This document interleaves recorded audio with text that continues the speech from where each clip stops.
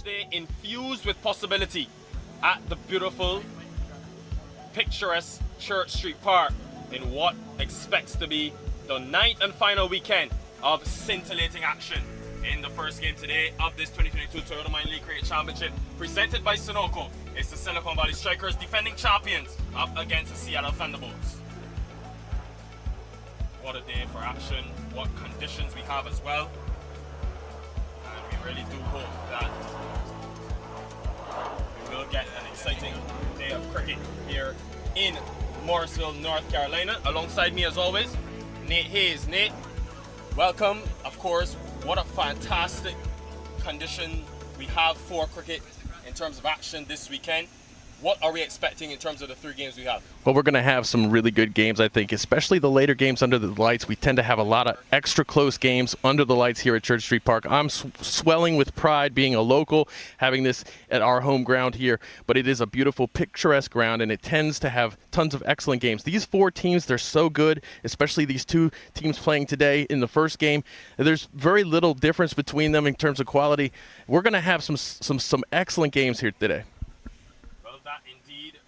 Sort of the way that the teams have come through in this Pacific Conference, these 2 teams, both coming out of that Western Division.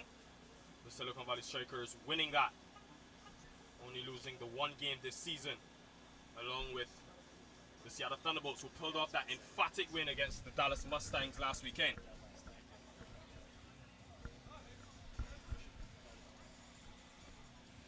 Well, earlier we had the toss between the 2 captains, Harmeet Singh and Umuk Chan.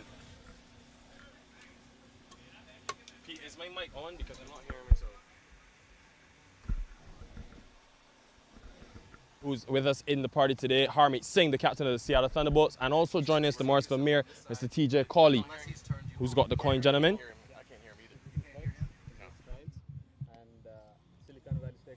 Umuk Chan has got the coin in hand.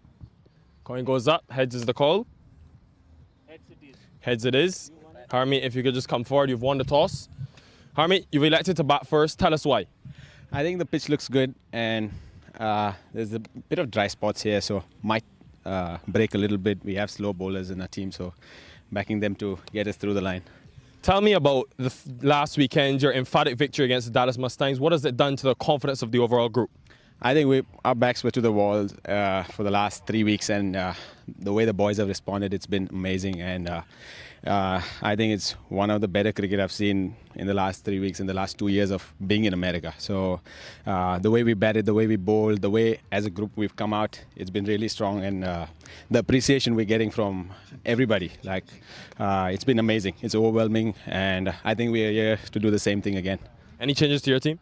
Only DK comes in for Mahi from the last game, and rest is the same. All the best to you and your team. Thank you. Let's get Umuk Chan, the captain of the Silicon Valley Strikers. Umuk, you lost the toss. Having won it, what would you have done? Well, I'm happy because I would have bowled first as well anyway. So because I think it's a big ground.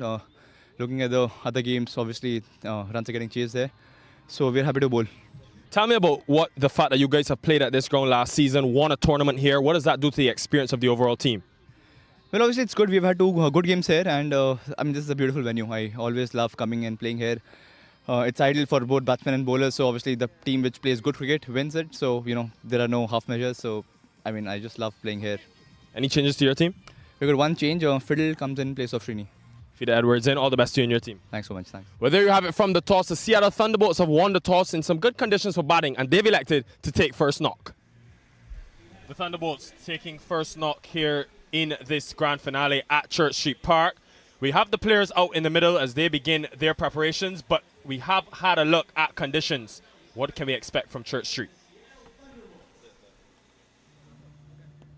Well, in scorching conditions here at Church Street Park, we know about the pitch, we know about the importance of the pitch in this game. We love cricket, and this surface has been one that has been on the variable side and has played a huge part in the team's decisions in terms of captains winning the toss, electing to bowl about first. When you have a closer look at the surface and you look at this green tinge of grass, which has been pretty much consistent throughout the games here at Church Street Park, you look at the 30 games that we've had over the 2 seasons so far, 17 of them have been won by teams chasing. Why? Because early on, because you get a lot of rain here here. We've had rain over the past 2 or 3 days. You tend to have that bit of moisture. Captains like to see what the pitch does early. Spinners come into play, as you can see, with the small cracks which begin to open up.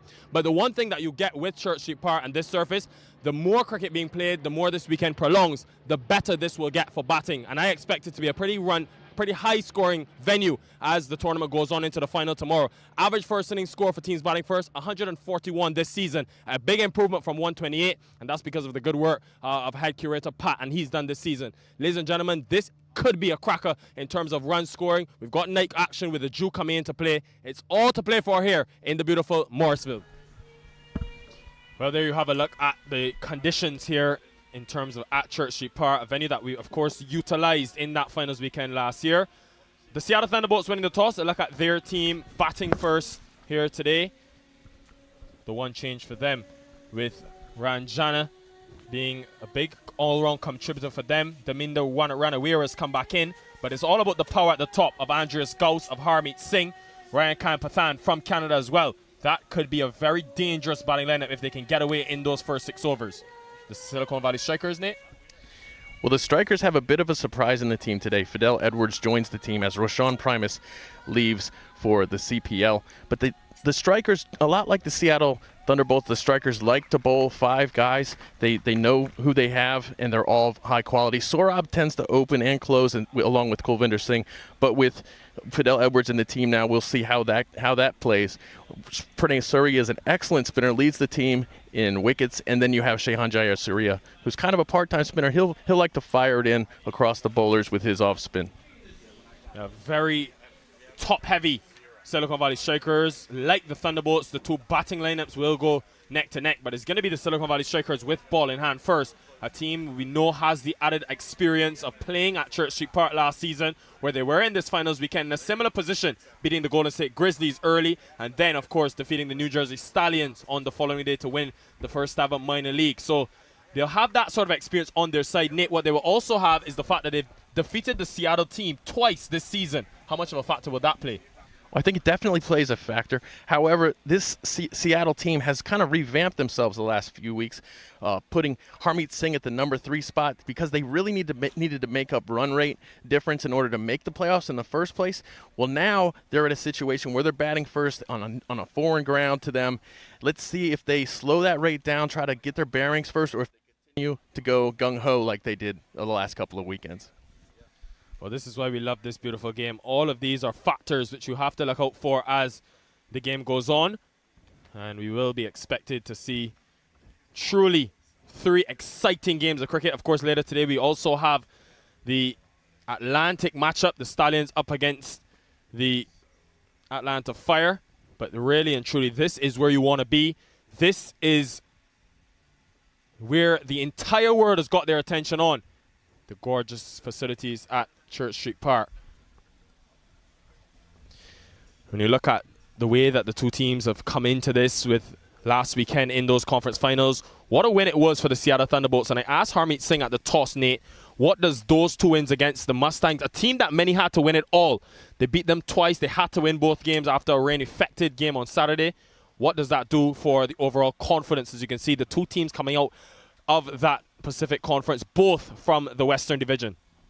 Well, last year we also saw 2 teams from the West make it all the way to finals weekend. The Dallas team was without Burt Cockley last week. His wife had just had a baby, and he was the fastest bowler on that Dallas team. Without him, they look like a little bit of a different bowling attack. They don't have as much teeth. So Dallas is Seattle is facing a much better bowling unit today, and we'll see how they do in this first innings. If they can put up a big enough total, they're going to be wanting to hit about 180, score about 180 or higher at this ground. Well, the interesting thing is these Thunderbolts, they've only batted first 6 times out of the 16 games they played this season, and they've only lost once. And I think the way that they've batted last weekend against the Mustangs, where they put up 182 runs in 14 overs, as well as 205 in 20 in that following game, it's probably given Harmeet Singh and his men some added confidence with the likes of Andreas Gauss. And, of course, Harmeet Singh himself, who's got that blistering strike rate well over 250 for Unmuk Chan, the captain of the Strikers. Well, he'll be in this familiar position in terms of a high-intensity situation. And really and truly, when you're able to only lose 2 games all season, it tells you a lot about the type of unit that you've been able to construct. Absolutely. Unmuk leads from the front. He's a phenomenal batter. He has Jaihan Jayasuriya with him to score a lot of runs at the top of the order. But he rode his success last season all the way to the BBL. Let's see where it takes him this year. But this league is very good quality. This game is going to be very good quality. These are two extremely exciting teams to watch, so I can't wait to see what happens. Well, the two openers in the middle. We have seen this partnership from the very onset. As soon as this man has come into the tournament, this 2022 Toyota Minor League Cricket Championship, Ryan Kampathan from Canada and his partner Andreas Kaus from South Africa. What a revelation he's been in this minor league. Really stepping up in terms of his consistency from 2021. And I think it's why this team has been a lot better this year and more dangerous in this season. And also, he can bat a little bit easier this year. Last season, if he didn't come through for the team, they were going to lose the game. This year, they bat a lot deeper. They're a much better batting team than they were last year. Still, they're a bowling team first. That's definitely their biggest strength. But these two here in the middle are explosive. So it will be Pathan on strike, facing the very experienced Saurabh Netravalkar, who's really caused some problems at the international level. Bags of experience that the Silicon Valley Strikers will get back. And he will have that new ball in place in hand. We know the sideways movement he's been able to attract at this Church Street Park. And especially with that green tinge of grass. Very excited to see how what I should say, he can do with that. Well, you look at the field he's got inside the power play. Remember, in the first 6 overs, only 2 fielders allowed outside the circle. He's got a very square, deep fine leg and a deep third on the boundary. A slip in place as well. So looking to be aggressive. He's been so special this season. He's picked up 34 wickets over the 2 seasons. Has only played 9 games this year, but he has as well got 16 wickets. And it's all about that economy rate, less than 5 and over conceded. He is a very economical bowler. He's a very consistent bowler. He seldom has a bad day. And those games that he missed this season, he was off with USA on many different tours. And he set the record for USA white ball wickets. Historic weekend. Here we go. First one getting a bit of carry through. Tends to be a bit of early movement, especially for the seamers with that hard new ball. I had a look at the surface. You do get that grass. But Nate, a very interesting decision by the Seattle Thunderbolts to bat first here at Church Street Park. When I did my research and looked at the 30 games played here over the 2 years, 17 of them won by teams chasing, especially early on in the daytime. And I think it's because of that early morning moisture. Yes, we're in the afternoon, but you do get that bit of moisture with the rain around and the watering by the ground staff. It's a very interesting, bold move by Harmeet Singh. Short again. You want to probably get that length a lot fuller. Yes, I agree with you. That is an interesting decision. I was expecting whoever won the toss to bowl first. But I think it also answers a question that we have. How is Seattle going to attack their batting innings? How are they going to plan and pace their batting innings? And when they win the toss and they choose to bat first, you have to think they're going to keep their foot on the gas with Harmeet Singh probably coming in at number 3 and batting the way he's tried to bat the last couple of weeks.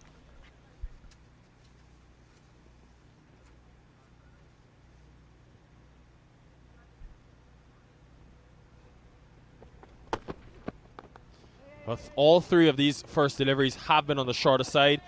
Should just be a couple of runs. Kulvinder Singh does well at that deep fine leg position. It really does promise to be a very gripping weekend of cricket. When you had the 9 weekends leading up to this, we know this is what all of the teams are looking forward to. Being in the last 4, being in the reckoning for winning, of course, this historic event, this historic tournament. And this season, Nate Hayes, it's been a real revelation to see the way that the tournament has grown from stride to stride. You know, the integration of youngsters who we've seen come through the tournament and play for the United States at the international level. A lot in this fixture as well. Rahul Jariwala behind the stumps. Ryan Kampathan also with international experience for Canada. And he will get it in the gap. Could be the first boundary for the Seattle Thunderbolts. And it will. No, it won't actually. He does well to keep it in. Looks to be Fida Edwards down at that boundary, so able to keep the boundaries to a minimum so far to start. Now, if you're not Netravalkar, what line are you looking to bowl to the dangerous Andreas Gauss, who will come on strike for the first time? I think you're looking at that 4th stump line. top of off stump, fourth stump line. I think that's the way to go here until he does something with the ball. Put the thought in his mind that the wicket might do something. But as you said, Nick, this has been an amazing tournament this year. If you talk to any of the players in the league, they'll all tell you the talent's gotten even better this year. This is really lifting up the talent across the country, and that's going to reflect in our international T20 team for sure.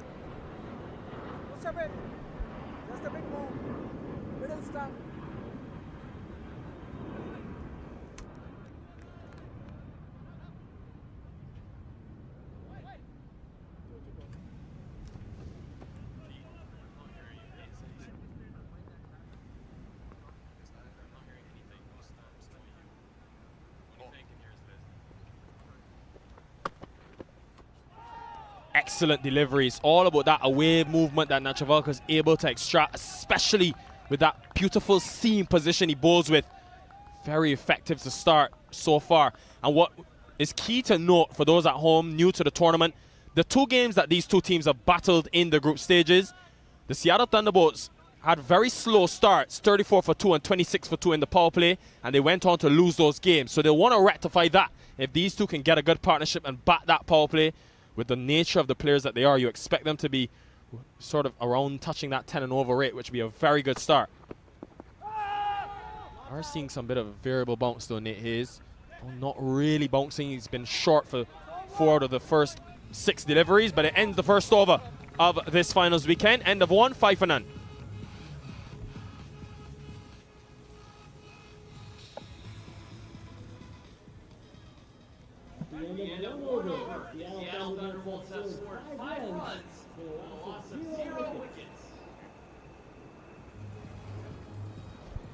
There we go after the first over. 5 runs, all from Ryan Patan. Andre's house, 2 dot balls there.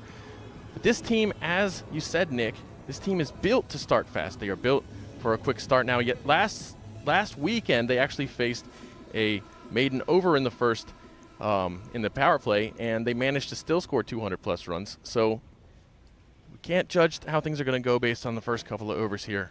But we do see Fidel Edwards in the attack now. Typically, last week, we had Kulvinder Singh bowling in this spot. Well, what an addition into this tournament. The experience of Fidel Edwards, his first game for the Silicon Valley Strikers. They would have lost Raymond Rifa and that international experience, and Roshan Primus, as well as Muhammad Irfan from Pakistan. So Fidel Edwards brought in, and when you look at what this man has been able to achieve over his career, it's been caused so many problems for batters all around the world. Even after he sort of ended his international stint, he's still, you'll watch him in the Global T20 and the T10, Abu Dhabi T10. He's been so dangerous, 55 test matches. He has played 26 T20 internationals, as recent as that 2021 for the West Indies. So he can be a real troublemaker, to say, for oppositions this weekend with the express pace. Goes straight up, could be the first.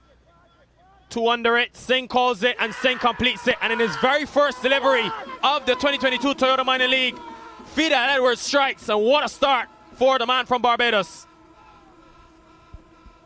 Wow, yes, I've been looking forward all day to seeing Fidel Edwards bowling here at Church Street Park, and that is a tough luck there for Seattle.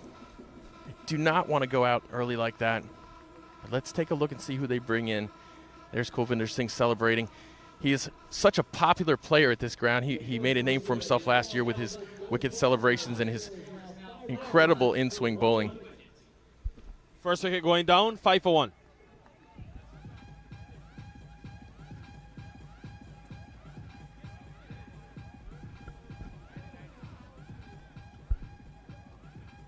A big setback for the Seattle Thunderbolts, and it means the skipper, Harmeet Singh, comes to the middle. It is a new position for him, which he's come in the last couple of games, coming at number 3, with clearly the aim to maximize the power play overs.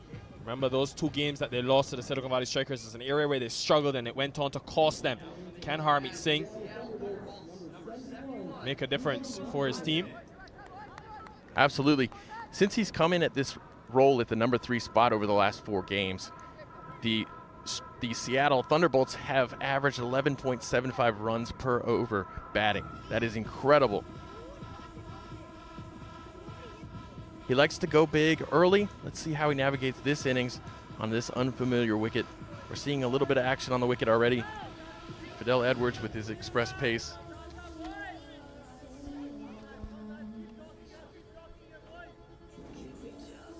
Well, Fidel Edwards, what a start for him. The man from Barbados. I look at it again. It went full early, attacking the stumps and looking to go into the onside, just turning the bat face a bit too early. Govinder Singh makes no mistake. And it's actually Shubham Ranjana who's come to the middle. It's not Harmeet Singh, who we saw blast the ball to all parts. And it probably tells you the importance of closing the innings off well, finishing with momentum. So maybe just held back today. Andreas Gauss, a bit of extra pressure on him now. Starts well to him, Fidel Edwards. Gauss off the mark.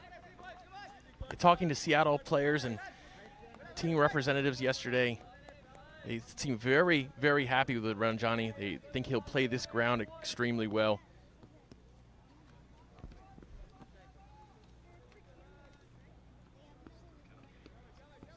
And I'd like to thank my buddy Joe Hickey here for giving me these stats. But Seattle's first 12 matches, their average power play was 42 for 2.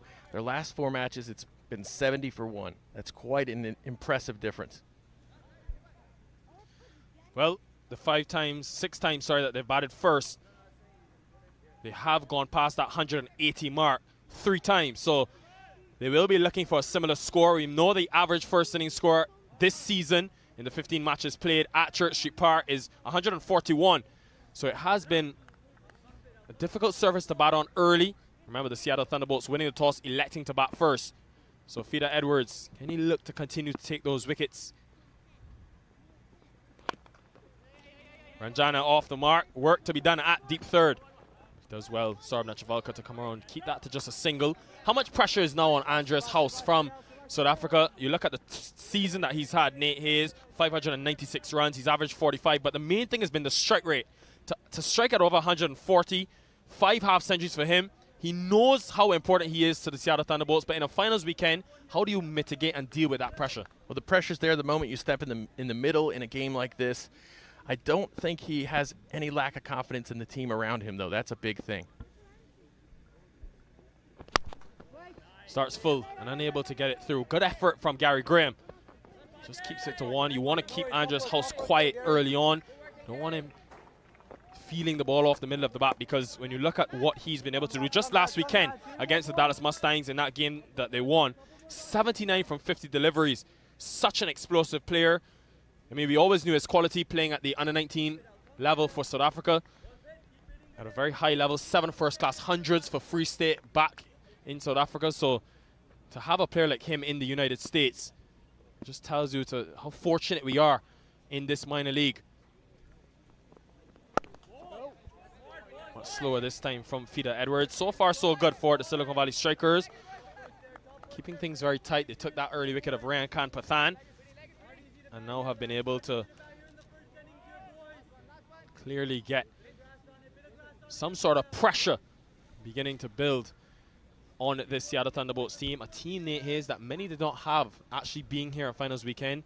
Many had the Dallas Mustangs after they just lost 1 game all season to be the team taking on the Silicon Valley Strikers. But the Thunderbolts had other ideas, and boy, do they deserve their place in North Carolina this weekend.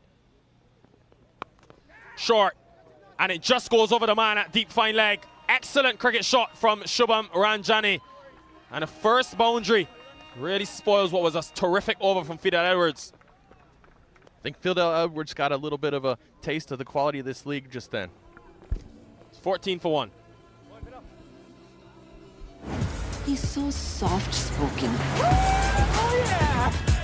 Everyone says he's so good-looking, and he never forgets to call.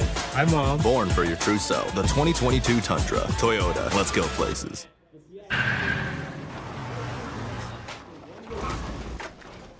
What's up, Doug?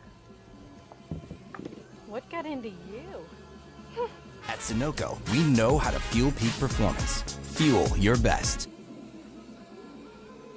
Back live at Church Street Park for the start of the finals weekend in this 2022 Toyota Minor League Cricket Championship presented by Sunoco, where we'll have 3 matches coming your way.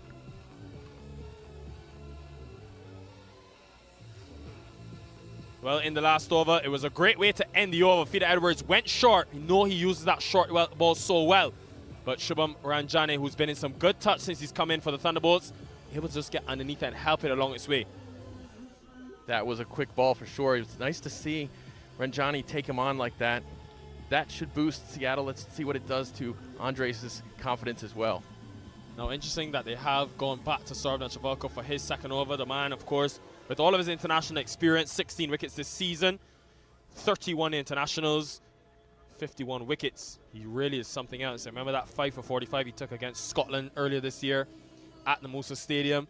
And as they like to say in the Caribbean, Nate Hayes, he makes the ball talk because he just has so much control, not expressed by any means, but able to just stay within his limits and prize the wicket of batters using that subtle seam position and sideways movement he can get early.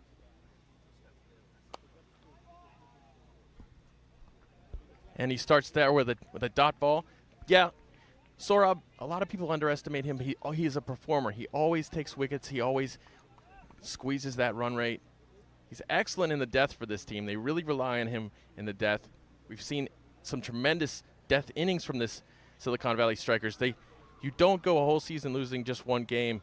Actually, they lost again last week in a super over in game 2 of that best-of-3 series. But you don't go a whole season with those results without doing well in the death. Getting some bit of extra bounce. We have seen some variable bounce early from that end, Saurabh Netravalkar, but he's got protection in place with the 2 deep fielders, one at fine leg and one at deep third. But definitely having the likes of Fida Edwards, who bowled that first over, yes, he went for the maximum, but having the international experience of Fida Edwards along with Saurabh Netravalkar will definitely help. Slip still in place. Pranay Suri at that first sit position, looking to bring the outside edge into play. And you look at that 5 for 17 he took earlier this year against the Chicago Blasters. A couple of those wickets were caught at slip. So definitely has the ability to bring the batter forward and bring that outside edge into play with that bit of lateral movement he gets early. And there it is, wicket for Netravalkar and success for the Silicon Valley Strikers. Inside edge for Shubham Ranjane, and it is the second wicket. The Silicon Valley Strikers, what a start and what a way to begin a very familiar weekend for them after winning last season. Seattle wanted to get a little deeper before Harmeet comes in, before their number 4 comes in, whoever that may be. We're assuming it's going to be Harmeet. But Saurabh, once again, starting well for his team. Well, after just one good stroke from Shubham Ranjane, going for just 7.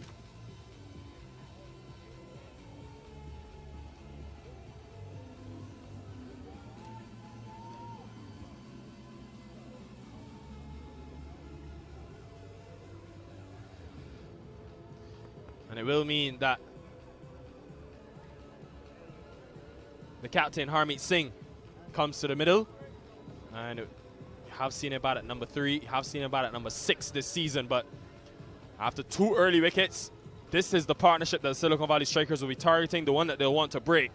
Because this man, with his unbelievable strike rate this season, where he's been able to strike at 228, has been special. 56 from just 19 deliveries against the Mustangs. He's in really good touch, Nate, and you'll be looking to continue right where you left off from last weekend. And we saw a lot of Harmeet with the bat and the ball down in Houston during the Houston Challenge of 50 overs, and he struck at a higher scoring rate there compared to everybody else in the tournament. Yes, Harmeet this is like, as you said, this is the key partnership for this team. This is the Shehan and Unmukt partnership comparison. Yesterday was the 10-year anniversary since the 2012 U19 World Cup, which featured Harmeet and Unmukt. Well, off the mark straight away, just dabs one down to deep third, Harmeet Singh. Well, again, 2 early wickets inside the power play. You don't want to lose too many, especially against the Silicon Valley Strikers team. We know the batting prowess that they have. Look to be a slower delivery. And cutter Uses them so well. Sardar Chavalka played way too early. Shubham Ranjani. And an inside edge onto his stump. So excellent start from both ends. And it's why Unmuk Chan went back to Nachavalka for a second over, even though he's so valuable with his 4. Only 5 bowlers can bowl 4 overs maximum in this T20 format. See some fans starting to matriculate into the ground here. Again, that one just seemed to skid on, kept very low, and I think the wickets at the other end won't help Andreas Gauss because he's a free-flowing player that likes to get early runs and maximize the power play. When you lose early wickets, and it's sort of similar to the situation he was in last season, which I think plagued him. When you're losing wickets at the other end, you don't have the luxury of being able to go hard inside the power play. You have to ensure that you don't lose another wicket. So far so good for the Silicon Valley Strikers, and even though they haven't got the wicket of Andreas House, they've meant that they've been able to pressure him with the dot deliveries and the wickets that they've taken. Yeah, we mentioned that the first 12 games for Seattle, their average power play was 42 runs for 2 wickets, and they're gonna, if they get out of this power play with that scenario, they're gonna feel pretty happy, I think. Seems to be another slower delivery into the pitch. He's so good at that, Sardar Chavalka, but it ends the 3rd over. An excellent one, just 2 runs and a wicket, 16 for 2.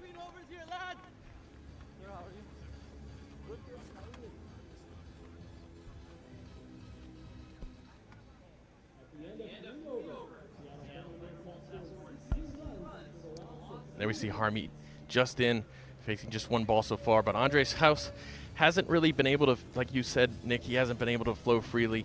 Ranjani was looking great until Saurabh knocked him down. Aside from the 6 and a couple of 2s, this has been all strikers.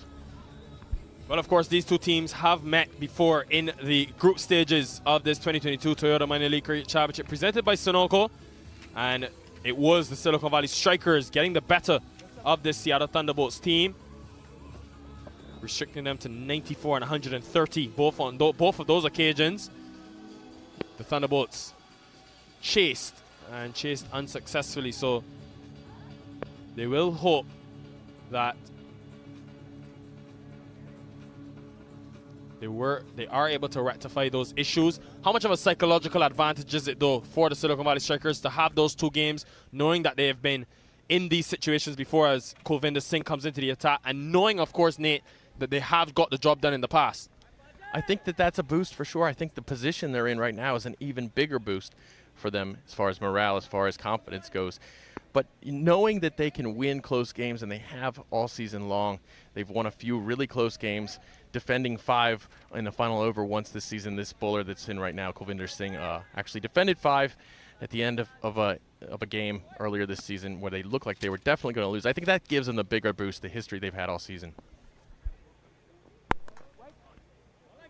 Good shot, but straight to the man. Well, Kulvinder Singh has been a rocky journey for him in the 2 seasons. Last year he was very outstanding in terms of in the finals weekend, especially came into it as the tournament grew in terms of his experience, but picked up 17 wickets last season. This season only 13 in the 9 games he's played. He's been in and out of the team. Always hard to find that rhythm. Bit of consistency. Glorious down the ground from Harmeet Singh. He strikes it over 200 in this tournament, and if he continues with shots like that, it could be a long day in the sun for the Silicon Valley Strikers. Harmeet's an excellent foil, I believe, for Kulvinder. Left arm bat. Kulvinder loves to swing it. In this case, outswing. He loves to swing it out. If you're a left-handed batter, in if you're a righty. I think this is a great foil for him. So inside the 4th over, the run rate will be a bit of a concern, but the important thing will be that these two can consolidate and ensure that they can build a partnership. You know the importance of partnerships. So against the Mustangs, it was something that they were able to do so well to keep that momentum building throughout the innings. Kulvinder Singh under pressure to start. Goes short this time. Man out there has work to do, has no chance. Back-to-back boundaries for the Seattle Thunderbolts. Much more like it. Now we're getting a taste of that Harmeet Singh that we've seen in the league the last 4 weeks. And even before that, the few chances he got to bat, there were several games he didn't even bat in. But now that he's at number 3, we're getting a chance to see his quality more and more consistently. or frequently. Well, he's so good, Harmeet Singh. 294 strike rate last week when he hit those 6 maximums against the Mustangs. The last 3 games, he's come in at number 3. Today, opting to come at number 4 as the captain. You look at his 2 seasons in terms of his batting especially. What a step up it's been for him this year.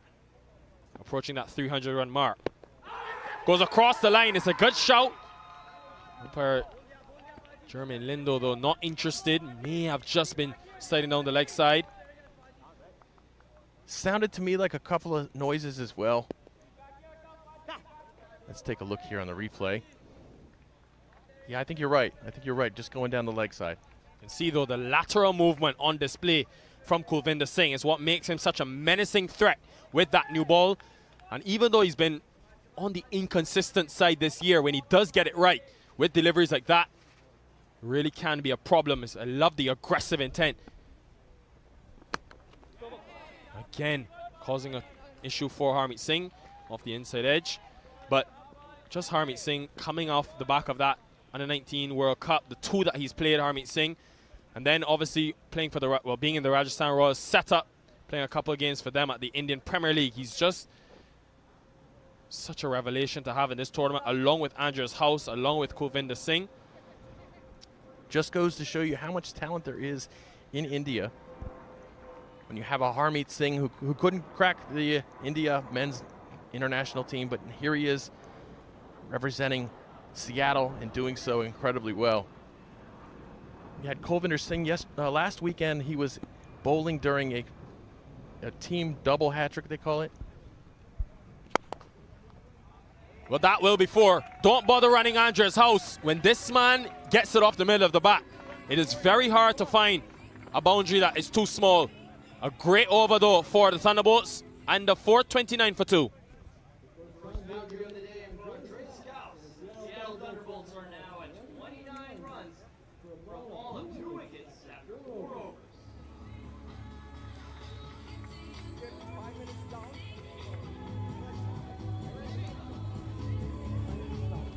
And the 4 overs, a good start for both teams. You could say the Thunderbolts now coming into it. This will be the partnership, though, the telling partnership for the team from Seattle, who finished, of course, 2nd in the Western Division. 2nd to the Silicon Valley Strikers. But after 2 emphatic victories in the conference finals against the Dallas Mustangs, they're here, ready to compete. They have lost 2 early wickets, and it's been because of the seamers. Fida Edwards and Sarabjit Chavalkar are both in the wickets. Interesting to see how Unmuk Chan manages the 4 overs of his experience of Fida Edwards. And he's going back to him for a 2nd. And it tells you, Nate Hayes, as this T20 format continues to grow, the power play continues to grow as well. 6 overs, just 2 fielders allowed outside the circle. You want to ensure that you have a better power play than your opposition, because more often than not, you go on to win the game. Very important to have a good power play at this ground, and there's a couple ways to have a good power play. You can either score a ton of runs, or you can conserve your wickets and, you know, have a decent run rate. Right now, Seattle's going to want to get a lot more runs than they have on the board.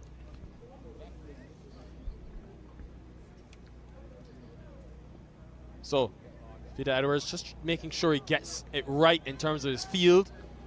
Does have a deep backward square on the boundary. Unmuk Chan trying to ensure that he has fielders in those catching positions, one at deep cover as well. Later today, of course, Nate will have Dane Pete, our good friend, on commentary. We'll have Aman Patel, Joe Hickey joining us, so it'll be good to get the thoughts of them. But you look at the field that he's got, Fida Edwards, not often, as the slip goes out, not often do you see a seamer start with no fine leg or a deep third on the boundary. It tells you about the aggressive thinking of Edwards after getting 2 early wickets and looking to get some more. Yeah, I think that last link we saw him bowl, I think that's what he's got to do. I think you take a little bit of the guesswork out of the wicket when you bowl short like he did, and he got hit for 6 his first over on the last ball after a great over. Gonna have to, oh no, he won't. Good decision in the end. Thought may have just been on the outside of that wide line. The umpire, Vijay Malala, opting to give that as a dot. So 2 dots to start. I think, though, the Thunderbolts will be looking to see out these 4 from Feeder Edwards. He's bought a lot of cutters. Yeah, probably good decision in the end. Tricky right across the batter there with that angle. Yeah, bowling to the left-hander, bowling around, sorry, over the wicket. Now Harmeet Singh, he's picked that up. Has he got enough? Gary Graham can only watch. You have to be careful when Harmeet Singh is at any cricket ground in the world. The power of Singh on display. And that was his 29th six this season. He is number 7 in minor league cricket in sixes. And 19 of his 29, actually 20 now of his 29 have come in the last 4 matches, including today. This partnership, the way that these two, both Harmeet Singh and Andreas House, have elevated themselves this season. Singh with the bat in hand. It was only 112 runs in 2021. This season, though, he's up that. He's striking at over 220. And now Lendl Simmons and Feeder Edwards, the 2 former West Indies players, have got some thinking to do. Because all of a sudden, the game beginning to twist and turn. This is what you love about this T20 format. Even if you take 2 early wickets inside the power play, you always have a chance to come back with a couple boundaries. Goes full this time, mid-on, up in the circle. Fantastic situational awareness, but an even better stroke. Harmeet Singh dealing in maximums. We are going to be in the ball box soon if he keeps this up. Great shot there by Harmeet. I don't think you really want to bowl this line to Harmeet. It was just all about the quickness to judge the length. After being struck for that maximum, almost could predict that it was going to be short. And once he was short, then he went full, and Harmeet Singh making it look very simple at the moment. And what you have to love about this, Nate Hayes, is even after he's come in, after they've lost 2 early wickets, he's still been very willing to attack. Andreas House has taken sort of a back seat, which you don't see too often. The captain has taken on all the responsibility of attacking things in this innings. Yeah, in spite of those 2 wickets, right now they're in a great spot with runs. Their run rate's very, very good, very strong. They want to keep this up. Obviously, both of these batters are gonna want to stick around for a long time, but they can't take their feet off the gas considering what Silicon Valley strikers have in the tank coming in for their batting innings. Well, Seattle, we do know they have a lot of power still to come. Shadi Van Skaltvik, the all-round in his ability. We know that they've got Rishi Bhardwaj, can bat well, but a lot will be on these two. You think they'll want to bat till at least the halfway stage. The longer that they bat, the more dangerous this Thunderbolts in terms of their batting lineup. Look, they're a very good bowling unit, which we've seen all throughout the season. Yeah, they're absolutely, that's their biggest strength, is their bowling. They know who their bowlers are going to be. They know what they're going to do, and they don't need a huge total to defend. But against this strikers team, you're going to want a big total for certain. So Edwards now went short, was struck for maximum, went full, was hit back over his head, over mid-on for 6. Where does he bowl now? I think he's so different in terms of when he goes that wide approach, bowls that 4-stump line. It's much harder for Harmeet Singh, but he's got cover up in the circle. He's got extra cover up in the circle. No fielder on that offside boundary, so it tells you he's going to be straight and could be possibly short again. And what a comeback. What a comeback from Edwards. The finger goes up. And after 2 maximums, this is what you expect from your international talent. Wow, how about that? You were just saying, Nick, that he should go on the 4th stump line, but his field wasn't set for such a tactic, and there you go. But it's all about reverse psychology. Just pulled back the length. May have been a cutter which just deviated off the surface and got the shoulder of Harmeet Singh's back. And Feeder Edwards, well, he's known for that "you can't see me" celebration. Boy, is he making a difference for his Silicon Valley strikers early. Harmeet Singh, the captain, a couple of big maximums, but he's got to go for 22. Quite a boost there to the power play, but Seattle, like you said, they want him to stick around a long time. 2 sixes. Score 41 for 30.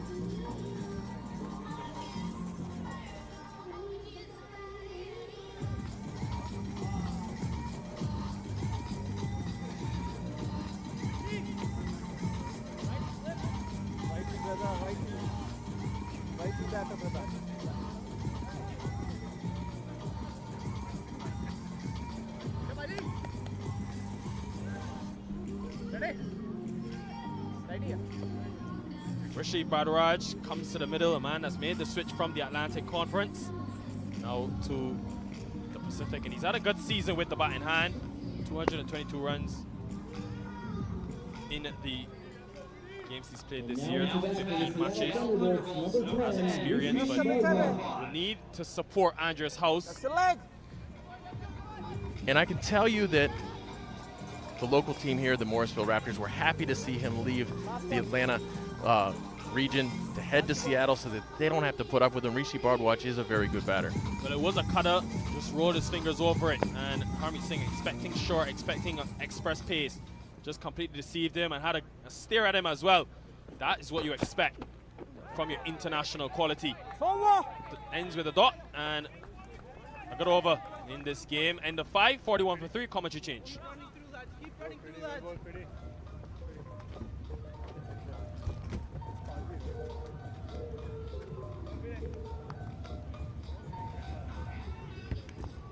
At the end of 5 overs, Seattle Thunderbolts have scored 41 runs with a loss of 3 wickets.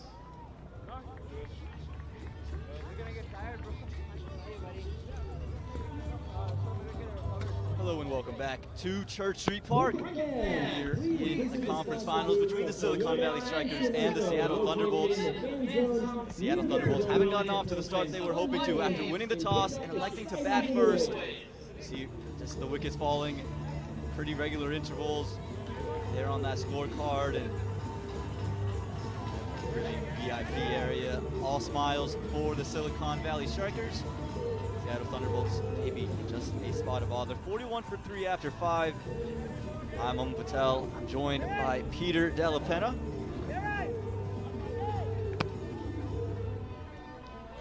As Kulvinder Singh comes back into the attack here in this 6th over, the final of the power play.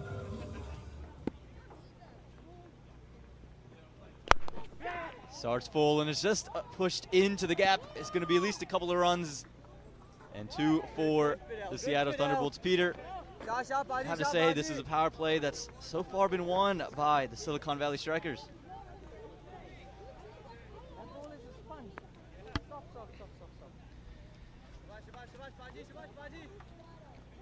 Everything was going their way for the Thunderbolts until those 2 sixes and then the wicket. Again, the pressure just, as you mentioned, right on Seattle from the very beginning. And you mentioned even when the releases of pressure came through, you talked about it, the 2 sixes from Harmeet Singh.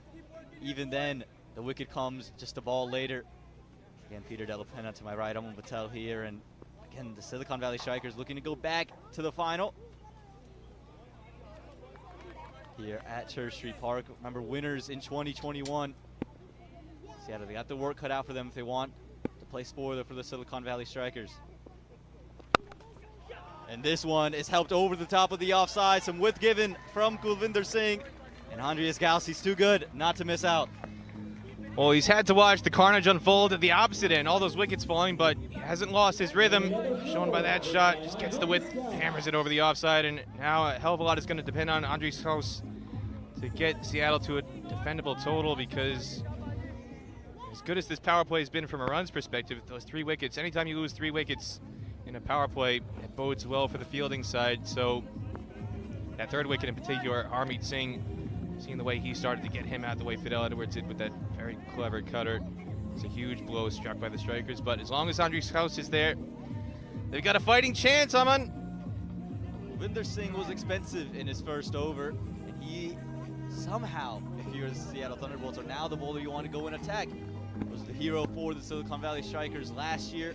Was one of their better bowlers, and again, 3 boundaries conceded Kulvinder Singh's first over as he sends deep cover out. Again, just not as much swing on offer for Kulvinder Singh, and you don't want to let House get going.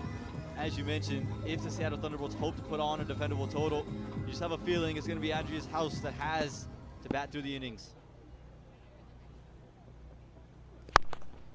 This one pushed into the gap and pushed much better, and another 4. It's back-to-back off the bat of Andreas House. He's just got into a flow now, and Kulvinder Singh, touch too full, a touch too wide, and a touch too easy.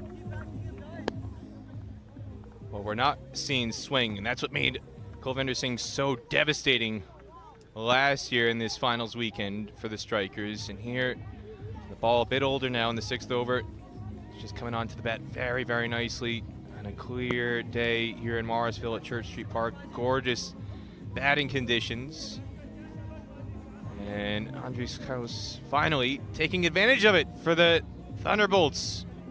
Well, we've seen most of the bowlers operate on a length, Peter. You talk about Saurabh Netravalkar, even Fidel Edwards was on a length. Kulvinder Singh has elected to pitch it up, hoping to extract some swing. No swing on offer. He's changed the angle now. And it is going to lead to a dot ball, and I think this is smart from Kulvinder Singh, understanding he's not going to swing, just want to use the angle of his left arm action. But also the length you touched on there, much better just dragging it back. Not as easy to get away on that back of the length, and he keeps it tight, bringing that angle in.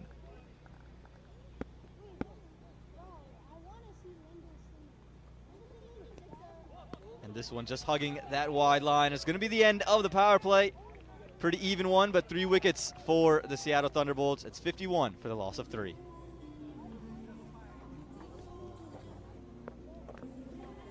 If you take a look at the batting card, it's Andreas House, who's been since the very beginning. 17 from 15. Harmeet Singh got some shots, 22 from 11. We're talking about those 3 wickets to fall. Ryan Pathan, Shubham Rajane, and Harmeet Singh. They still got a lot of depth.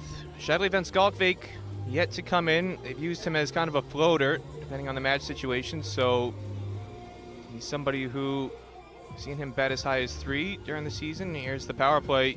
You can see that first wicket chipped in the air, straight to Kindi Singh at mid-off. That was the first blow. Ryan Khan Patan falling, and then the drag on. That was Ranjani dragging on, and then you saw some power from Harmeet Singh going down the ground, going over the leg side as well. And this was the biggest blow that he struck of Kulvinder Singh. Audacious shot over deep backward square, and then followed up with another 6 back-to-back shots. But then the slower ball, Fidel Edwards showing all that experience, foxing him with that cutter. And that's what got Harmeet Singh out before Andres House finished off the power play with a few boundaries. So that's the state of affairs right now, 51 for 3, as we see Pranay Suri coming into the attack with his off spin. He starts off with a huge wide there, Pranay Suri, and he is typically the spinner that the Silicon Valley Strikers will go to in the power play. We're 1 over removed from it. They're very formulaic, Silicon Valley Strikers. They don't change up the bowling lineup much as this is pushed into the leg side, and he seems to be coming out with the plan here. He wants to keep it away from Rishi Bhardwaj, not let anything get in the arc. It'll be interesting to see how he changes the ploy, though, for Andres House. Yeah, he's somebody who, over the course of his career, bowls very kind of unorthodox angles. He's not your typical off-spin bowler in terms of the angles that he likes to use. Well, again wide, and this time helped through the offside. Gonna find the fielder out in the deep. But again, it feels very defensive at the moment for the Silicon Valley Strikers. They're just keeping the balls away from the Seattle Thunderbolts. Seeing that they have shown the aggressive nature, they just want to keep them from really advancing and attacking and setting up a platform for guys like Shadley Van Skalkvik. There's a sweep shot that comes out. Work for Kulvinder Singh along the boundary. He does well. They're going to push for 2 and get 2 in the end. A quick running got there for Rishi Bhardwaj, and it's going to be key here at Church Street Park. We talk about it so much. The running between the wickets, especially along the big square boundaries here. And again, using that sweep shot, good recognition of how deep those boundaries are. It's always going to be difficult to get the ball in. You can always take on one for the throw. And as deep as the boundaries are here, square of the wicket, close to 70 yards at Church Street Park.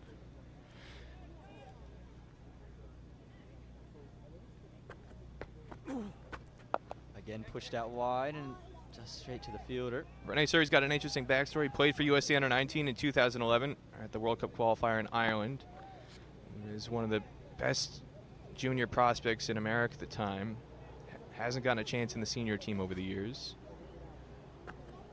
Well, that sweep comes out. Carlos will catch it, but it's away from the fielder. It's a good shot, that, from Rishi Bhardwaj, and there's going to be another boundary for the Seattle Thunderbolts, just picking up on the line early. Gets it all the way over the top. Well, this looked like it could have been a chance when it first came off the bat, but Dev Tadani, the youngster out there, took a really poor angle to the ball, it's got to be said, and he kind of came in a little bit before realizing he really had to be hugging the rope. You can see that replay angle much better. He came in, his initial step was in rather than circling around the rope, and if he had stayed circling around the rope, he would have been able to at least get a hand to it and keep it from going over the rope. Instead, it's 6 runs.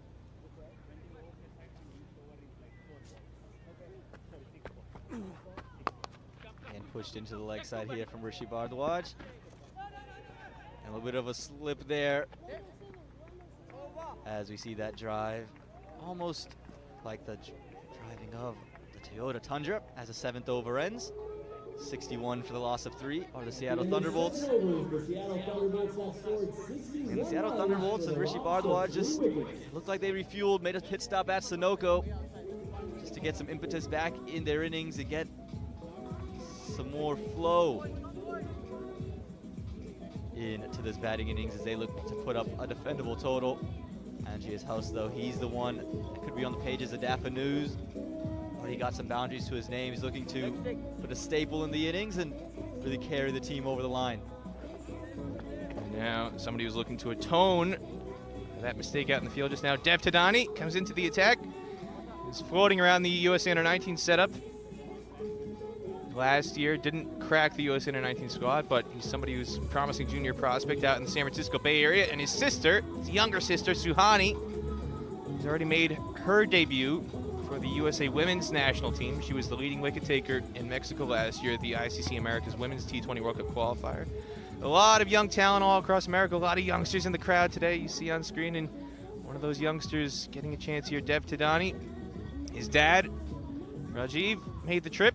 He's one of the supporters for the Strikers who's come out here for this weekend. I saw Mahir Jarawala as well. Rahul's dad made the trip, so it's good to see some family support for these teams here in the semifinals of the Toyota Minor League Cricket Championship presented by Sunoco.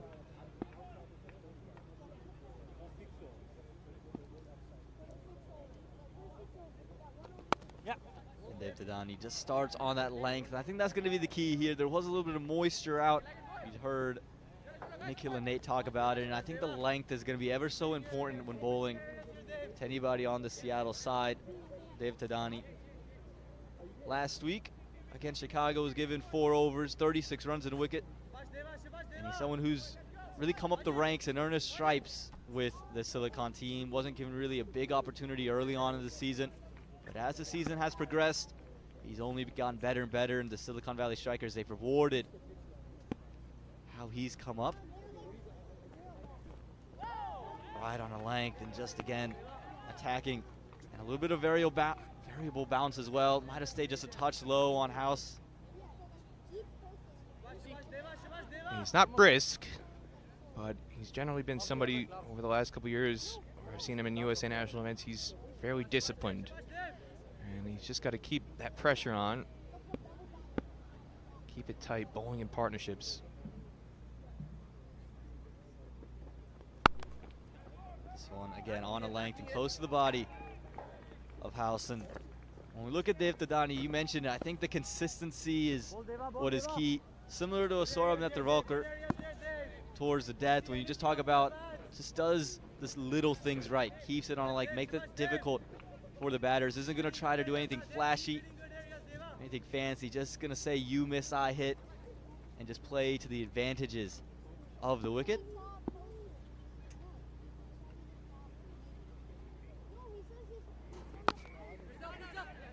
Good bowling here, very disciplined, not trying to do anything too fancy, just cramping. Nice Dave, good areas there, Dave. Batter for room, Bhardwaj. Yeah, there's been a number of youngsters coming through the Bay Area. You can see here, just again on a good line length, nothing express. Jarawala, teenager behind the stumps, the 18-year-old, made his USA senior team debut in Texas earlier this year. And you've got Rohan Posanapalli, who's based in the Bay Area, born and raised in the Bay Area, but he's in the Seattle Thunderbolts squad.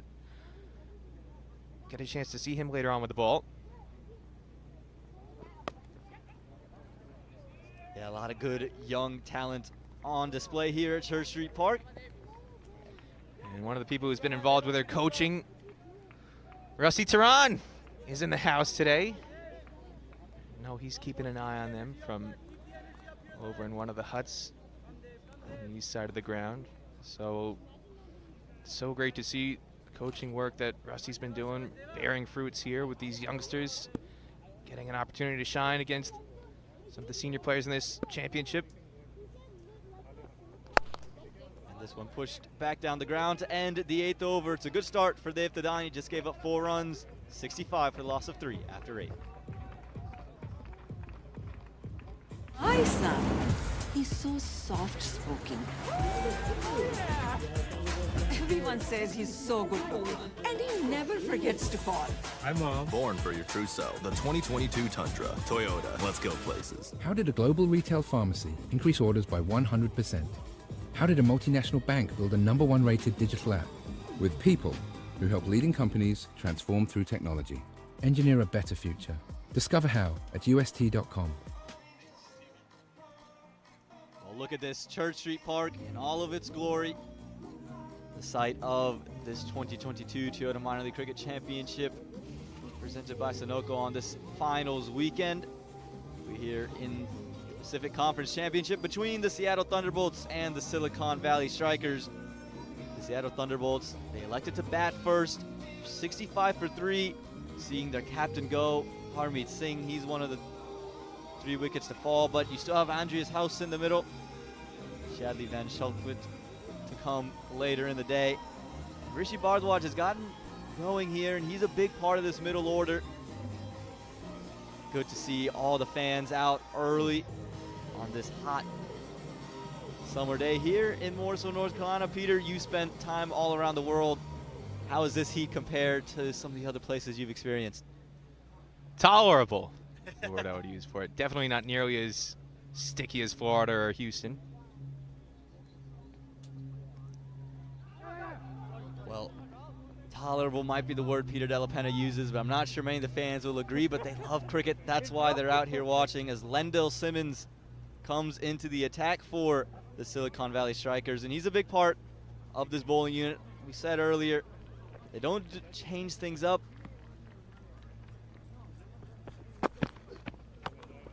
As this one is pulled, should be taken, and it is. Kulvinder Singh, what a catch, and you see the pose. Maybe a bit of a drag down, going to be a little bit disappointed in that dismissal. But Lendell Simmons, he strikes straight away. Second delivery here, and he gets Andreas House.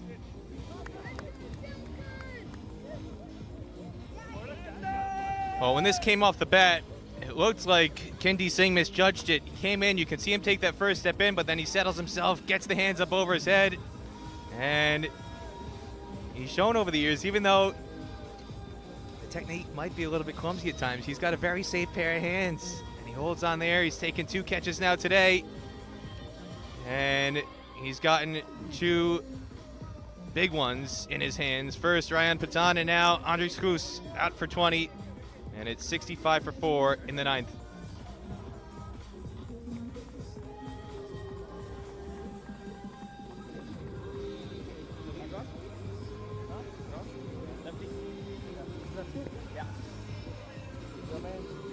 Shadley Van Schalkwit, and coming in to the middle. He's going to have to play an uber important role with the bat. He's such a big part of that middle order. Now he's going to have to bat through the innings, you would have to assume, after that dismissal of Andreas House. You can see 31 matches across the 2 years, 402 runs to his name. Also get to see him with the ball in hand.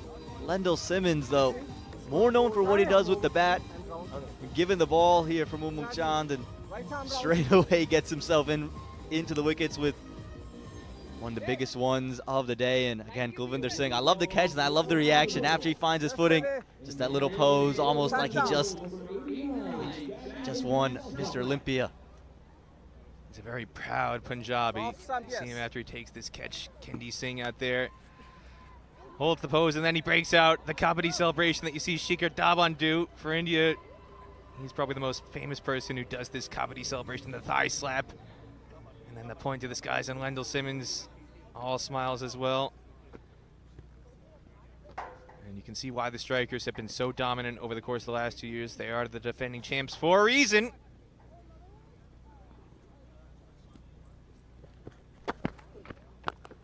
Starts right on the money, Lendl Simmons. That's to Shadley. Don't want to let Shadley get going. Like we mentioned, he's such an important player for the Seattle Thunderbolts side, both with bat and ball. And you just felt House was able to keep going until the 15th over, and then Shadley was able to come in after. Could have been a different story for the Thunderbolts. He's going to look for 2 here. He's placed it very, very well, and he wanted to, but Rishi Bhardwaj didn't get the memo. They'll settle for 1, but he's somebody who they've used as a floater. We talked about it before, Shadley Van Skalkvik, that he wanted to give him an opportunity to stay a little bit longer before he comes in as a finisher, but unfortunately with the fall of the wickets and it's happened above him, they can't really hold him back any longer. They need him to put in a major, major contribution if they're gonna thwart the Strikers here. This one straying down the leg side. Gonna find a fine leg there, just gonna be a single. And a wide, just came off the gloves of Rahul Jadiwala. And just a rare extra here from the Silicon Valley Strikers, but for the Seattle Thunderbolts, as you mentioned, they wanted to give Shadley some time in the middle. I don't think they wanted to give him this much time in the middle. I think they would have liked to have sent him after maybe that 12th over mark. Let him do his damage from there. But as you mentioned, with the wickets that fell, they're gonna need him to be big, and all Seattle Thunderbolts fans will be hoping he will be on the pages of Daffy News after he lights it up with the bat. He's somebody who's a front page cover boy, Aman. Whether it's for his runs or for his looks. He might be competing for the cover of GQ as well at some point there, Aman. I don't know. Well, you can see the dugout for the Seattle Thunderbolts, and given the state of affairs, they do seem rather calm, knowing that Shadley Van Skalkvik is still in the middle. 9 overs gone, 70 for the loss of 4.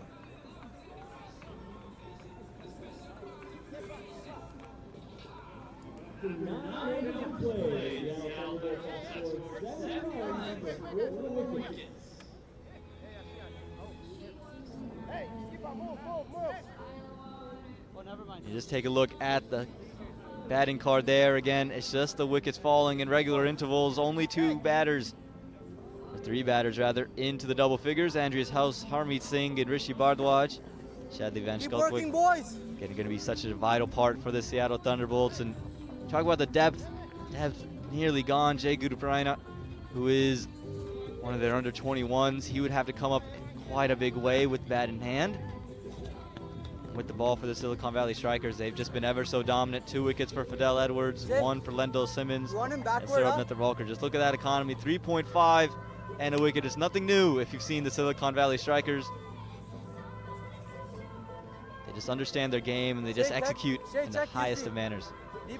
So much depth. Now you're seeing Shehan Jayasuriya come into the attack. There's just no shortage of options, quality options too, for Unmukt Chand to call upon here. And they've also showcased with this the shrewdness of some of their signings, maximizing the roster. As this is just tucked into the leg side. No run on offer. It's Shehan Jayasuriya, who's called in off and on for the Silicon Valley Strikers. Again, is a bowling option when they don't have Srinivas Raghavan. And he, not being in the 11 today, you almost felt that it was going to be Shehan Jayasuriya to come in with ball in hand. Showing the variation in his bowling actions. Well, that first over was quite round arm. Now he's coming a bit more over the top. Very quirky stylistically. Jayasuriya trying to keep the Thunderbolts off balance. Had that lengthy career in Sri Lanka. And he married an American. of Sri Lankan heritage, and that's what brought him here to the U.S. And now he's based out in the San Francisco Bay Area. Sebastian, come His boys! wife is from New York. Grew up in New York and Staten Island. Now they're out in the Bay Area. Wait. And Shehan Jayasuri, he's been such an important part of the Silicon Valley Strikers' success. Again, going to be more known for what he does with the bat, but with the ball, just able to contribute in smart ways. Again, doesn't do anything flashy, doesn't turn the ball a whole lot, but he's someone who just keeps it on a length, keeps it on stumps, and it just feels like perfect T20 style bowling. Sometimes that's all it takes, nothing special. I like this from the Seattle Thunderbolts. Again, we've talked about time and time again here at Church Street Park. There's lulls in the game where the batting side just seems to struggle for runs, but it just feels as if you can just get to the later stages, batting gets a little bit easier. And so for these two, rotating, keeping the singles and doubles flowing is going to be ever so important as you head into this middle period of the game. Yeah, just one boundary since the end of the power play, and that came in the 7th over, but even if they're not scoring the boundaries, they've still just got to do an efficient job of rotating the strike. And there's so many twos on offer with these wide square boundaries. No twos on offer when you have Shehan Jayasuri bowling like that. But as you mentioned, even with the boundaries not flowing, you can look at that current run rate. Just a touch under 7.5, so they're still finding ways to get a little over a single every delivery. This time it's 2 dots to end the over. Another good one for Shehan Jayasuri and the Silicon Valley Strikers. At the end of 10, it's 73 for the loss of 4.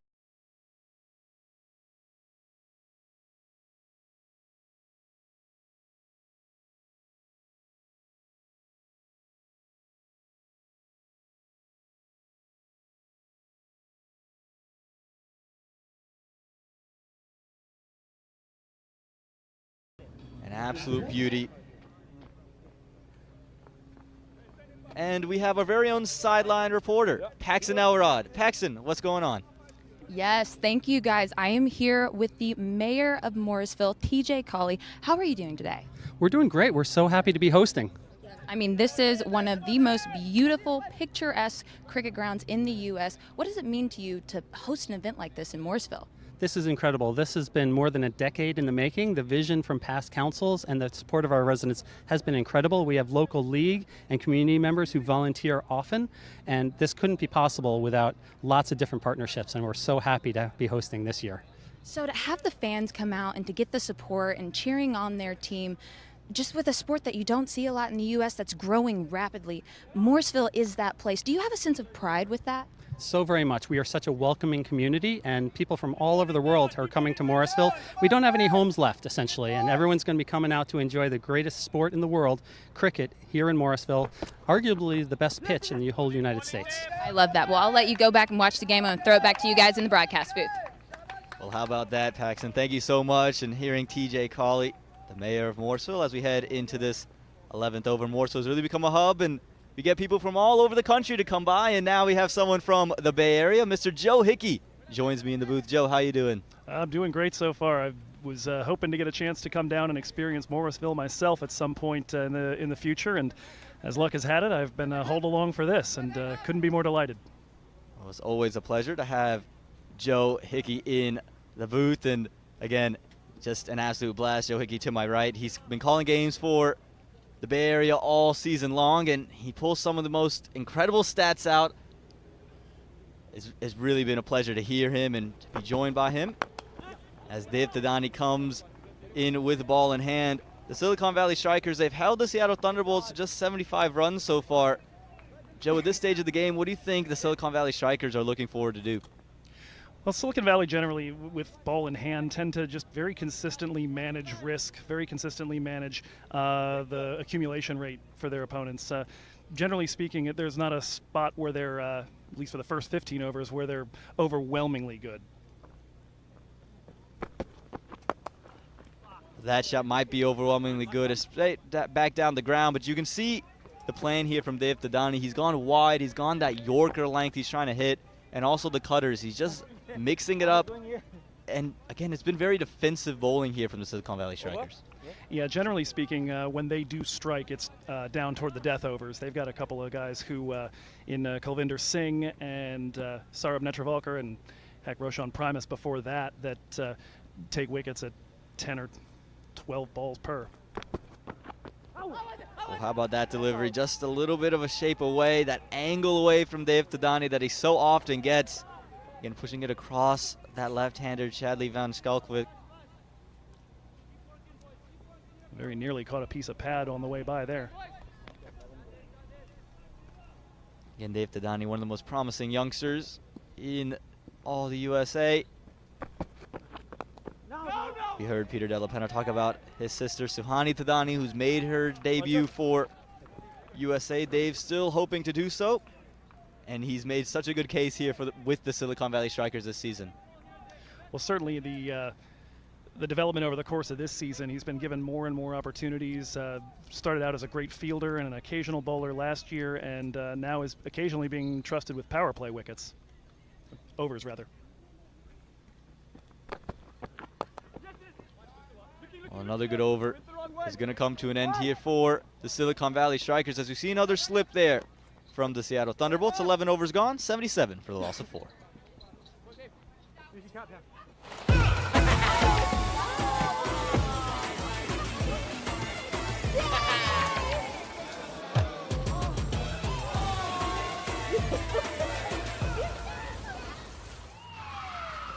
Took that last corner pretty quick. Sir, I need one hand on the roof, one hand on the pump. Timeout for Sunoco Go Rewards. Keep pumping. With new Sunoco Go Rewards, when you fuel, you save, because rewards come first. Well, we welcome you back to Church Street Park. The Seattle Thunderbolts, over half of their innings is gone, and they only got 77 runs on the board. We heard Nikhil with Damachande talk about it earlier. 141 is the average score batting first, but your average winning score here at Church Street Park is 173. So it's well under par here, and again, the fans are hoping for some more so magic as we head into the second innings of this first matchup. Well, and you can never underestimate what Silicon Valley are going to bring with bat in hand later on today. Just a lineup that seems to go on forever. And some very powerful guys, the likes of Gary Graham waiting at the bottom, and of course new faces such as Lendl Simmons and Fidel Edwards ready to contribute as well, even in the absence of Primus and Reefer, who were so effective early in the season. That is the impressive part of Silicon Valley. Down The depth. Yes, Deva. As you see Sehan Jayasuri with the ball in hand, a fantastic fielding effort. Take your time there. There from Dev Tadani, you mentioned it, an excellent fielder. Yeah, that was how we first kind of. Well, this one's in the air. Kulvinder Singh is there, but it's going to be one bounce to him. You could hear the cries for catch it, and with Kulvinder Singh there, you just thought, is it going to be a trifecta for Kulvinder Singh? Yeah, trying to get the Mack truck out of second gear to come in and charge that one down, but it was sinking fast in front of Paji. Check, you see how Shea is he's really square. You see? We're starting to say, though, Dev caught our eye first as specifically a fielder. Had a couple of great catches late in the season, especially in the game where especially in a game where the Strikers had to win on the final day of last year's regular season just to make the playoffs. It's easy to forget that they had to battle back that way rather than from this favorites position they have right now. Well, this one is hit up in the air. Dev Tadani unable to haul it in. Such a good fielder. We've seen him take such great catches, some absolute blinders, but this one in and out of the hands, and disappointment for Shehan Jayasuriya. And Shehan managing to pick up the toe end of the bat on that one to get it headed straight up. Shehan has been creating chances left and right since he's been forced into service. 3 wickets for 21 runs last Sunday as an emergency spinner when Srini went down with the injury. You see Dev Tadani, he's running back, and it's never easy running back trying to take a catch, and just felt like he lost sight of it as it was coming down. Yourself, Shay. Nicely, Shay. As you mentioned, Shehan Jayasuriya, he's someone who comes in and bowls when they need him in spots, and he's someone who's always producing, is so consistent, and feels like a perfect T20 bowler. And he gets through his overs quickly, which his captain will love. This one dragged down short, is hit into the leg side, out to Kulvinder Singh, and just be one to end the 12th over, 80 for the loss of 4.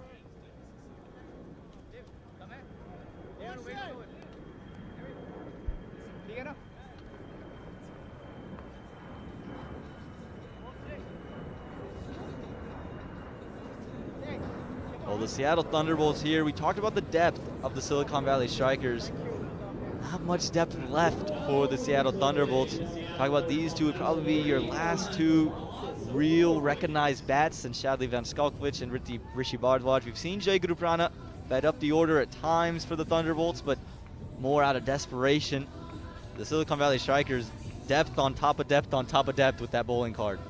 You know, Lendl Simmons there bowling his very first over here in this minor league cricket season, and Fidel Edwards brought in basically as a replacement. Roshan Primus seems to have largely jumped into that role. We've only seen the one over from Pranay Suri, who has generally been the big guy in the middle overs.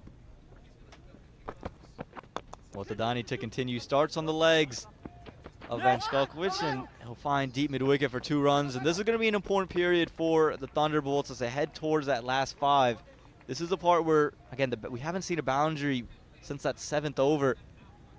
So you're really going to need those doubles to come in big ways, especially if you hit it square where the boundaries are just a touch larger.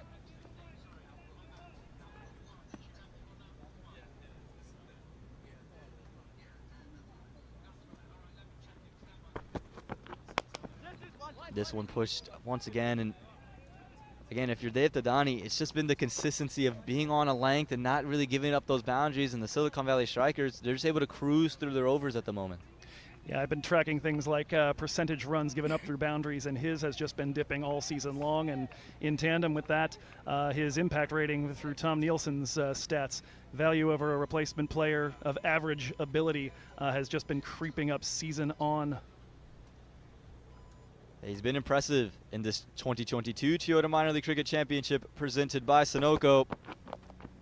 As this one is going to be cut away and is going to be cut through the infield, and finally a boundary, a relief from the pressure for the Seattle Thunderbolts, and it's off the bat of Rishi Bhardwaj.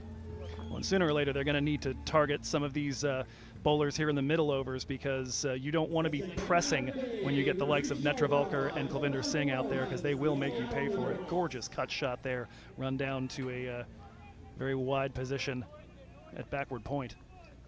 Yeah, just a little bit of width on offer, and that's all the invitation Rishi Bhardwaj needed. Again, what Dev Tadani been doing really well was just minimizing that width. That one wasn't even too wide, just on that 4th stump.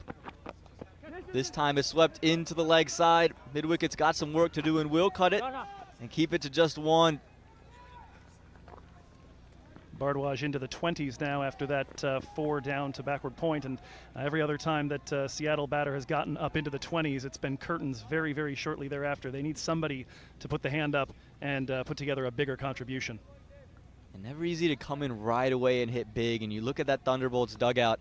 Again, you talk about a lot of big bats already back in there, sitting away. When you talk about Harmeet Singh, you talk about Andres House. So they're going to need one of these two to bat on and be that big bat to carry them through the last 5. Again, on the legs, and again, just going to be worked into the leg side. The plan is just so simple for Dev Tadani when bowling to Shadley Van Skalkovic. Not going to give him anything on the offside, keep it on his legs, and let him hit it to my 2 fielders out on the leg side. Yeah, not a lot of motion in the air generally for Dev. Not a ton of seam off the surface, although every now and again he'll pick up a little something. But yeah, for him it is all about discipline. Got to get the line right, got to hit the right length, got to make this uncomfortable for the batter. And the cutters have been really impressive. Bowled them so frequently today. This time short, wide, fielders in position. It's just going to be a couple of bounces over there. Kind of gets away with that one. Rishi Bhardwaj is going to feel that he's missed out. It was short, it was wide, it was there to hit. Just misses out. 13 overs gone, 90 for the loss of 4.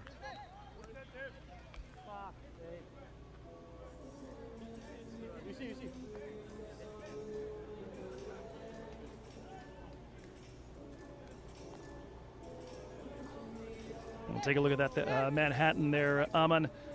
Big one here just to try to get up into the level they were scoring at toward the end of the power play. You can see there a couple of very short buildings at the beginning of the middle overs.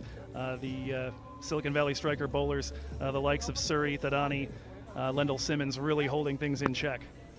Yeah, and I think that's what the early wickets did. Again, you can see the tall towers early, but it's those middle periods as you see the Silicon Valley Strikers, or excuse me, the Seattle Thunderbolts rather, Andrew's house over to the left of your screen, Rohan Posanapalli in the middle. We'll get to see him with ball in hand later today as well. But I think it's the wickets early that really affected the Thunderbolts' ability to build off of their innings and catapult to a huge total. Because of the fact you lose Harmeet Singh, you lose those 3 wickets early, now you're just feeling as if you have to rebound. You're always trying to rebuild an innings rather than just building one. Now we saw a period of consolidation there. They're going to have to deal with the guy that was so effective up in Seattle now, Pranay Suri. No. And Pranay Suri, his first over, he started attacking the wide line, kept it really full and really wide. Now you see this first delivery, a touch closer to the batsman on a length as well. Again on a length, and again worked into the leg side. And I like this plan a little bit better than I did the wide Yorker plan. I thought had you just missed it, you give the batter the ability just to free his arms to covers, and with the packed leg side field, have plenty of protection for any shot on the leg side. Yeah, Suri, an expert as of late at picking up the toe end of the bat. Folks trying to reach out a little too far as he does test that wide line. So maybe at this point in the over, looking for the temptation and then see if he can slide one out a little further and pick up that edge.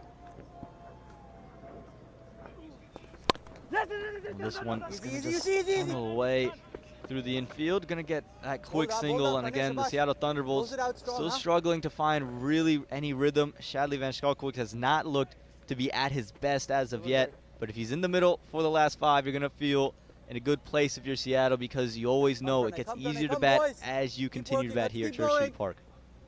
We'll want to be careful here as well with Suri. This is the guy who did take his wicket clean bowled back up in Seattle. Easy, buddy. Finish well, Pranay. Yeah, absolutely. Again, you want to be careful. Don't want to lose your wicket here. We talked about it. Not much depth after these two. You don't want to expose that lower middle order. This one again pushed into the leg side. And again, it seems to be the ploy here. They haven't picked that bowler that they want to attack yet. And you're just thinking, who is the bowler you want to attack? Because you talked about that. There's depth on top of depth on this bowling lineup. And you can understand being careful with Suri. He's the 3rd leading wicket taker in all of minor league cricket. And again, had one of his 2 back-to-back fifers against Seattle earlier in the year. Well, this one isn't careful. It's swept away, but it's only going to find the fielder. As we mentioned, a packed leg side field for that shot. We've seen Bhardwaj play pretty consistently. And that'll do it for the 14th over. Just 5 runs from it. 95 to the loss of 4.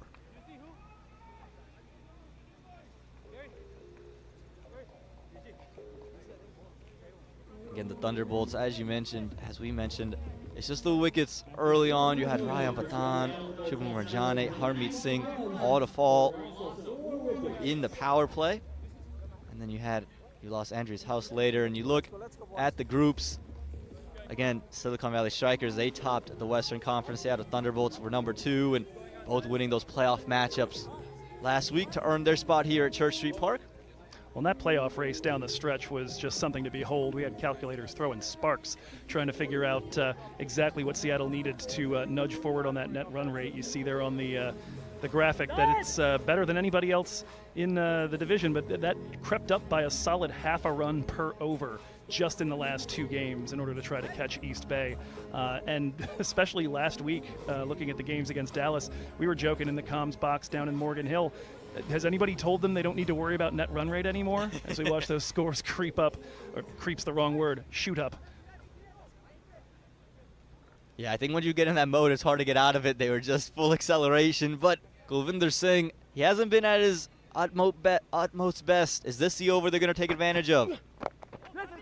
Well, it's much better length here from Kulvinder Singh as they scamper away for a quick single. I thought early on he just got a touch too full, touch too wide, and made it a touch too easy for all the batters. Well, and Singh, generally speaking, is somebody who keeps it economical up front, and a little disappointing to see him have the trouble conceding those boundaries early, but it's here where he tends to strike. His strike rate inside the power play is 44 balls per wicket. It's 8.4 at the death, and we're very, very close to that point here. Figure an early beginning to that as the first of the classic death bowlers for Silicon Valley comes in. You'd have to imagine Kulvinder Singh from one end, Saurabh Netravalkar from the other, but if one of the two were not to find success, Fidel Edwards is a man you could bring in. Dadani has an over left, and he hasn't been punished for runs. A lot of options for the Silicon Valley Strikers. Running out of time, though, the Seattle Thunderbolts. And what a ball that is from Kulvinder Singh on a length, and that's where it's very difficult to play that pickup shot Shadley wanted to play. Get a look here, making use of the tough angle round the wicket, lefty to lefty, looking to pick up that outside edge. Very nearly did. And Rahul Jadiwala ready to pounce. That's a guy who leads all of minor league cricket in dismissals with 27 after the one he had earlier today. This time it's full. It's pushed straight back down the ground, but just going to be one. You mentioned it. The death bowling for the Silicon Valley Strikers have just been so good all season long. They have their pair. They've stuck with their pair. And even then, they also take wickets at the end as well because you have to go and attack. And it just speaks to how good the bowling is all throughout the innings.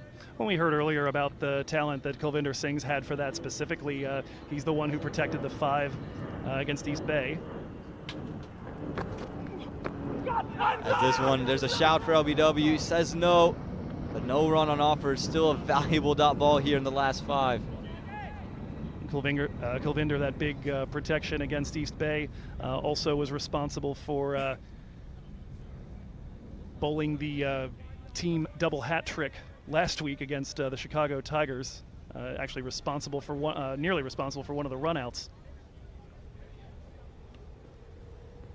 Kulvinder Singh, after starting expensive, 23 from his first 2, he's really come back strong.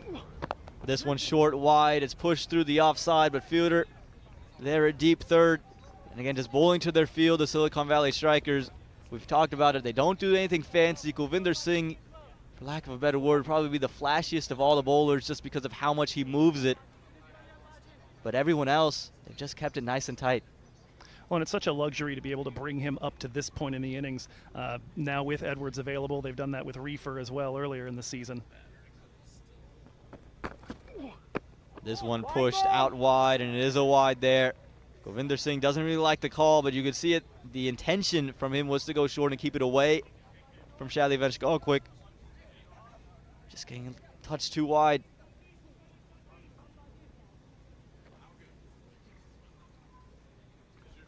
Live by the angle, die by the angle. Yeah, you rarely see those wides be called because of that angle, but the umpire deemed it so, and this time much closer and on the body of Shadley Venchkalkwik, and it latches onto him, and that'll be the end of the 15th over. It's 99 for the loss of 4.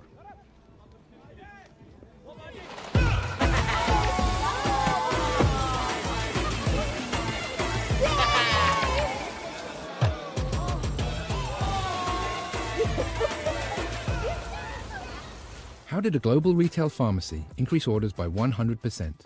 How did a multinational bank build a #1 rated digital app? With people who help leading companies transform through technology. Engineer a better future. Discover how at ust.com.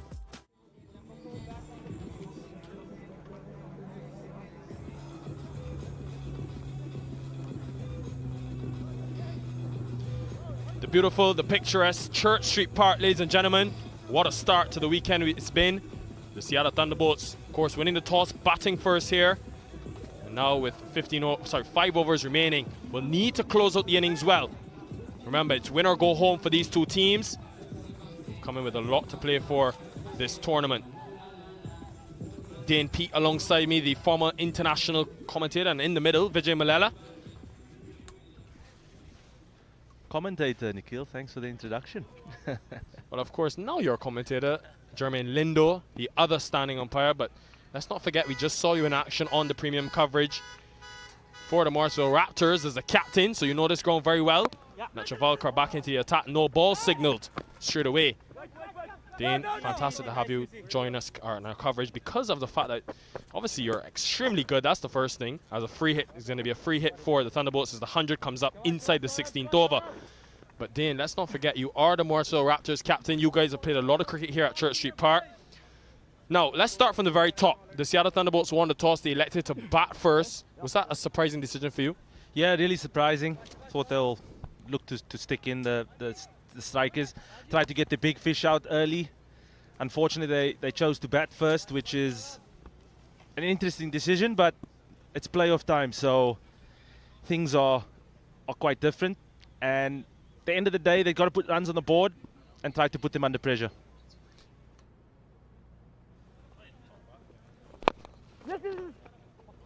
So the free hit delivery well executed from Saurabh Chavalkar. Goes Yorker and able to close out that delivery well. Shadley van Schalkwyk has really absorbed the pressure in this period. He came in at about 60 for 4, which is a lot of pressure, but he's an experienced cricketer, really good all-rounder, talented all-rounder, good at the ball, good at the bat, good in the field. So it's important that he, with Rishi on the other end, absorb the pressure, knock the ball around. Great shot by Rishi Bhardwaj, flicking it off the hip for 2 valuable runs for the Seattle Thunderbolts. Well, they've been able to do extremely well in that middle phase. You looked at them coming into this tournament, Dane, the Silicon Valley Strikers, and what they've been able to do in the middle overs, led by Pranay Suri, their leading wicket taker, who, of course, has taken the most for them and one of the most in the tournament. Suri, of course, picking up 14 wickets last season. This season he's gone to 26, but they've kept that run rate to just under 5 and over in that middle phase, which has made it extremely difficult now for the Thunderbolts to get to that 150 total. They'll have to really bat well. Big strike from Bhadaraj. Slower delivery. Like I told you offline, Nikhil, there was a bit of moisture in the pitch. We had rain here in Morrisville 3 or 2 days ago. Pitch wasn't covered, and there is a bit of moisture. That's why I expected them to bowl first. And unfortunately, they went with batting. But like I said, that 140 mark is still going to be a competitive total at the end of the day, being a playoff game. And again, they didn't lose wickets here, so they do have wickets in hand going into the back 4 overs. Has hit that well, but deep cover in place. When you look at the way that the Thunderbolts have gone about things, the power play, they really struggled. They lost 3 wickets inside the power play. The run rate wasn't on the bad side because of some fireworks from Harmeet Singh, but 51 for 3. Never easy, but then more importantly, you look at the 2 games that these teams have played in the group stages. How big of a psychological advantage would it have been for Unmuk Chan and his men? The fact that they've beaten this same Seattle Thunderbolts team twice coming into this weekend. Yeah, they will have the upper hand, having played in Seattle. And remember, that was the first weekend of turf cricket in Seattle. There was a low defense of, I think, 70 or 90 runs that the strikers did have against them. That does play a part, but if you have 3 to 4 big players standing up in this situation, that gets tossed out the window in a playoff game. And that's going to be an important part for the Seattle Thunderbolts, knowing that the game's never done. They've got to keep fighting, try to take a leaf out of the Morrisville Raptors team. Oh no, Dane. Those Raptors, they would be wishing that they're here fighting later today as that Atlantic Conference game goes down between the Stallions and the Fire. Again, protection in deep. It's an interesting angle Saurabh Chavalkar is working with. Coming around the wicket. He saw him start over with a slip in place in the power play. We'll get back to that in the next over. End of 16, 107 for 4.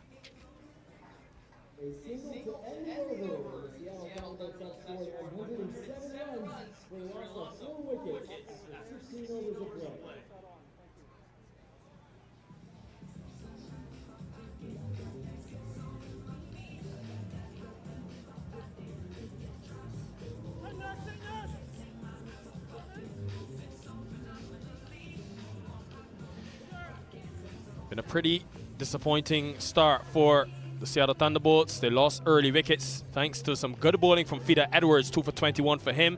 Lender Simmons also picking up a wicket.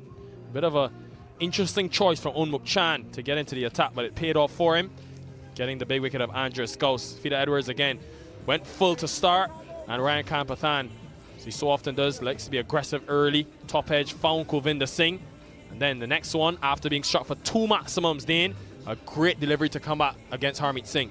Yeah, it took off the pace, and that, for me, shows a wealth of experience. Kept his cool, made a field change, brought the mid-wicket in, dropped his long on, rolling his fingers over the ball, brushing Harmeet Singh's glove, and that just for me shows the wealth of experience this man's played from Test cricket to county cricket for Hampshire. A good friend of mine, Adrian Burrell, the coach of Hampshire, loves Fidel Edwards and the work he puts in. So that is a great piece of bowling, and that are the TCL youth boys that some of them I do coach. Really good, talented Krish on the right of screen. Helps it along its way. That is innovation at its best, and it goes all the way for a maximum from Rishi Bhardwaj. Now coming into his own. This is the phase of the innings where they've got to attack. Yeah, great shot. Interesting ploy by Fidel Edwards, going with an off-cutter first ball, but getting onto his back knee and flicking this over fine leg was a great shot. Just what the Seattle Thunderbolts needed at an important stage of the game. Using all the pace, even though there was a lack of it, helping the ball over Narsin the owner line, a short fine leg, flicking it over for maximum over the white picket fence. So, Rishi Bhardwaj, with all his experience playing for the Atlanta Fire last season, using that bit of extra pace. That's a wide. Not given by umpire Vijay Malela. That's why I'm sitting next to you, Nikhil. Have a look at it again, Dane Pete. We have, Ooh. that's on the left of the blue line, which is a wide. Interesting call from umpire Malela. But Fida Edwards has got to come back well here. He's looking to bowl. He's bowling over the wicket to the right hand. He's setting back that deep third fielder now. Sarbna Chavalka going back on the boundary.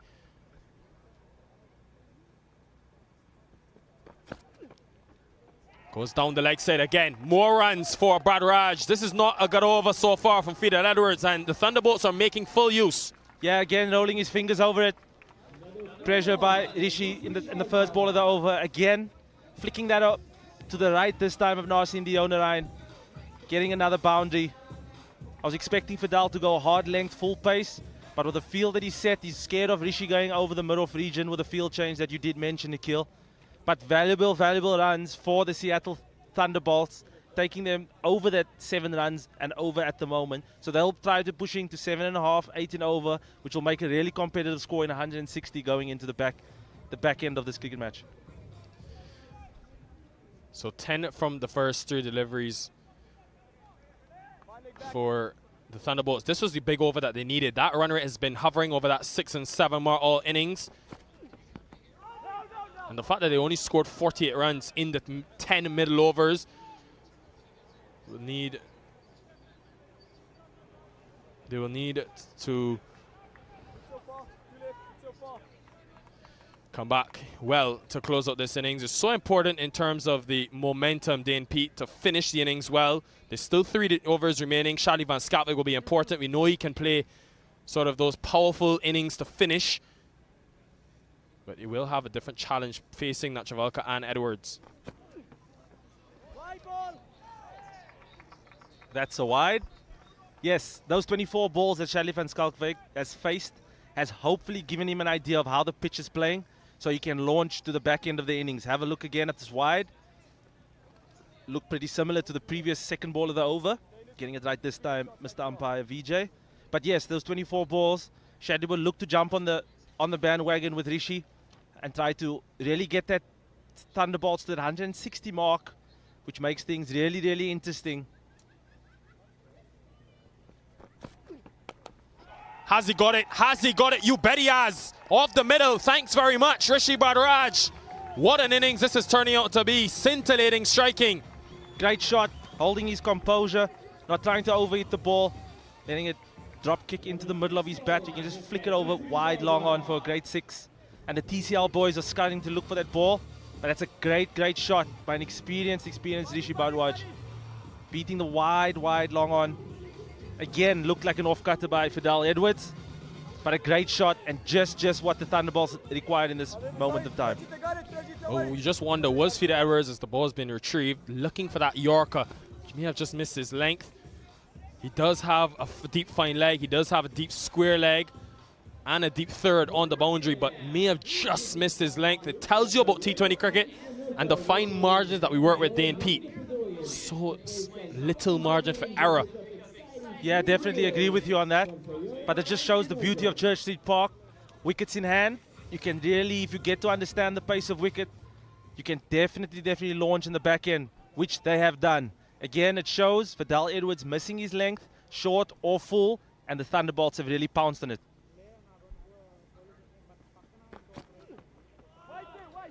Now looking again to go wide, much better in terms of the length from Fidel Edwards. Pulls it back very hard, hit that boundary, but a big over for the Thunderbolts. 17 runs come from it, 124 for 4.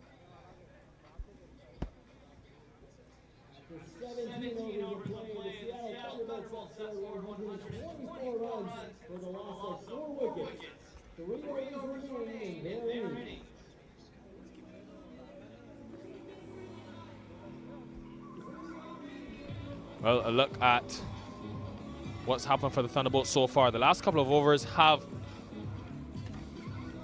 improved in terms of their run scoring efforts. Batting first, of course, winning the toss if you're now joining us. They do have some respectability to come for the Thunderbolts, but these two in the middle will want to ensure they can handle business. The Towers beginning to heighten, that last one being the biggest of the lot. 17 runs coming from it. It's going to be Kulvinder Singh back into the attack. How beautiful does that look, Nikhil? Church Street Park. Always in awe of this cricket ground. As they say, the sleepy Morrisville. Nothing sleepy about Church Street Park, Nikhil.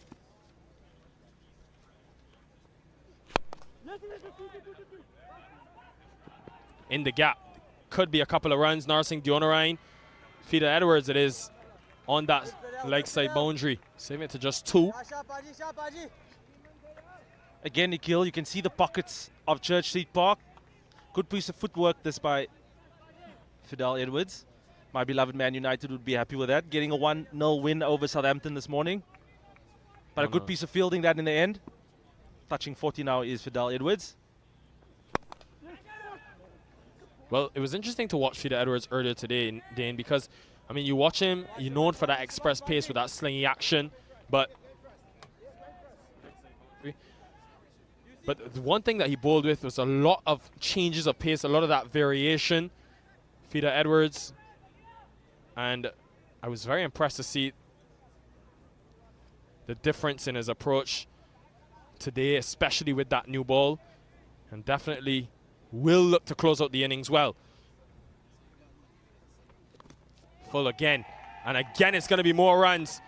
This is scintillating from Rishi Bhardwaj, and it brings up his 50 in style. What a half century from the man for Seattle. He came in at a time where his team needed him to build something with Andrews House, and even after the dismissal, he's done extremely well to take on the mantle of the scoring. Yeah, RB10, as you can see at the back of his shirt. Great innings for the Seattle Thunderbolts. Exactly what is required. And I looked over to the dugout of the Seattle Thunderbolts. Everyone jumped up, hands in the air, clapping and applauding. A fantastic innings by an experienced batsman. And that just shows the unity within the team. Again, missed his length as the experienced Singh.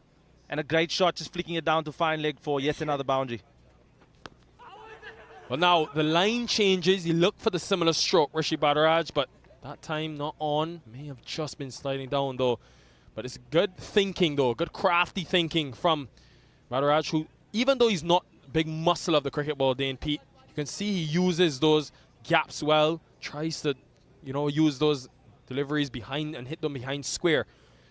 Yeah, that's the beauty of playing on a natural turf pitch. It's extremely good batting. But just jumping on your conversation you had about Fidel Edwards, it just shows the wealth of experience. In that first over, he realized that the surface didn't require full throttle pace. That's why he took the pace of the ball and tried to manipulate the batsman by trying something different.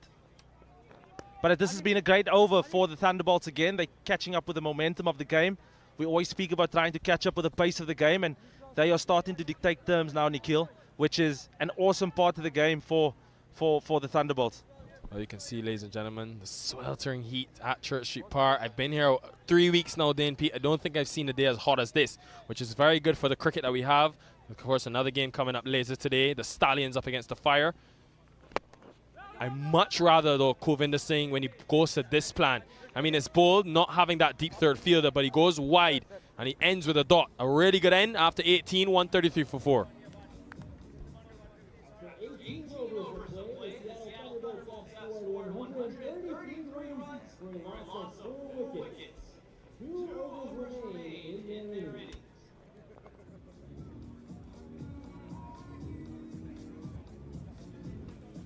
Rishi Bhardwaj, the standout in this inning so far. 50, a half century for him. Still 2 overs remaining. Dane Pete, 141 is the par score in the 15 games played here this season. What will be a challenging total for the Thunderbolts to get? 158, I reckon, that they'll end up with.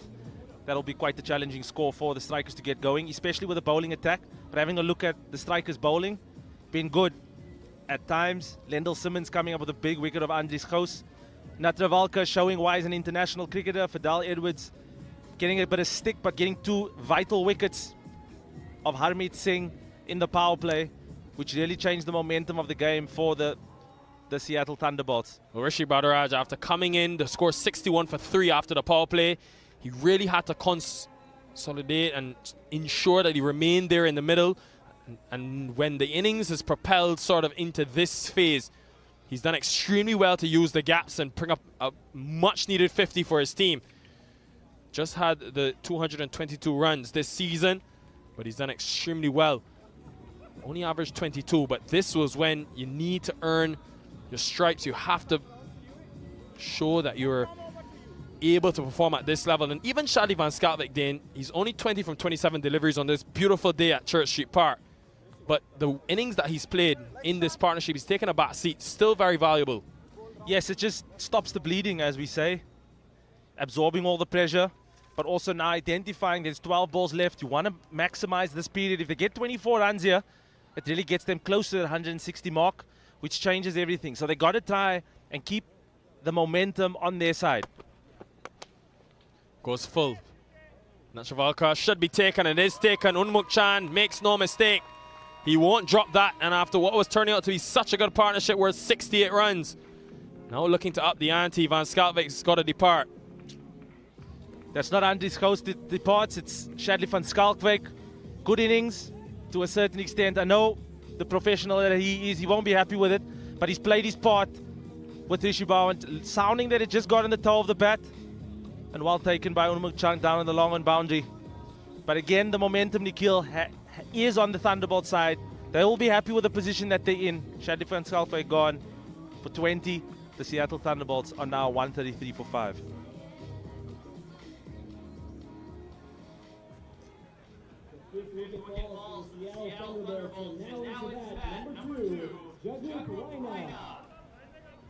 A big wicket for the Silicon Valley Strikers. It's now meant that they've taken the 5th wicket and continue to make inroads into this Seattle Thunderbolts team. Still some batting to come, but the main batters back in the hutch. So Jagrup Raina comes to the middle. He will be looking, of course, to finish the innings off well. Has played a few cameos for this team. Natravalkar around the wicket now. Good change of pace. Have seen this. Now, then this surface, you know it better. Oh, indecision. And did he just make it back home in time? It's going to go upstairs. We do have that luxury this weekend because of the premium coverage brought to you by our beautiful sponsors, Dafa News, Sunoco, and Toyota. Jermaine Lindo sends it upstairs. It's going to be close. I think that's safe. Lindo did signal not out. I think he wants to give. Hello. Hello, Dane Pete. That's out. I tell you, the benefits of having the television replay. We've got a third umpire. He's upstairs. And Jagrup Raina, he doesn't know it as yet because they're very relaxed in the middle, but he's going to be short. And not a great way to go. He thinks he's safe getting his gloves back on. But unfortunately, young man, you're going to see a traffic light signaling red, which means out. Out for the local American. And a good piece of work by Rahul Jariwala as well to whip off the bails as quickly as he could. Big disappointment for the Seattle Thunderbolts. Bhardwaj looking to get back on strike, but they don't want to lose the wicket at this stage. Now back-to-back deliveries where they've lost the wicket, and all of a sudden the momentum swung back in the favor of the Silicon Valley Strikers. Yes, definitely. That's unfortunate without facing a ball. Did Reiner. There's the red signal of out. A platinum duck. Platinum duck. I think I've never got one of those in my career.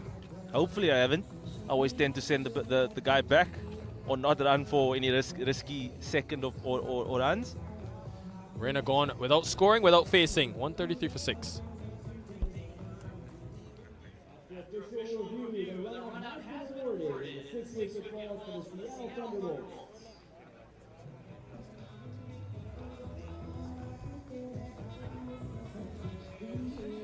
Well, 2 wickets in consecutive deliveries for the Silicon Valley Strikers. And all of a sudden, at one stage after the 15th over, they were 99. You thought if they get that standard 10 run and over mark for the next 5, they get up to that 150. But they've lost their way. Daminda Ranawera can bat. He's coming at number 3 this season. But he has a job to do. They need to get Rishi Bhardwaj to face the most deliveries. Still some 10 legal deliveries remaining in this innings.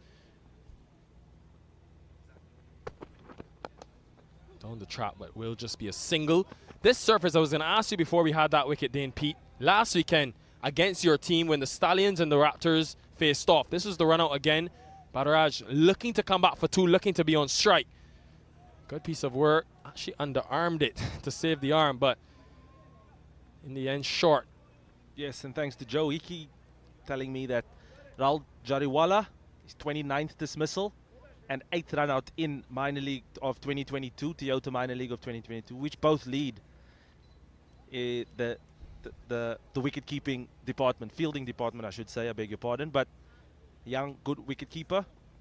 Yes, back onto the surface. Yeah, I was asking you last weekend in the day game, especially against the Stallions, your team, the Raptors faced them. We saw the spinners come into play a lot on this surface. Seem to be on the slower side. The spinners got a lot of purchase. But today it's been all about the seam of Nachavalka, Fida Edwards. Top edge over the keeper's head, and fortune favors the brave. Rishi Bhardwaj, he'll take them any way he can get them at this stage. That's what happens if you face a majority of the balls. Good aggressive shot that by Rishi Bhardwaj. It's getting it over the wicketkeeper's head. He's allowed to call himself a 360-degree player now. Is that Nikhil? Well, just able to get that over the keeper's head and able to get that into the boundary. So what was such a good over for the strikers, now sort of under the pump, that 139 mark reach. Remember, 140 the par score here at Church Street Park for teams batting first this season in 15 games. How does Nachavalkar come back? He's coming around the wicket. Full. Umuk Chan just short. In for a second, he would have thought he had the opportunity to take that, but probably playing that the right way. You want to be safe. You don't want to concede boundaries at this stage. Yes, for sure, especially at the back end of the innings. You'll take that. That's like a piece of gold, that single down to long off, especially if the guy in gets off strike. But this, as we tend to say in the game, the modern day, this is a free hit for Ranawera. If he gets 6 off here, if he gets out, it doesn't really matter in the context of the game because Rishi Bhardwaj will be on strike going into the back end of the innings. With 7 balls left remaining, Nikhil. Looking to hit behind square again. So often that we've seen batters today from the Thunderbolts try to use those gaps behind square but unable to connect. It will just be 1 to end. Nachavalkar able to inflict 2 wickets in the over. And it's only 7 conceded. Excellent closeout after 19, 141 for 6.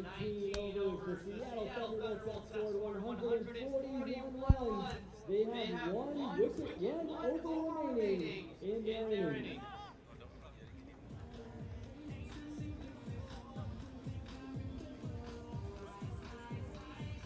Well, what a fantastic event this tournament has been, this 2022 Toyota Minor League Cricket Championship. Presented by Sunoco. It wouldn't be possible without our corporate sponsors, Toyota, Dafa News, and Sunoco. 1 over remaining in this contest, 140. They're just about par. They'll want to get at least 10 to 15 runs from this final over, and it's going to be Fida Edwards with the ball in hand. He's bowled well, picked up 2 wickets, but he has been on the expensive side. A very hot day here at Church Street Park. As this crowd begins to come in. Dane, you know this ground very well. Will we get a big turnout today?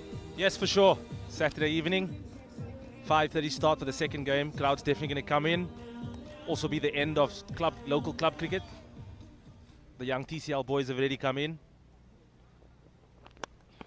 Goes wide, and how often have we seen Rishi Bhardwaj and Daminda Ranawera score those runs behind square? It's another one that's gone past the keeper and another one that they'll get a boundary for. Yeah, definitely. You said it so beautifully in the previous. The risks favors the brave here, and that it's a fantastic for the Thunderbolts. They'll take it any way possible to get runs to get them close to their 160. But yes, unlucky for Fidel Edwards, but that's the nature of the beast, I guess. That's the format of the cricket. That's any kind of bat that'll get runs for the opposition.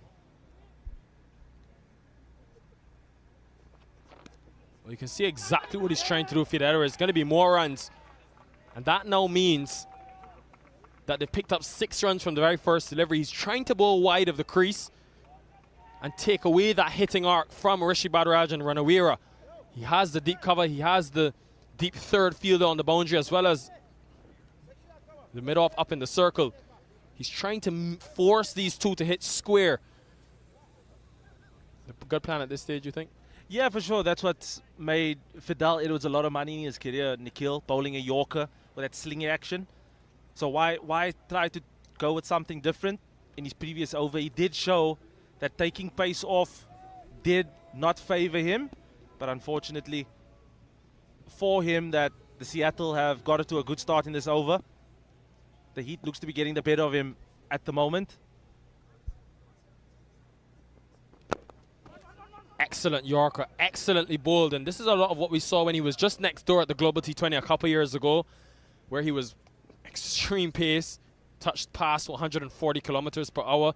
Easily Fidel Edwards would have played in the Caribbean Premier League last season, but his deliveries like this with that slingy action make it so challenging. Today we've seen a lot of the other side of his game, a lot of those slower balls, a lot of that wide ploy, bowling in that 4th and 5th stump line, but he's so effective at nailing those Yorkers. Yeah, definitely, and that's why he was selected for a couple of years ago back into the national T20 team. Full again, and almost through. He has got it through, Fidel Edwards.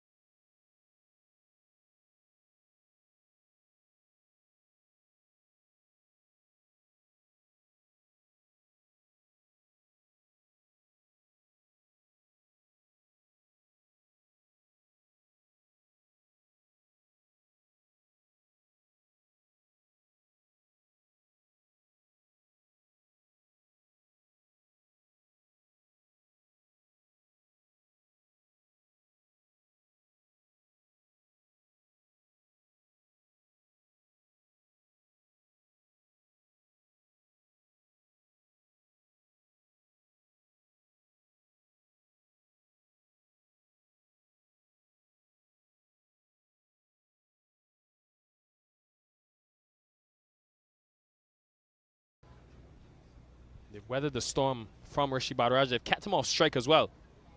Yes, they have, and pace against pace. This for young Bosanapalli. This would be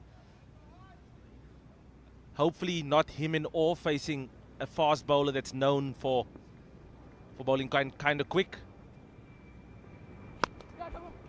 Does the right thing. Able to get one. Looking for 2, but no chance, I think. Rishi Bhardwaj won't want to face these final 2 deliveries. He want to get to that 155 mark because we have seen it cause some teams problems chasing. Remember, even though 17 times teams have won chasing at this venue, can be challenging in terms of getting off to those good starts, especially in the day when that surface is on the slower side. Yeah, like I said, it will be kind of challenging with it being a playoff game. Anything can happen. but I would love a 6 and a 4 just to end off the innings and get them close to the 160 mark. Goes Yorker again, but he's picked it up so well, Rishi Bhardwaj. He just gets back, sits back, and waits on it. And when he gets back on ball, boy, does it go travel to the boundary. 150 comes up. Yeah, great shot. Low full toss. For years and years, it says it's the most underrated delivery, but batsmen are now trying to flick that low full toss to different areas of the ground that put bowlers really massive pressure and making the margin for error in cricket even smaller than it really is as a bowler. Even turning into a batter's game more and more. But that right there takes a lot of skill, flicking it over the square leg that's in the in the ring, I beg your pardon, and getting a boundary. Yet another field change, Nikhil. And now that deep mid-wicket fielder on the boundary. Deep fine leg in place as well. Final delivery of the innings. Pace off again. Kulvinder Singh should cut it off. Does well, keeps it to just 2, but from a position of 73 for 4 after 10 overs, the Seattle Thunderbolts will take this 155 in the 20. They've really done well thanks to Rishi Bhardwaj, what he's been able to do. Come in, build up some partnerships first with Andreas House, then with Shadi van Schalkwyk to get his team past 150. It's a quality innings from the man who's made the move from the Atlantic Conference at a time where his team has desperately needed it. Yeah, great little innings that by Rishi Bhardwaj. Again, man, loads of experience, has played a lot of cricket in his time. Just showing the experience that he needed to go on to get the team to a challenging total, in my opinion. 155 in a playoff game, that does seem kind of steep. But he would be proud of his efforts of getting the team close to the 160 mark, which will really put pressure on the heavy batting of the strikers, the likes of Lendl Simmons and Unmuk Chand, Shayan Jayasuriya, who's all in the running for the MVP of this competition. So it's going to be a challenging chase. It's going to be fun. It's all got to do with how we start in the next innings with the bat and ball. Yeah, we know the importance of the power play. The Seattle Thunderbolts will be thinking early wickets could make this a very interesting proposition. That top 3 so powerful. But an interesting batting display from the Thunderbolts, of course, winning the toss, batting first, getting up to that 155 mark. And, well, Andreas House got a start, but an uncharacteristically slow start. 20 from 21, Harmeet Singh, the other danger man. He struck at 228 this season, just 22 for him before Frida Edwards was able to prize the wicket. But when he came in at number 5, Rishi Bhardwaj stepped up for his team in a big way to get his half century. Well supported by Van Schalkwyk. The two put on a 68-run partnership. And that score could be a challenging one, depending on, of course, how they bowl in the next innings. Yes, like you say, it's all about the bowling. So Nedravalka showing us why he's an international. 4 overs, 2 for 22. Fidel Edwards, yes, some say might be expensive, but he got 3 wickets, 3 valuable wickets for the strikers. If you look down the list, everyone contributed. Even Lendl Simmons getting the big wicket of Andries Gous, going for 1 over for 5 runs, but getting that wicket. And Shayan Jayasuriya chipping in with valuable 2 overs, going for 6 runs. Well, it will mean that if the Silicon Valley Strikers want to stay in this tournament, they'll need 156. The highlights, well, Fidel Edwards started with a wicket. Ryan Khan Pathan, top edge that went straight up. Kulvinder Singh took a couple of catches, and that was an important wicket for his team to get. Then a slower delivery from Netravalka. We saw all day those cutters into the surface. A couple of good shots from Andreas House, but they kept him quiet throughout the innings. Harmeet Singh came in at number 4. The two put on a good partnership. Hit back-to-back 6s off Fidel Edwards. One into the onside when Edwards went short. Then he went full, and Harmeet Singh just tying the ball so well back over his head over mid-on. And then the very next delivery, a slower delivery, completely deceiving Harmeet Singh. Andreas Gous, though, such a lavish player, such a free-flowing player to watch with those cover drives. And then with Lendl Simmons, how often have we seen a part-timer into the attack, a part-timer making and taking the wicket? Then we saw Rishi Bhardwaj and put down. That would be costly for the strikers because they would be able to get up to that 155 mark. A couple of deliveries into the onside. He just used those shots behind square so well, picked up a couple that went far way back, and every time it was full and they missed their line and length. Bhardwaj was happy to capitalize, brought up his 50 in style, one that he'll remember for a very long time, and got a few fortunate blows as well. Then the wicket, a couple of wickets on consecutive deliveries for the Silicon Valley Strikers. First bold dismissal and then the run out. Of course, we had the benefit of having the third umpire who made the decision. And then to close off the innings, Rishi Bhardwaj. Fortune favors the Brave. A couple behind square, behind the keeper. Rahul Jariwala had no chance, but a Yorker, good Yorker to finish from Fida Edwards. And Rishi Bhardwaj with the low full toss, never an easy delivery to hit, was able to end the innings with a boundary and get his team up to 155. A good start in this 2022 Toyota Minor League. The strikers, they'll need 156. We know what the batting lineup has. They'll bat themselves to chase this down, but they'll have to get a good start. Now we'll go down to Paxton Elrod. Paxton, who have you got for us? Yes, I am here with Rishi Bhardwaj, who scored 66 runs for the Seattle Thunderbolts. Right now, he's feeling good. When you came into bat, your team had given up a few early wickets. What was your mindset? What was your thought process when you were out in the middle? Well, my role was pretty fluid, and we had a plan. And unlucky, we lost a couple of wickets, and that's what my role was, to keep rotating the strike, and whenever the bad ball is there, put it away. And then I'm pretty happy in a crunch situation. We were able to do that and put a decent total on the board. Yes, 155 runs on the board. How do you feel about going into the second half of this game? Well, wicket is a bit slow. It's turning. So, and we have a very good bowling lineup. We've been doing really good throughout the tournament, and it's a crunch situation, and we'd like to do the same. I love that. Well, best of luck. Back to you guys in the booth. Thank you very much, Paxton. Well, 155 on the board. Ladies and gentlemen, don't go anywhere because we've got 3 exciting games coming your way. And, of course, we've got to finish this one first. These two teams is win or go home, looking for a place in tomorrow's grand finale. We'll be back very soon. Don't go anywhere. You're watching the Toyota Minor League Cricket Championship, presented by Sunoco.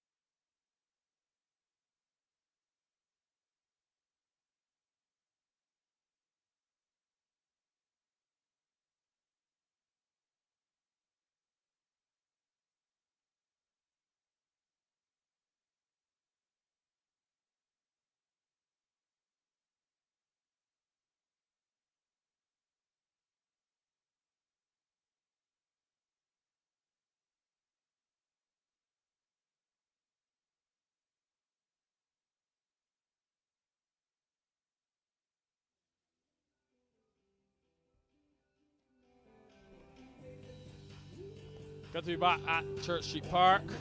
We have the resumption of this matchup. Of course, the 2 Pacific Conference teams, both from the Western Division. Seattle Thunderbolts getting up to 155 thanks to a good performance from Rishi Bhardwaj. 66 from 47, unbeaten, helping them get up to a pretty competitive total, with a power score being for teams batting first 141. Bowling, well, 3 wickets for Fida Edwards, 2 for Nachavalka, and 1 for Lendl Simmons. They did pretty well through the middle overs, just keep it to 48 runs in the 9 overs, between overs 6 to 15. Kept a pretty firm grip of proceedings, the Silicon Valley Strikers. They were in this position before. They've been here last season and won the tournament at this very venue.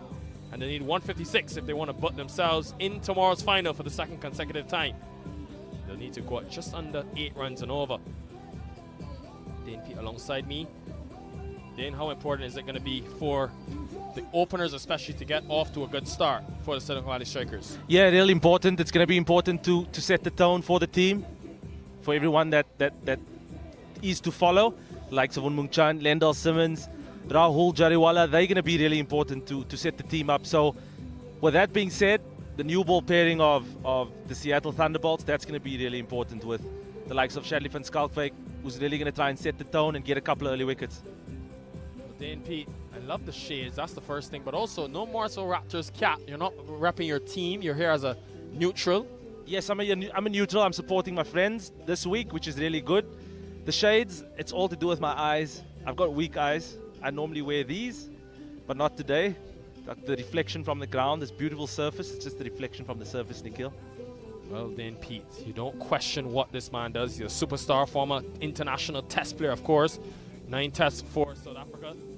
And now has come over to the United States. Is almost would have been in this position. Last weekend, his team lost to the New Jersey Stallions, who will be in action later today at this very venue, the beautiful, the picturesque, the state-of-the-art Church Street Park.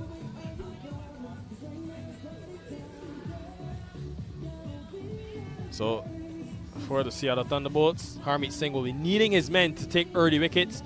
They've done well this season and started well. Akhilesh Bodogam, he's a hard taskmaster, Harmeet Singh. You played some cricket with him. What will he be telling his team at this stage? To set the tone early on and not let them get off to a start. He wants that run rate to balloon to 8.5, 9 and over early on in the power play. So he's going to try and restrict them. I won't be surprised if he starts with himself to try and go in the power play, try and get rid of Unmung to Rahul. But the start is going to be important. This is going to set the tone for both teams. The likes of Unmung Chan, Rahul Jariwala have played a lot of cricket to understand that getting 45 in the power play will probably get them over the line with at least 1 wicket down. But the Thunderbolts would want 2 to 3 wickets in the power play, and that changes the whole complexion of the game, knowing that if the middle order, the likes of Lendal Simmons and who else is to follow, that puts loads and loads of pressure on that middle order for the Silicon Valley Strikers.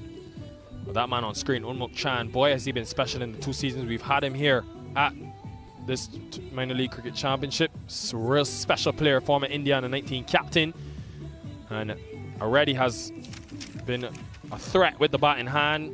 669 runs so far this season, an average of 55, a strike rate of 130. He's gone to that half-century mark 6 times, and he loves this very venue. In the conference finals last weekend against the Tigers, 71 not out, 34 and 45. He's in red-hot form at the moment, Unmung Chan.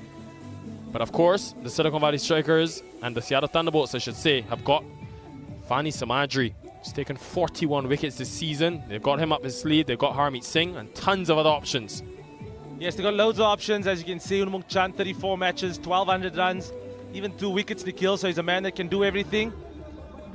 But my player that I love to watch, the young Rahul Jariwala, exceptional talent, a US international player. He's got 36 matches, 442 runs. He's a complete package. He's a wicket keeper that opens the batting, which really does, you know, fix the balance of the team. And in shot there is the South African Shadley van Schalkwyk, really exceptional bowler. Really exceptional bowler. Presents the seam, looks to nip the seam, bowls an extremely good length, and he can bowl at that length with his eyes closed. So this is a good challenge to watch. Here we go, Nikhil, here we go. Cuts well. There is that deep third fielder, but he can't cut it off. What a start to the innings for the Silicon Valley Strikers. Rahul Jariwala with a small point to prove. Has been in and out of this batting lineup. He's changed position, but recently he's been given and trusted at the top of the order, and now he'll want to cash in on the big stage where his team needs him. Yes, he played beautifully last season. I do remember that innings pretty well. But that is not where Shadley van Schalkwyk wanted to be first ball. Let's look for him to reset and try to crack this open. There we go. Much better from Van Schalkwyk. He's got a slip in place, a pat offside field, point, extra cover, as well as mid-off up in the circle. So you want to be a lot wider, but a lot fuller as well to bring those catches into play. He's got that deep third on the boundary as well as a deep mid-wicket. Pretty standard regulation field for the right arm seamer to start. But this young man, Rahul Jariwala, has opened 6 times in the 10 innings, but he's also batted at number 8, as low as 8 this season. It's been very interesting to me to see what the Silicon Valley Strikers have done with him and the way they've used him. Now, how is that? How is that shout maybe just sliding down?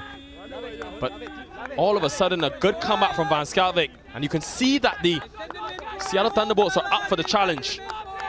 Yes, I know Shadley Van Schalkwyk very, very well.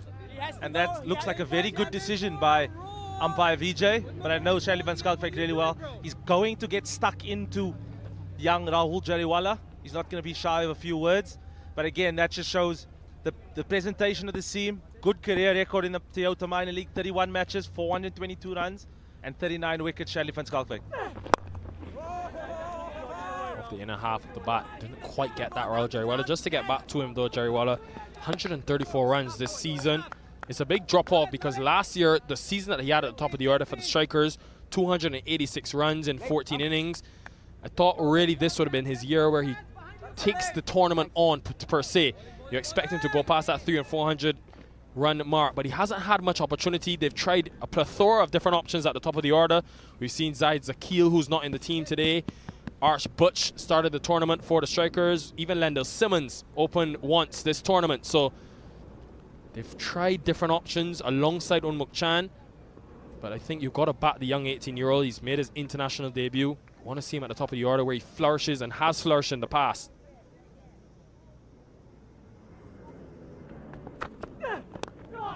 Getting some bit of sideways movement, Dane, which we discussed off here, but you know at Church Street Park with that tinge of green grass you will get, especially for Van Schalkwyk, someone that has those strong wrists behind the ball. Yes, that's what Shadley is known to do. He can do it on any surface. We've seen him do this on flat surfaces, on surfaces that there is a bit of help. So the best thing about him is the ball swings kind of late, and that's what he's going to try to do. As you can see there, the specks of green grass on the surface. He shouldn't leave the stumps. This is going to be a good challenge just for Rahul Jariwala. Flick of the wrist. That is power from the youngster. And they keep telling you he's got a chip on his shoulder. He'll want to make the most of this opportunity. End of the first over. Great way to end. 10 for none.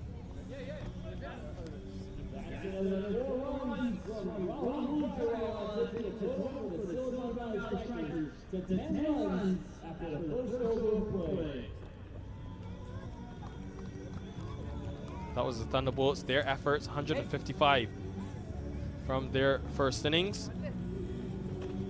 Now 10 for none after the first over for the Strikers, who've got a lot of batting to come. Shehan Jayasuriya and Unmuk Chan both have crossed, together have crossed 1,300 runs this season. The next best though is only 230 from Pranay Suri. You just wonder if you can take early wickets and take the wickets of Chan and Jayasuriya, how different of a game this becomes, Dane Pete. Yeah, completely different game. This is what we want to see. Guys, Gary Graham, Suri, that's going to be the challenge of trying to get them in early. And this is going to be important for the Seattle Thunderbolts to try and crack this open. But what an exceptional shot by the young man. And this is why he's a USA international cricketer.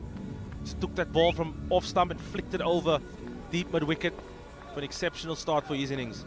Yeah, made his international debut back in June this season. Rahul Jariwala, 3-1 internationals, played against the UAE. Now this is a very interesting matchup. Akhilesh Bodogam, who bowled extremely well against this team when they faced off the twice before in the group stages. The off spinner who's made the switch also from the Atlanta Fire, similar to Rishi Bhardwaj, but he's been special in the power play overs, especially. Dane Pete, you're off spinner yourself. Yeah, he's been exceptional, good talent, young man. I've had a couple of conversations with him.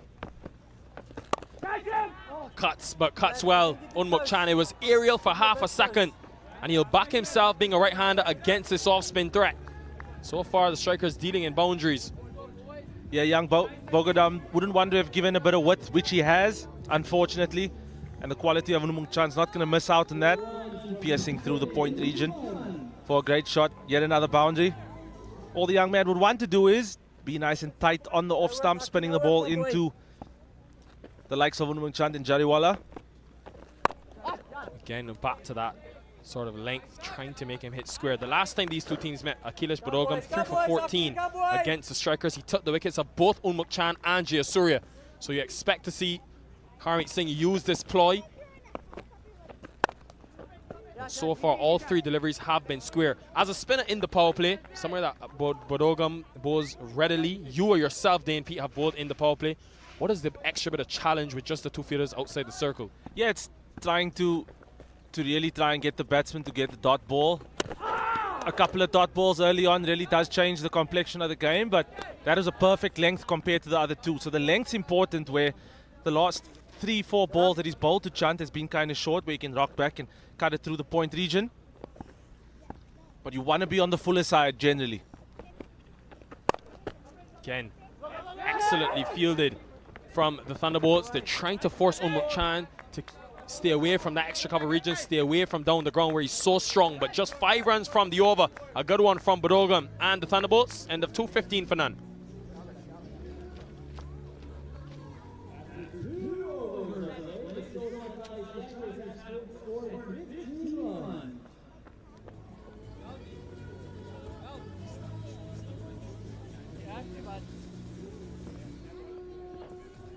A look at the Pacific Conference table. The Dallas Mustangs, of course, were beaten by the Thunderbolts, who are here, both these teams from the Western Division. Just the 2 losses separating the 2. Strikers won both of their matchups against the Thunderbolts. On those occasions, they batted first, defended 94 and 130.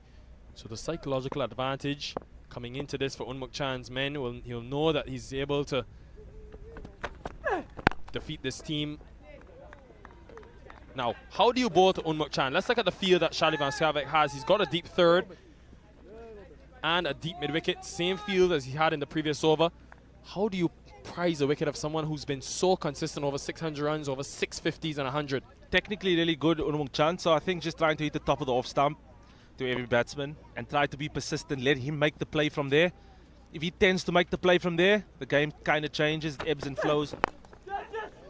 What a shot that is. Mid-wicket was in place. He still backed himself to go over and had no chance. Unmuk Chan, this man, so deceptive in his power because he's just effortless at the crease. Yeah, that was a really good shot. Advancing down the pitch, knowing that Shadley's going to bowl this consistent length and flicking that over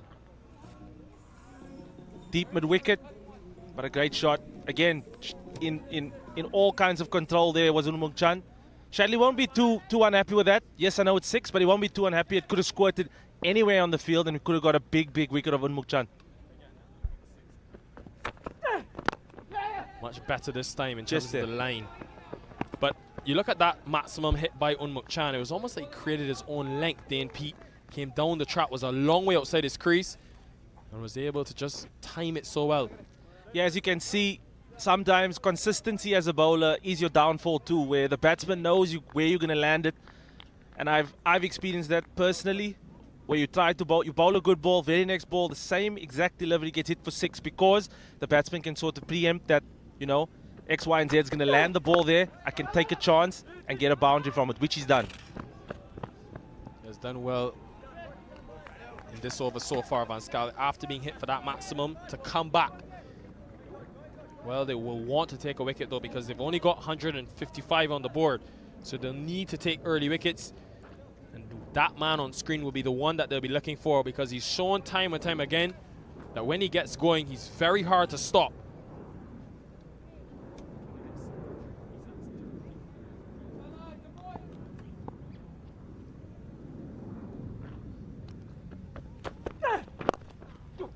Flicked off the hips, more runs. Chan, and such a good runner between the wickets as well, able to come back for 2. For many batters, that would have been just 1. Yes, that's the awareness of the game. He's played a lot of cricket to understand his different pockets.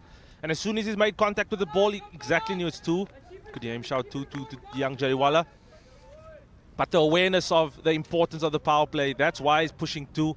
He knows to try and get between 45 and 50. That's going to be really important for the Silicon Valley Strikers, and that's what his journey is on right now.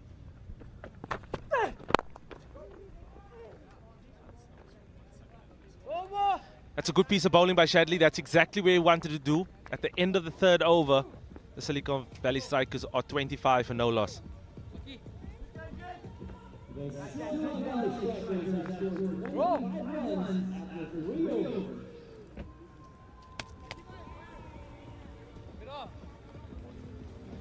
Good to see the fans coming in, enjoying themselves. This packed day we have for you, packed couple of days. Some of the Atlanta Fire come in because they've got action later today. Church Street Park will be, you can think, pretty packed as we go into the evening. It is a bit overcast in terms of conditions, but this is what I love to see the most, Dane Pete, the youth in full effect.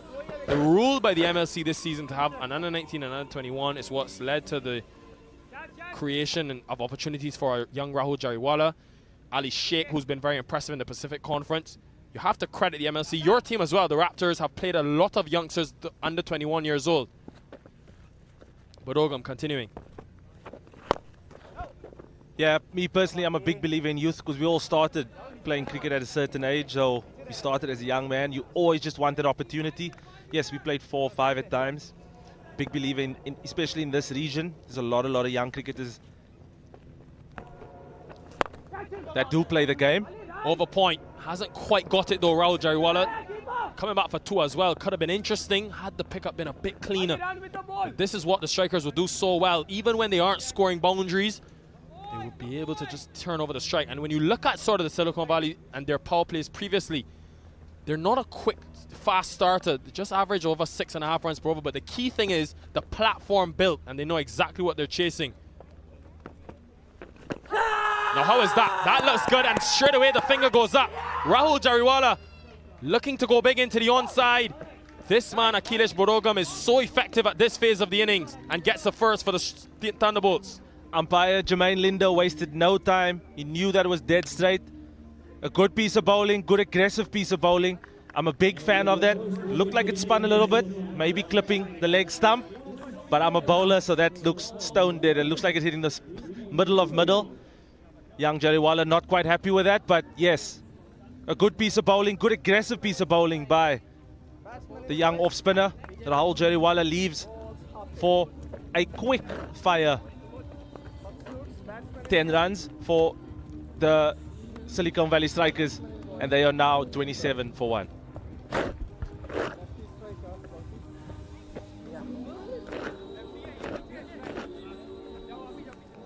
Well, that is a big wicket for the Seattle Thunderbolts in terms of this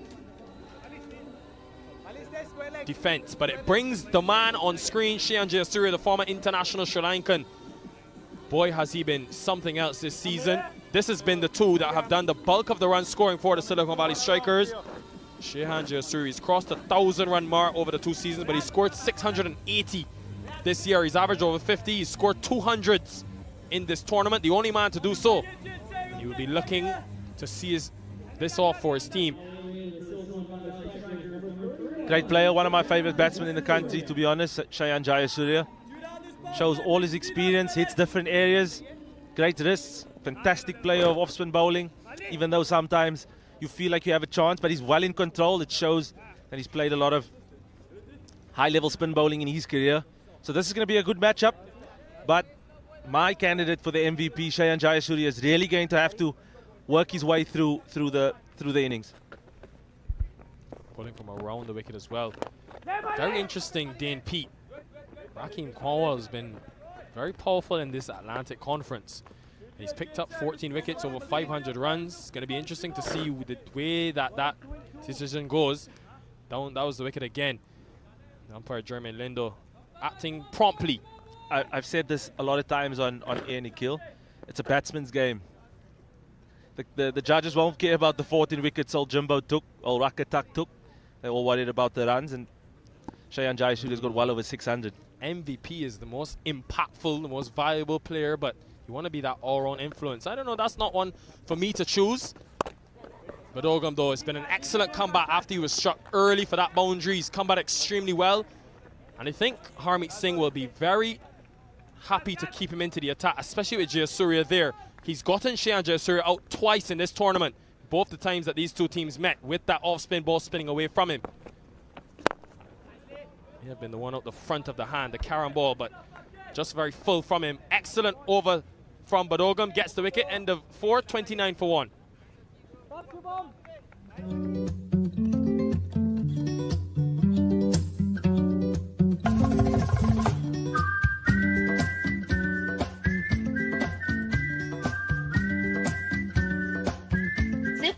world's most powerful field service management solution to work your way and drive more impact. As the most flexible and customizable app for your field operations, Zooper is field service your way. Learn more at zooper.co. So Harmeet Singh, for the first time today, thought it would have been Harmeet Singh, but no, he's opting to save himself back. We wondered if he would bowl an over early inside the power play. He tends to keep himself for the middle overs. He knows that's an important part of the game. Hopefully, I would love to see him bowl the last over of the power play. There's a chance of a wicket, because I know a guy like Shayan Jayasuriya will favor the ball spinning into him.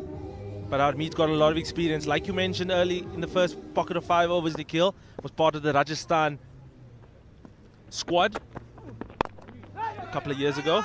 Ranjani into the attack. He'll be disappointed. Really should have been cut off.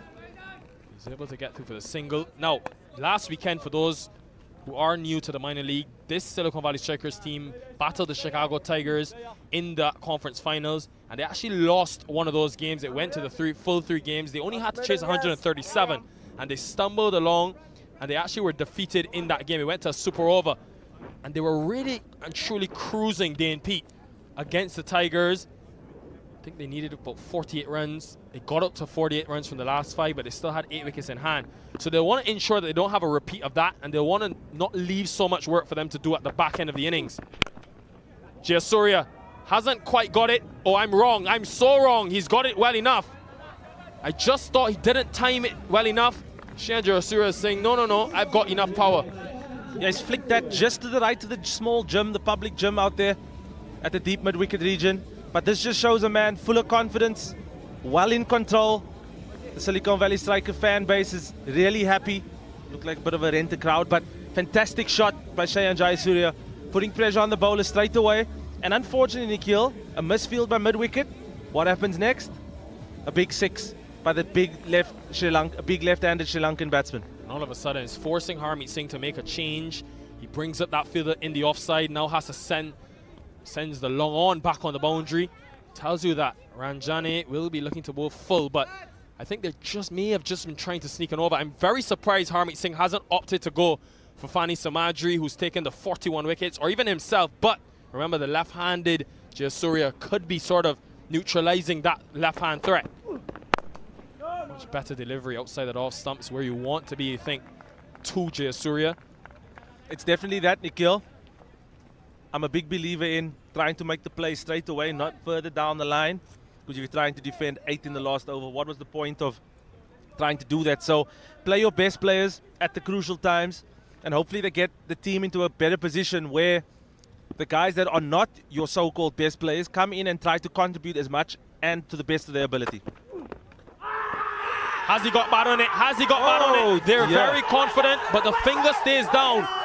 The Seattle Thunderbolts thought for a certain Andreas House, Harmeet Singh, they were all up, they were all roaring. I've seen this multiple times at Church Street Park with this very umpire, Nikhil. Players were not happy with decisions being made. And yet again, it looks like 11 guys very happy with it, that he nicked the ball.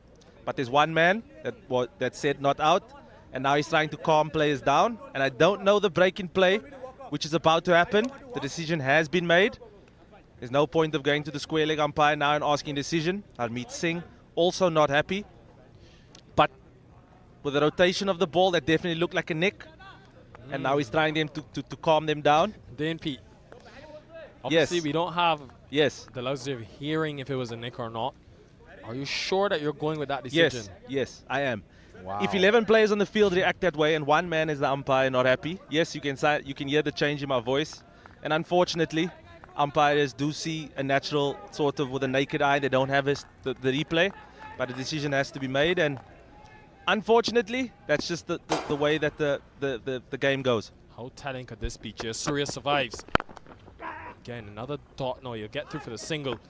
But Shayan Jayasuriya, I mean, we talk about the 680 runs he's come into this with, Dane Pete. But when you look at his last 5 innings, it's been a struggle. Here is that shout again. Came down the track. Definitely a slower ball from Ranjani.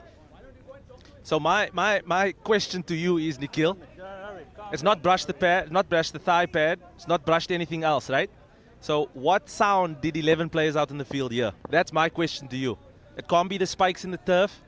The ball, the issue that I have is the umpire gets to make the decision.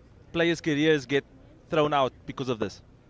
Well, luckily I'm not one of the 11 out in the field. I'm next to you, Dane Pete. Full delivery. Oh, extra cover drive.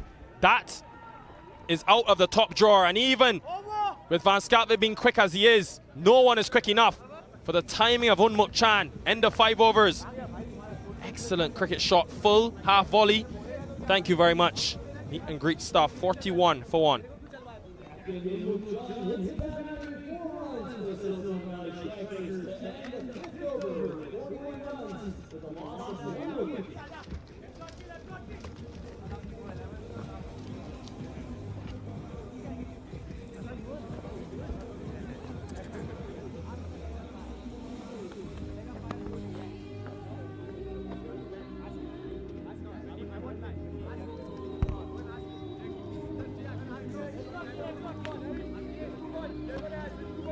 Hello and welcome back to Church Street Park.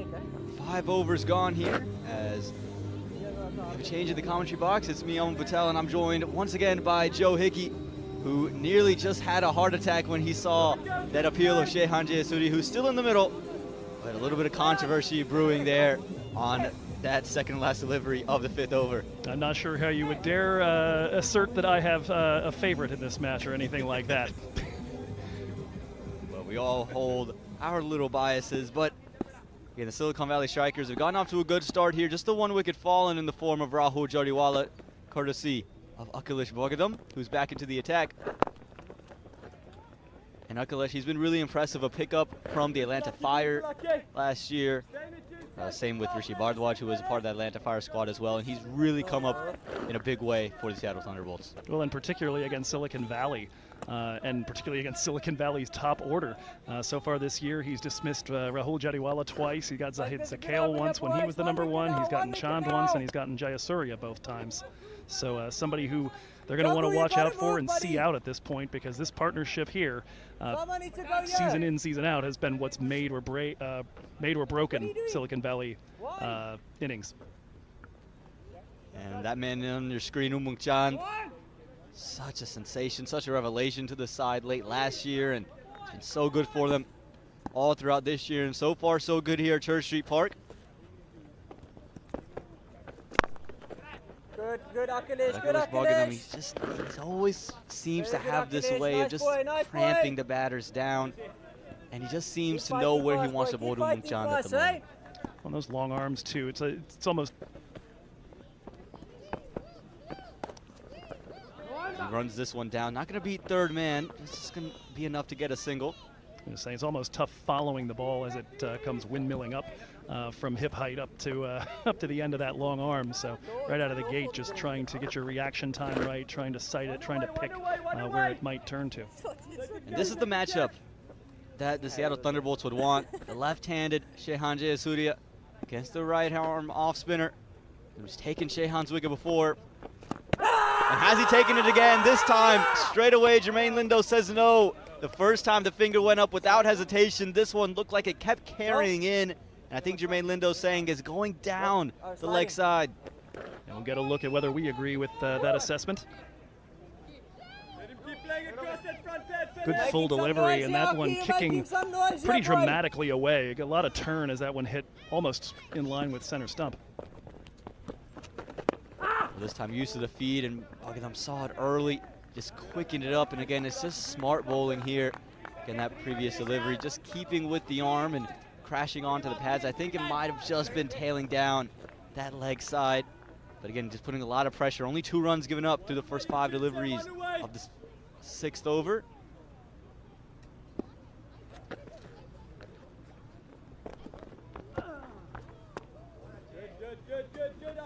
With 1 ball left here in the power play, this is almost exactly Silicon Valley's season average over the regular season. They've averaged 45 for 1. They're currently sitting at 43, so this is a platform that they've had good success with over the course of the year, building from here and trying to maintain their wickets through the middle.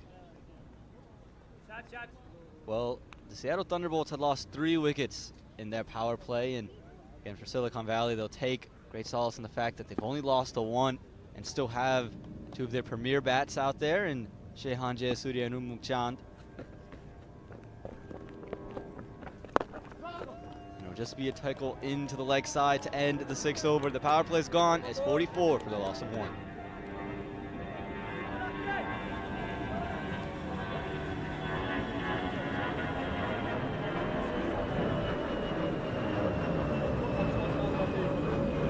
Just take a look at Church Street Park. All the trees around, the apartments scaling through. The Silicon Valley Strikers, though, they're going to like what they have to see. Ummuk Chand still out there, 22 from 18. Rahul Jariwala played some nice strokes before he was undone, and then Shehan Jayasuriya still out there in the middle. Well, and for Ummuk Chand, too, he's looking for a signature performance against one of the better teams in the league. This season, it's a pretty dramatic split when you look between what he did against the 3 SoCal teams, where he averaged 193, to what he's done against the rest of the league, averaging 28. Well, here's the power play. And again, you can see Rahul Jariwala, a couple of shots, and Ummuk Chand was able to get some of these deliveries as well. This one, maybe the shot of the day, comes down the track, a flick off the pads against Shadley. This was the wicket, though, of Rahul Jariwala. Immediately, Jermaine Lindo said yes. And Shehan Jayasuriya, how about this pickup shot? All the way gone for 6. And this one, that was the shout that had all 11 members saying that you're out. But the umpire disagreeing, and you can see that last over, the lowest totaled over of them all. And again, Seattle with just 155 on the board. You want to take wickets early and often. It only gets easier to bat here at Church Street Park. We talked about the winning total average was 173 coming into the day, and well under that mark. So Seattle Thunderbolts will have to go big and have to really turn things up, and they've gone to the wicket taker, Funny Samadri, who's leading all minor league cricket with wickets right now. Yeah, in fact, he's got the 41 to lead everybody in total. His wickets of the death. His wickets of the death would actually rank 5th in minor league cricket just by itself. How about this? It was all happening there. Funny Samadri caught a leading edge of Shehan Jayasuriya up front, and then nearly a run-out opportunity there for Harmeet Singh. Had that one hit, looked like Ummuk Chand was well gone. You can see this leading edge falls in no man's land. Harmeet Singh gets there, nearly runs out. Ummuk Chand would have been well away, and then nearly a run out at the other end too. It's just all happening here at Church Street Park. Trying to find some legal way to get rid of both batters at the same time. No double plays like in baseball, so just got to settle for the 1 wicket, but they weren't able to get a single.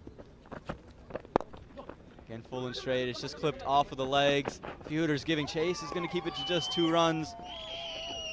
Again, Funny Samadri was very round arm, very sling. We had Nate Hayes call him the Sling King earlier today, and I think that nickname's going to stick on the socials.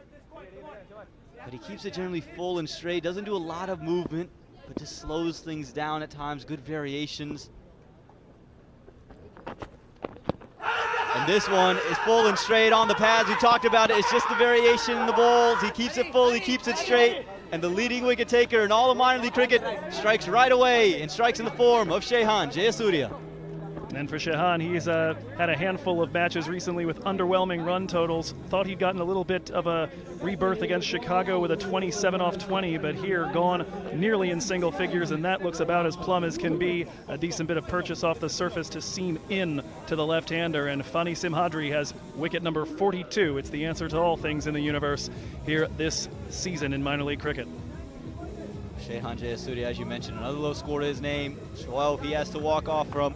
It's 46 for the loss of 2.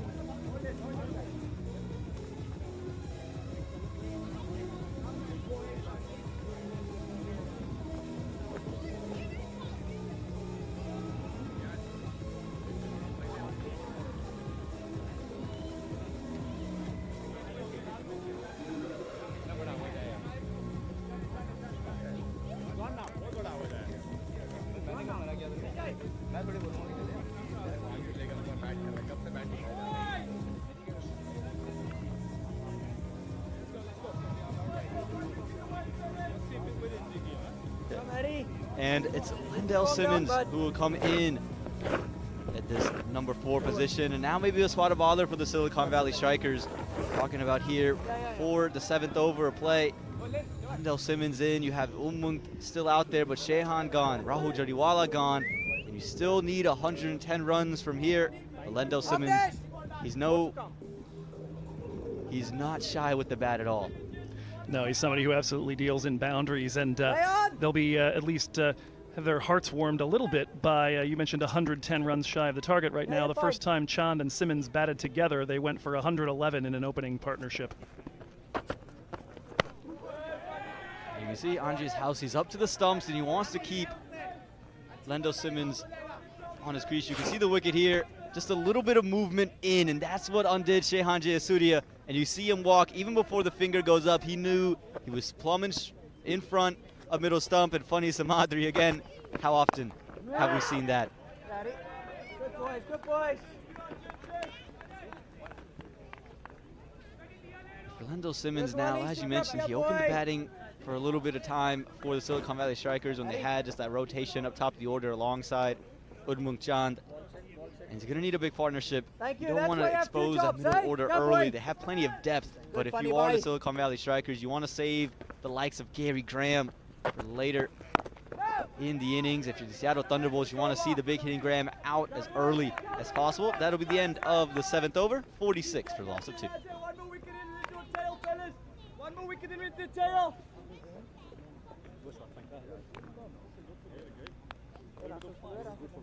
Cap.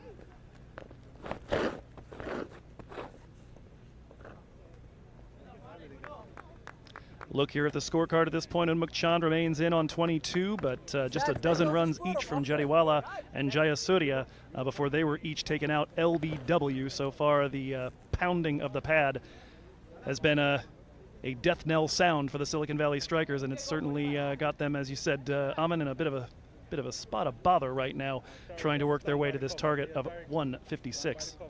Yeah, and still depth on their side. Narsingh Dinarayan, who was a real star for them last year, especially here at Church Street Park. You also have the likes of Gary Graham. Although Dinarayan's somebody who's working his way back into shape, missed the entire regular season with a knee injury, and has just been back for the playoffs to this point. And for the Seattle Thunderbolts with the ball in hand, as you see, the drone that's giving you all these beautiful drone shots from Church Street Park, the very scenic Church Street Park. It's funny, Samadri who's coming straight away with the wicket. We've also seen Akhilesh Bhagadam take a wicket as well. And just, again, look at that scenic setting for finals weekend here in this 2022 Toyota Minor League Cricket Championship presented by Sunoco. It's Udmung Chand who's taking off the helmet now. Seeing spin to continue is Harmeet Singh. Into start and single to start off from. So we have India under 19 versus India under 19. How about that, Joe? Gotta like that face-to-face. As you said, I believe as well, the day after the anniversary of that under 19 World Cup Championship. Yeah, Umung and Harmeet Singh playing on the same under 19 team for the Indian side. And you see turn on off for those two winning a World Cup together. But we know how good Harmeet Singh is with the ball in hand, and you can just see right there, turn straight away. And Singh with a lot of variations available, and doesn't give you much time to find it. Just keeping Lendell Simmons kind of squared up at the moment. You see him with a big stride forward. He just had to keep his stride. You can see this one here. Andre's house, he's not going to give Lendell Simmons any breathing room. He's going to check that back foot. Make sure he's squared in his crease. Went to cut it and got it through the infield. It's racing away, chase to be given, but no fielder is going to be able to get there. It's 4 runs for Lendell Simmons and ease of the pressure. A little bit of width on offer. Lendell Simmons doesn't miss out. And generally speaking, in the middle overs, Silicon Valley try to speed up a bit. Seattle tend to apply the clamps. This will do a world of good to the confidence here as they try to build this new partnership after Shahan's wicket was taken. You just see it here, just rocked back. And as you mentioned, it's going to do a world of good for the Seattle Thunderbolts to see some runs start to flow. Excuse me, for the Silicon Valley Strikers to see runs start to flow. As that one, again, that one turned quite a bit on Lendell Simmons. I think he was looking to just tickle it down to fine leg and ended up turning back onto his middle stump. But again, this could be an interesting matchup as we head later and later. The ball keeps turning like this. This one carries along with the arm. It's going to be a dot ball to end the 8th over, 51 for the loss of 2. Tell Pharmacy, increase orders by 100%. How did a multinational bank build a #1 rated digital app? With people who help leading companies transform through technology. Engineer a better future. Discover how at ust.com. Hey, Lucia. Any chance you can help me type a report? Of course. You are the best. Oh, all this says is Q4 report. Hey, Trevor, how's that report coming? It's going great. Working on it right now.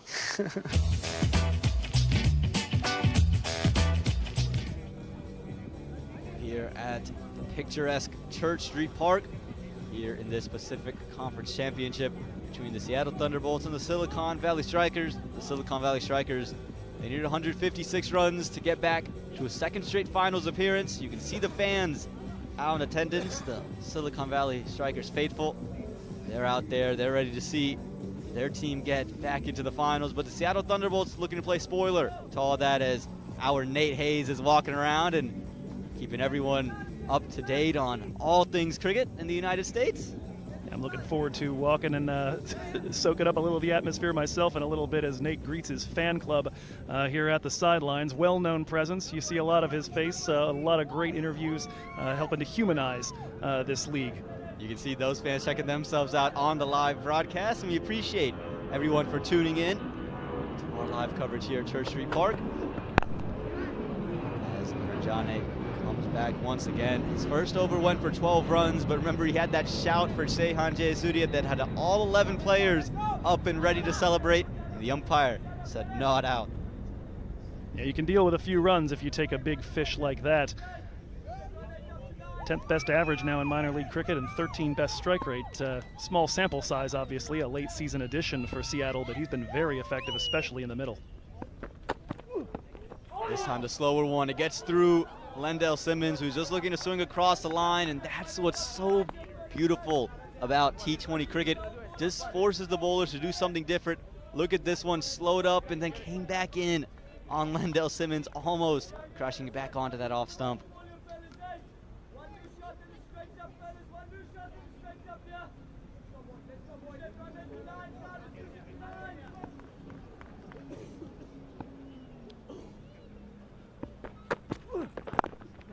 This one, just a quick single scampered away from Umung Chand, and this is kind of a staple of Umung's game. He's always looking to take a single, whether he's at the non-striker's end or the striker's end.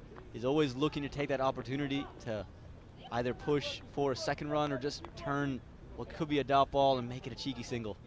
Well, and admittedly, with the warning of small sample size, so far that's what's allowed somebody like Rahul Jadiwala to partner with him so well. He and Lendell Simmons, I think, are still working that chemistry out a little bit, and so they haven't taken as many of those quick ones since Simmons has come to the team. This one again, just run to third man, and as you mentioned, not quite the chemistry between these two, as Lendell Simmons turns this one down, and again, that's going to be the kink you got to work through if you're the Silicon Valley Strikers. When you mentioned before that they've really rotated his Udmuk Chand's partner up at the top of the order throughout the season. He's got 50 partnerships, though, with every single person that they put up there. A couple with Zakhail, one with Bush, two of them with Jadiwala, and already the one with Simmons that went over the century mark. He seems to find chemistry eventually with whoever you put him with. Very deep dugout for the Silicon Valley Strikers. As this one is sent back. And it's sent to the fielder, Umung Chand. He has to go. It's the big fish. He thought he picked it up, but Rajane, who thought he had the wicket of Shehan Jayasuriya, instead strikes in the form of Umung Chand.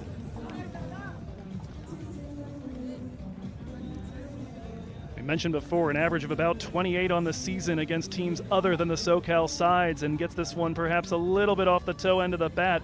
Decent contact with it, but just not quite enough Sunoco to make it to the fence. Just the change of pace as well. He rolled the fingers over it, and Umung Chand, all he could do was pick the fielder out at long gone. He's got to go for just 24, and the third wicket falls for the Silicon Valley Strikers, 53 for the loss of 3.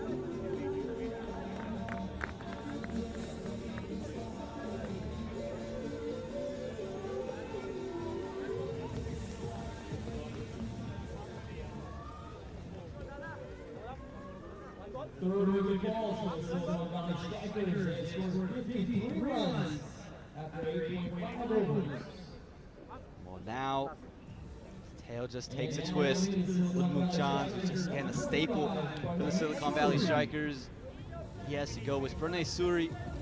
Again, a very good bat in his own right, part of this very deep batting lineup, but now has to do it with Lendell Simmons, who's only been out there for 10 balls, hasn't really looked comfortable. He's he just sees his captain departing. Well, in Surrey, somebody with some leadership experience is going to want to try to bring that calm out there with him. He ended the regular season with 3 scores over 30 in his last 4 outings, so somebody who can absolutely put it together. You see the 416 runs thus far. And right away, how about that for a way to get off the mark? Through the covers, work to be done, and can't do it. That's Rohan Fosnapalli on the deep. How about that shot? Just leaned into it. And that's 4 runs to end this 9th over. You see here the length a little bit on the full side, and Pranay Surrey making good use of the width as well to shoot that through the covers. Fantastic knock, and certainly has been a hallmark for Surrey as of late, the early boundary to get himself settled. 9 overs gone, 57, loss of 3.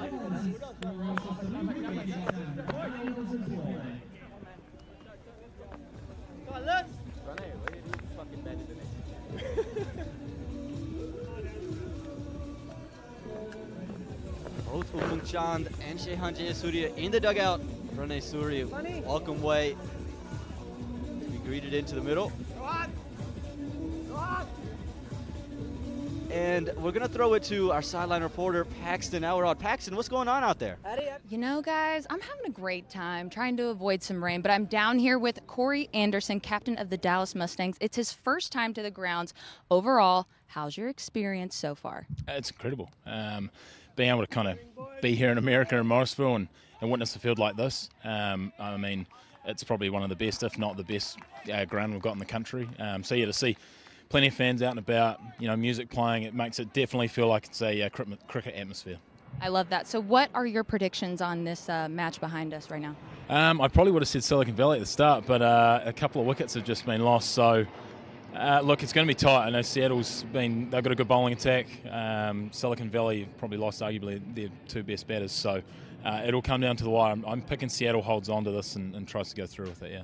Okay, you heard it here first. Back to you guys in the broadcast booth. Well, how about that, Paxton? You found a celebrity out there, and Corey Anderson, who will join us in the booth tomorrow, who has just picked Seattle to win this match and hold on, but Harmeet Singh has just committed the cardinal sin of bowling a no ball to give Lendell Simmons the opportunity to experience a free hit. And that's certainly not somebody you want to give that opportunity to. We're positioned in the broadcast booth at a very fine long off, and heaven help us, there's the foot just barely missing, keeping some of it behind the line. Big swing and a big miss for Lendell Simmons. It's been that kind of day for him. Hasn't been in sync, and you never want to miss out on a free hit. But how many times have we seen that, Joe, where you have a free hit, and more often than not, it just ends up at a dot ball? Well, in a moment like that, you know, you're kind of swinging in a way that's going to be all or nothing. That ball is either going to get airborne in a hurry, or it's going to find its way straight back to the keeper. Harmeet Singh is just so skilled, isn't he? So crafty. We've already seen the arm ball come out a couple of times. This one, just a traditional spinner, but it's the amount of turn he's getting on this wicket that's just not allowing Lendell Simmons to find any rhythm thus far. Goes to cut and only can find backward point inside the circle. Now Simmons looking to dial up some of those performances he's had in other blue jerseys throughout cricket. Great run with the Mumbai Indians. So far, hasn't really found that rhythm. They're going to go for that quick single. Harmeet Singh coming out with another fiery throw that evades the stumps. Again, would have been interesting had it touched. And we're just going to see if we can get a look at that. But again, Harmeet Singh, he's just fiery in all aspects. Look at this, Joe. Would have been tight, but I think he might have just gotten home. No, it looks actually as that hits a bit to the left of the stumps, I think he was gone. How about that, Joe? I think you're right. I think your eyes might be a little bit better than mine over here.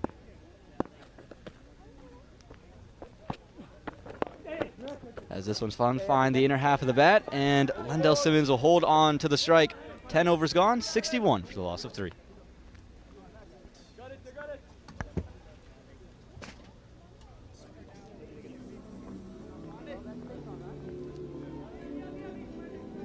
Again, here at Church Street Park, it's just an absolute affair. Fans are out, everyone lively, enjoying this Pacific Conference semifinal. The Silicon Valley Strikers, they got off to a strong start, led by Umungchan's 24, but dismissed just 2 overs ago. Shehan Jayasuriya had to go as well. Rahul Jariwala gone, and those three of the big bats, but now Lendell Simmons, Pranay Suri, the 2 in the middle. And those 2 are going to have to play a big role for the Silicon Valley Strikers if they hope to punch their ticket back into the finals tomorrow. You can just see them start to tail off as of late. And it's just because of those 2 wickets that hit in the 7th and 9th over. And that's really been the difference so far. The Seattle Thunderbolts, they need to continue to take them. Don't want to give a platform for the rest of the batters to accelerate from.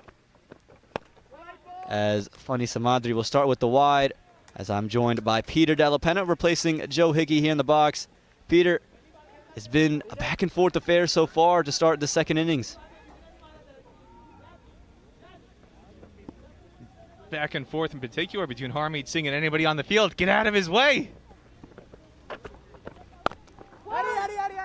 Anybody's questioning the intensity or the passion for these guys. All you have to do is take a look at Harmeet Singh, the captain for the Thunderbolts.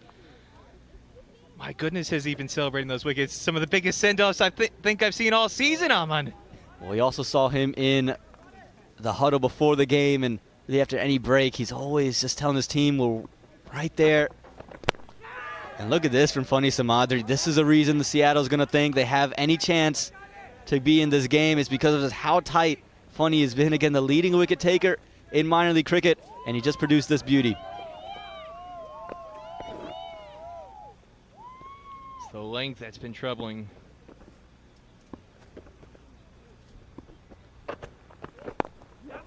He's not an express bowler. Keeper's up to his thumbs, but he's just got a very awkward length. He gets the ball in the right areas to cause problems. Again, just consistently amongst the wickets, and when you just look at Funny Samadri, it's not the wickets just at the tail end. He's picking up the tail enders, Peter. He's picking up big wickets and wickets that matter. He changes the game. Again, that wicket of Shehan Jayasuriya just changes the whole mantra of this game. He's had 2 centuries, Shehan, in this edition of minor league cricket. So we know how dangerous of a bat he is, and Funny Samadri, if he's just able to consistently pick up those types of wickets, just makes it so difficult for any opposition. As this one's going to be worked into the covers from Pranay Suri for 1. Hey guys, next wicket, just make sure you get, if next wicket falls, just make sure the camera follows Harvey wherever the hell he is in the field, because he's going to go out of his mind.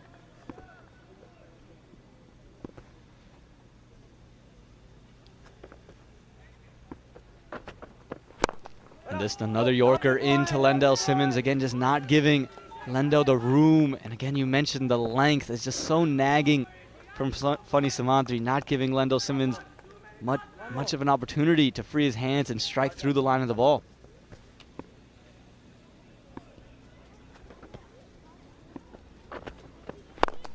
This one missed his length just a touch, and he's going to get punished all the way down the ground for 4. Finally, Lendell Simmons was able to latch on to something. He hit the Yorker 2 times before. This time just misses it, and it's a 4 to end the over. 11 overs gone, 68 for the loss of 3.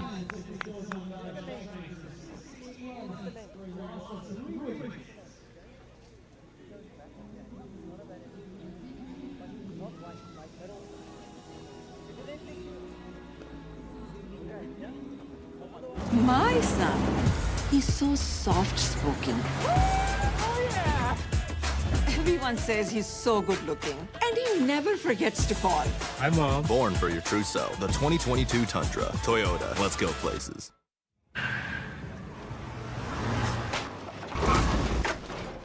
What's up, Doug? What got into you? At Sunoco, we know how to fuel peak performance. Fuel your best. Harmeet Singh to continue his 3rd over.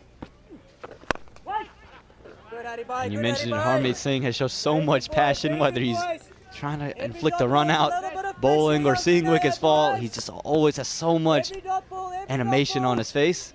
He's got some friends and family here that came out from Atlanta for this final.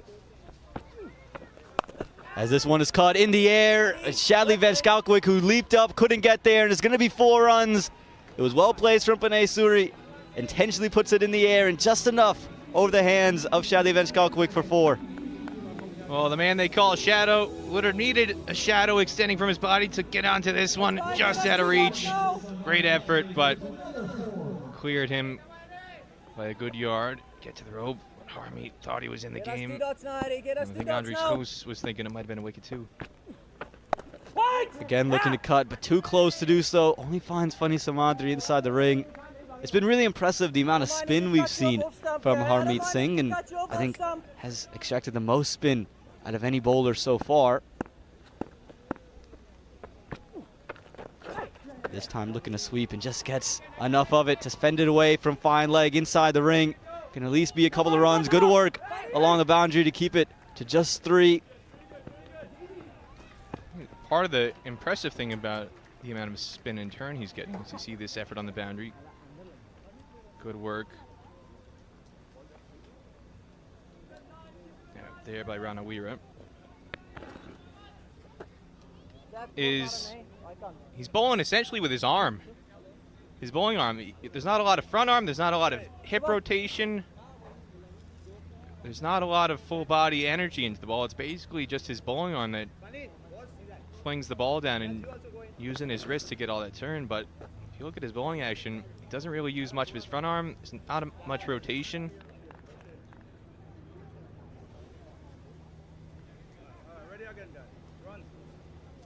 And yet he's still able to cause all these problems, especially with the turn that he's getting. This one's hit straight back down the ground. Fielder there, but it's over him. It clears him, and that's straight back for 6. Lendell Simmons, who's been out of touch and out of flow for a bit. He's starting to find some rhythm, and he found that one all the way over the rope for another 6 runs for the Silicon Valley Strikers. Well, this is just pure Popeye muscle from the forearms here. When this came off the bat, I thought Akhilesh Bodhagam was in play at long off, but just had plenty of juice on it to clear him at long off. This time pulls the length back and a quick single taken. And again, this is going to be important for the Silicon Valley Strikers, taking those quick singles. A big over for them. 12 overs gone, 82 for the loss of 3.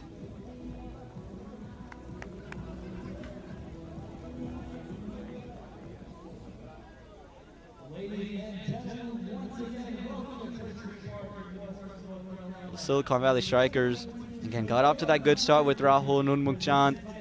24 from 22 for Chand, and Rahul Jariwala 12 from 9. But they started to lose some wickets. Shehan Jayasuri at 12 from 12, Rahul Jariwala 12 from 9, and Nunmukchand undone by Ranjane 24 from 22. But Lendell Simmons has started to pick things up alongside Pranay Suri.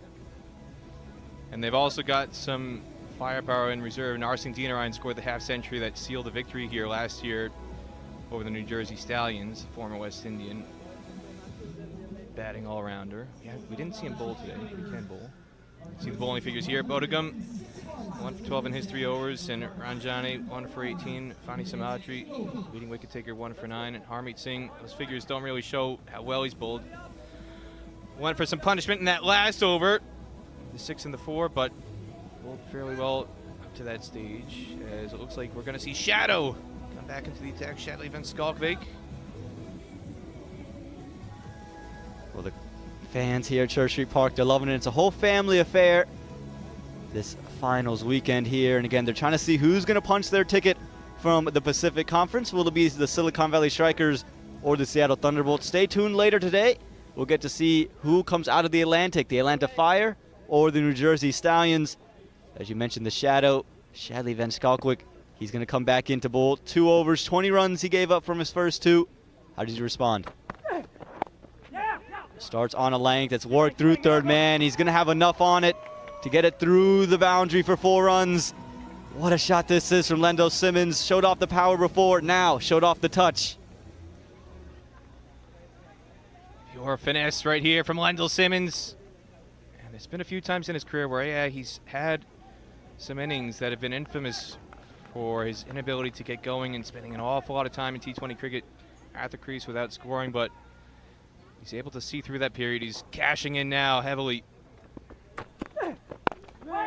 This time Shadley much closer to stumps, a little bit fuller as well. One of the greatest things to see was the same last year, the number of fans come out, especially young fans. If you look around the ground, you see so many young fans, so many young families And it just marks the changing migration patterns to this part of the world's Triangle Cricket League, which represents the research triangle. That's what it's referred to in this part of the world. The largest cricket league in America. And it's really only exploded in the last decade or so. You go back much further historically, the Commonwealth Cricket League in New York, biggest league in America for the longest time with over 80 clubs. Northern California Cricket Association up in San Francisco, and the Southern California Cricket Association historically goes back to the 1920s and 30s with clubs like the Hollywood Cricket Club. But TCL now has got over 150 clubs. Aman, you're part of that. Yeah, team has a match today as well, but I know once they're done with that, checking in on the action here at Church Street Park. Simmons takes a single here. But yeah, you look at all the young fans, all these young kids lining the boundary, getting the balls once they go over the rope. And the young families, the changing migration patterns. You drive in here, and I know it's called Church Street Park on Church Street because it was named after a church on the street, historic church. But a bit further up the road, you've got this humongous Hindu temple that you can see on the way in here, and some of the Adopt a Highway programs, one of the Adopt a Highway programs coming in. Good fielding here by the captain, Harmeet. Typically, you'll see the Adopt a Highway program, which is something that you see all over America. Local businesses or local groups like the Rotary Club or other clubs like that will, quote, quote, adopt a section of the highway to make sure it's clean and maintained. The Adopt a Highway sign on the way in here, the closest one I saw, the Adopt a Highway was sponsored by the Triangle Telangana Association. And then there was another one that was Adopt a Highway that was sponsored by another Hindu temple.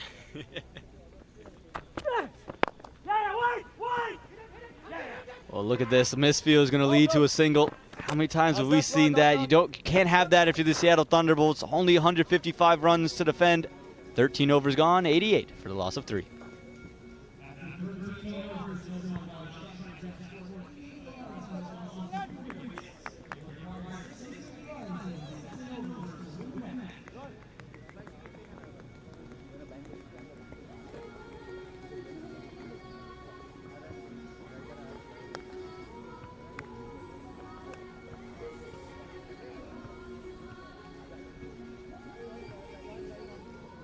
Well, you mentioned it, Peter. Church Street Park, home to a lot of different people, and again, they're all here to support cricket. And the Silicon Valley Strikers at the moment, just trying to cruise through. Umukjan, 24 from 22, but Lendell Simmons, he's 24 from 26. Pranay Suri, 14 from 10. Again, just to wrap up the point, for people who are watching from around the world, as you see the Atlanta Fire, this cornet dry. He looks like he could be a bodyguard outside a nightclub. He's a big unit.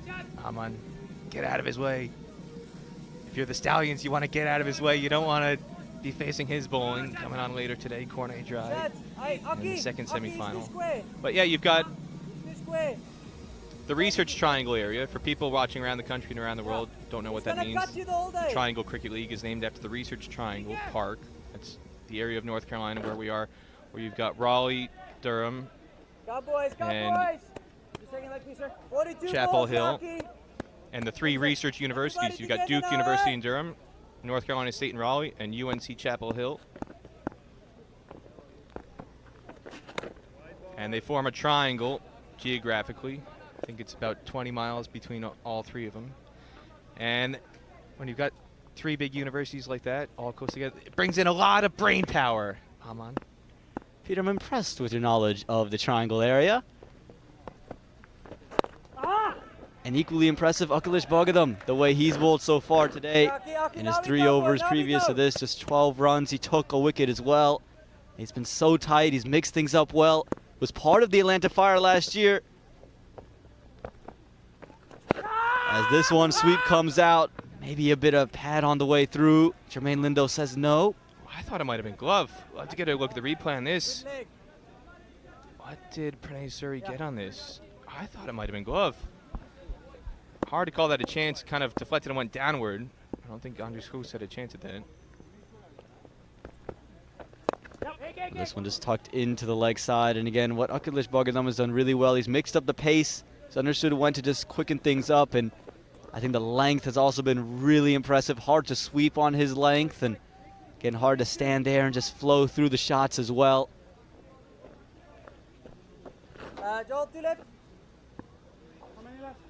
He's got a good sunglasses game too, I've got to say here, Aman. Well, this one sent through the leg side, and he's got enough of it. Lendell Simmons has showed off the power time and time again, and this one the biggest of them all. And it's this big shot that finally takes his strike rate over 100 in this knock. And these are big boundaries, square the wicket, so it takes some serious muscle to clear the rope on that side of the ground. But Lendell Simmons has been in the gym leading into this semifinal. Aman, he's got plenty of muscle. He might need to cut some holes in those sleeves there. His biceps are bursting through. Well, the shots are bursting through at the moment, Peter. That's another one. Straight back down the ground, bigger and better. Lendell Simmons, he's sending the balls out to the fans and sending the runs for the Silicon Valley Strikers. Oh, he definitely had his spinach today. More Popeye muscles coming out from Lendell Simmons. Cranking this one high over the wide long on rope, over the bleachers, into the parking lot. Watch out, Toyota sponsor display. Watch out, Toyota Tundra, Aman. He's got the power of a Toyota Tundra, I'll tell you that. Lendell Simmons, look at this. Just latched onto it quickly, cleared the front foot, sent it over the leg side and again into the parking lot. How much pressure has he put onto this Seattle Thunderbolts side with the delivery left in the 14th over, and now he's grooving out to the music. He's in a calm state of mind right now. He's free flowing.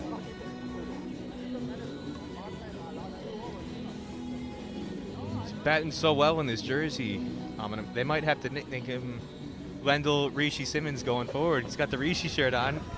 It's a late arrival in the Strikers squad. There's the Toyota sponsors tent. It's been going around the country to all the community days that minor league cricket and major league cricket have been putting on. I saw that display there in Houston. They had one out in Silicon Valley. They had one in Philadelphia. Huge community days for minor league cricket. Getting everybody out. There you go. There's your Toyota Tundra. How about that? Pristine, just like Church Street Park.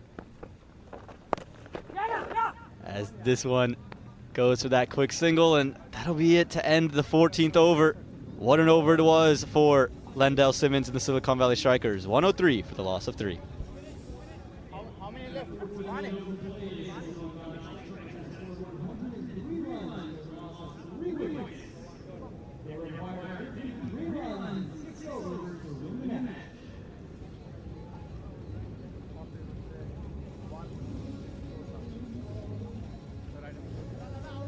Well, how about this? The worm chart, it was just starting to plateau a bit for the Silicon Valley Strikers in that middle period. But Lendell Simmons, after his incredible ball striking, it shot up past the Seattle Thunderbolts now at the end of 14. I like to call this the prairie dog. The prairie dog is popping up to have a peak above ground. They've gone above the Thunderbolts' commensurate run rate. And there you see the New Jersey Stallions trickling on in. Again, they'll take on the New Jersey Stallions later today. Excuse me, the New Jersey Stallions will take on the Atlanta Fire later today to see who will join the winner of this Pacific Conference Showdown in the finals tomorrow. Again, the Silicon Valley Strikers just need 96 more runs. Plenty of time to do it. Excuse me, do not need 96, need just 53 more runs.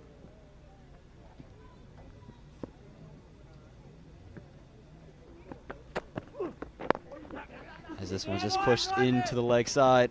And they're going to go ahead and push for 2. It's good running. We mentioned it early, Peter. When the ball goes square, you have to make sure you push for 2. Really good work. Just nice touch on that one. And there's Rishi Singh. You can see Jesse on his backpack, Jersey Stallions captain. Coming back here. He's a popular figure.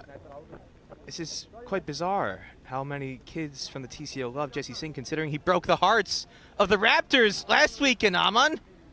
Jesse was the captain who swept the Raptors 2-0 in the initial playoff round last week. I would have thought they'd be giving him the cold shoulder, but no, the TCL kids, they love Jesse Singh, man. Well, they'll take any celebrity, they'll take any cricketer, doesn't matter. This one down the ground, up in the air, and he's found the fielder, Lendell Simmons, after the incredible ball striking. He's got to go. He's picked out the man there at long off. And Lendell Simmons, after some incredible ball striking, he leaves courtesy of Rajane. Oh, he just looked like he skewed this off the splice of the bat. It was there to hit, tried to smash it on the up, and it just fluttered towards long off, settled himself. Easy catch, a couple yards in from the rope. And Shubham Ranjane has now breathed some life back into the Thunderbolts in the field as Van Skalkvik takes the catch right in front of the dugout. And Simmons, just when he got going, he's got to walk off for 39. It's 105 for 4 in the 15th.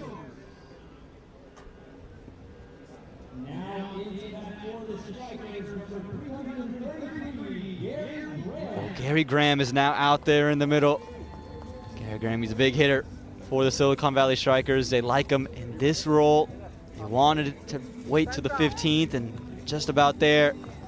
Just 51 runs left. They'll fancy their chances. You can see it, 346 runs through 2 years in minor league cricket. Okay, not only do they have Graham, but they've also got Narsingh Deenarine in reserve, so still plenty of options here for the Strikers, needing just under 10 and over. There's some of the families for the Strikers on the right there. That's Devi Netravalkar. That's Saurabh Netravalkar's wife. There's Megan Suri. And a no ball here from Shubham Rajane. The Cardinals sin. Can't have it. Again, you just took the wicket. You don't need to force it. Let's take a look at this. Yeah, clearly a no ball there. Foot over the line, and Gary Graham, a welcome gift, a free hit to start out his day. So one step forward, one step back. You take a wicket, and then right away, Cardinal sin.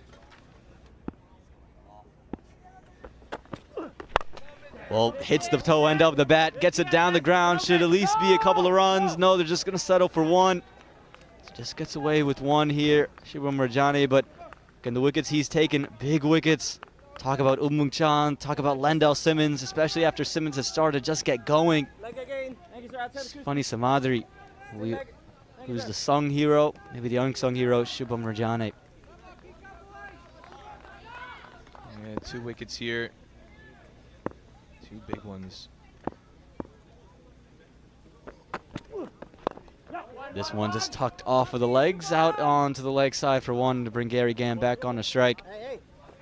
All the family support we saw before earlier on camera from the Strikers, it's a very strong hint that they're confident it's not going to be a short weekend for them. It's not going to be a wasted weekend. They booked flights and hotel rooms to be here through Monday. They're expecting to be here for the whole weekend. Here on the left, it's Devi Netravalkar, Saurabh's wife, and on the right, it's Megan Suri. It's Pranay Suri's wife on the right. They've got their sixes cards out, supporting the Strikers. They're hoping for deja vu from last year, where they were lifting the cup and celebrating their time in Morrisville. Can they replicate it? Well, Gary Graham gets one into the leg side for one to end the 15th over. So 47 will be required from the final 5, 109 for the loss of 4.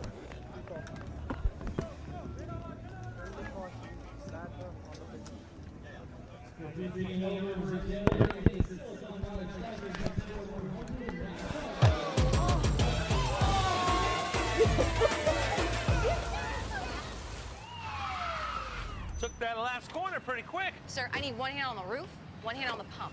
Timeout for Sunoco Go Rewards. Keep pumping. With new Sunoco Go Rewards, when you fuel, you save, because rewards come first. Back at Church Street Park, where the action heating up in this 2022 Toyota Minor League Cricket Championship, presented by Sunoco, of course. 47 needed from the last 5. Pranay Suri, who's been there for 14 deliveries, been there for a while. He's got to face the tough challenge of the opposition captain, Harmeet Singh. Gary Graham, who can strike it a long way. How does he play this matchup? Singh has 1 over remaining. Overcast conditions, Dane Pete alongside me. Good day to you, Dane. Good day again, Nikhil. What a lovely 5 over set we have here ahead of us. Massive over this. Harmeet Singh could go either way. Seen the way that Gary Graham's gone about his business, he's not blocking to have a look. Well, this man, when he sizes it up, he connects and connects big. That has got to be the biggest 6 we've seen today. Gary Graham, welcome to Church Street Park. 333 Gary. It says on his back. I wonder if that's from the great universal or universe boss, as we well know, Chris Gale. Harmeet Singh giving it a bit of air. As you can see, the position of the ball, 45-degree seam, which means he's trying to spin the ball past the outside edge, but Gary Graham smashing that into the tent right next to us, Nikhil. Look up this Dane. Says it all. This man hits the ball so powerfully. He's a head curator at Morgan Hill, that venue, but he's been a consistent performer for the Silicon Valley Strikers. He's had to take a back seat this season because of the way that Unmuk Chan and Shane Jasuri have batted. But he's no stranger to the situation, to these situations. Only 119 runs this year, but a strike rate of 188. That's impressive coming at the area that he tends to come in. Nice delicate shot there by Suri. More runs for Pranay Suri, and it will just get into the boundary. Turning out to be a big over. You wondered if they would see out the threat of Harmeet Singh, but instead they've attacked him and attacked him well. Just signaling to his long off fielder, wasn't quite happy with the delivery, but he's saying came off the outside edge, but he strayed in length, in line, I beg your pardon. And Suri getting a bottom edge on the bat, but with the pace and the great lush outfield we have at Church Street Park, a trickle away for yet another boundary. That's 11 of 3 deliveries. It's a great start by the Strikers to their 16th over. Well, this man, Pranay Suri's had to step up in such a big way, Dane Pete, especially with the absences of Raymond Rifa, who's gone to the 60, as well as Roshan Primus, the 2 all-rounders that have kept things together. It means that Gary Graham, Narsingh Deonarine, those that did extremely well last season, have got to step up now, even with limited opportunities this year. What a delivery. Harmeet Singh, always in the thick of things. Always in the thick of things with a bat ball, screaming at his fielders, trying to get them back and getting some purchase as well on that delivery that we saw, but a single to end the over. And this game coming down to the wire. At the end of the over, 122 for 4.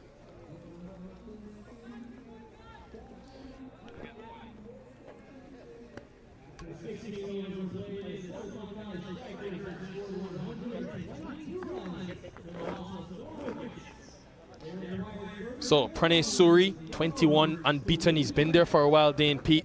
Gary Graham, we've seen already the striking that he's capable of. They still have Narsingh Deonarine, who did get a half century last season to win the game for his Silicon Valley Strikers in the final. A lot of batting to come. They still need 34 from 4. They've got to go at 8.5. Now, this is very interesting, Dane. How does Harmeet Singh manage his options? Samadji, the leading wicket taker of the tournament, has got 2 up his sleeve. Ranjana's got 1. Van Skalvik 1. Yeah, he's obviously going to use these. The bowler of the tournament was also in the hat for MVP. Has bowled exceptionally well. Looks like he's coming to the attack right now to try and get a wicket. A wicket that will be extremely, extremely important in the context of the game. Gary Graham's not slowing down, Nikhil. He goes, but he hasn't got it. Man at long off underneath it, and the man at long off takes it. And every time the Strikers have taken control of things, the Thunderbolts have found their way back. That was in the zone for Gary Graham to take advantage of. But unfortunately, getting the toe end of the bat and not quite getting enough of it. The safe hands of Shadley van Skalkwyk down a long off boundary was all over that delivery and taking a comfortable catch in the end. A massive, massive wicket in the context of the game. With 23 balls remaining, 34 runs to get, it's game on yet again, Nikhil. Well, Graham will be disappointed. He walks back after hitting that 1 maximum, gone for 10. End of the over, sorry, end of Gary Graham, 122 now for 5.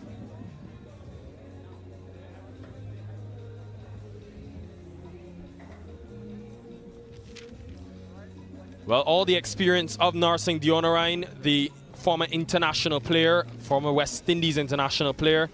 He's got to do it again for his team. Remember that finals weekend last season? He stepped up in a big way, especially in the finals when they chased the Silicon Valley Strikers against the Stallions and won the game. It was Deonarine and Primus who got the job done. This season, though, he's battled with those knee injuries and he has struggled. So just his second innings in the middle, and he will be looking to win this game for his team. Yeah, my favorite part of the finals was Narsingh Deonarine batting in his sunglasses. He had a lot of flair, but the big thing for me was the experience that he showed, guiding his team to 144, I think it was the target. But then have a look again at the wicket, looking like it hit at the bottom end of the bat for Gary Graham. Not quite getting under it, as we say in cricket. And a great, great catch by Shadley van Schalkwyk down on the long off boundary. This man in screen now, Nikhil. Buzzing, buzzing, buzzing. Looking for an important period to stop the game for the Seattle. He knows this is an important over. Well, he's known to be in big situations. He's played at 2 under-19 World Cups for India. But that was as a youngster, and he wasn't captain. This time around, he's got to lead his team and find a way to lead his team using his elements of Simadri, who's bowled with this beautiful angle all season. A very slingy action from left arm over. And he's been sort of a unsung hero to say, because then he's not, you look at him, he's not the fastest bowler, he's not the most flashy, but he's just very consistent. And I think with Andres Gauss up to the stumps, that adds a whole nother element of difficulty for opposition batters. Yes, you can't leave your crease, unfortunately, when the keeper's up, unless you're really confident. But as you can see, the change of pace, he does bowl from that slingy action. He does, to be brutally honest, it looks innocuous, but he's got a ton of skill that's hidden away in all this leg cut and off cut that he has got going for himself. So you can't really take him for granted. He's got over 42, 43 wickets in this competition, which has been an exceptional effort by the young man.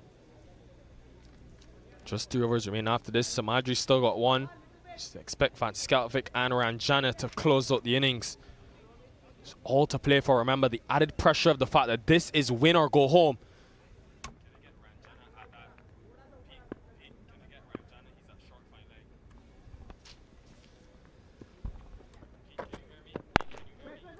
Full delivery, full toss, gets away with it. Massive delivery, that dot ball. Great piece of bowling that by Simadri. It's an important period. Andries Gauss standing back now, so it's a difficult period this now to try and execute this for the young man, but he showed throughout this competition he's definitely the man for the business.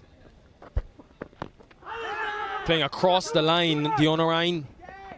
Was there an inside edge on it? We'll come back for 2. Fani Simadri, though, what an over. The 17th, one of the most important when you're defending runs. So often your best bowlers bowl the 17th and 19th over. So far he's conceded 3 runs and he's got a wicket when the asking rate is close to 10 and over. This 2022 Toyota Minor League Cricket Championship presented by Sunoco. Yeah, it's awesome. Great to see. Valuable 2 runs that. The required rate still under 10 and over, so not well out of the reach for the strikers. Excellent bowling again from Simadri. Just happy to go to that sort of good length, 6 to 9 meter range, go into the pitch and go pace off and let things go culminate how they're supposed to. End of the 17th over, 126 for 5.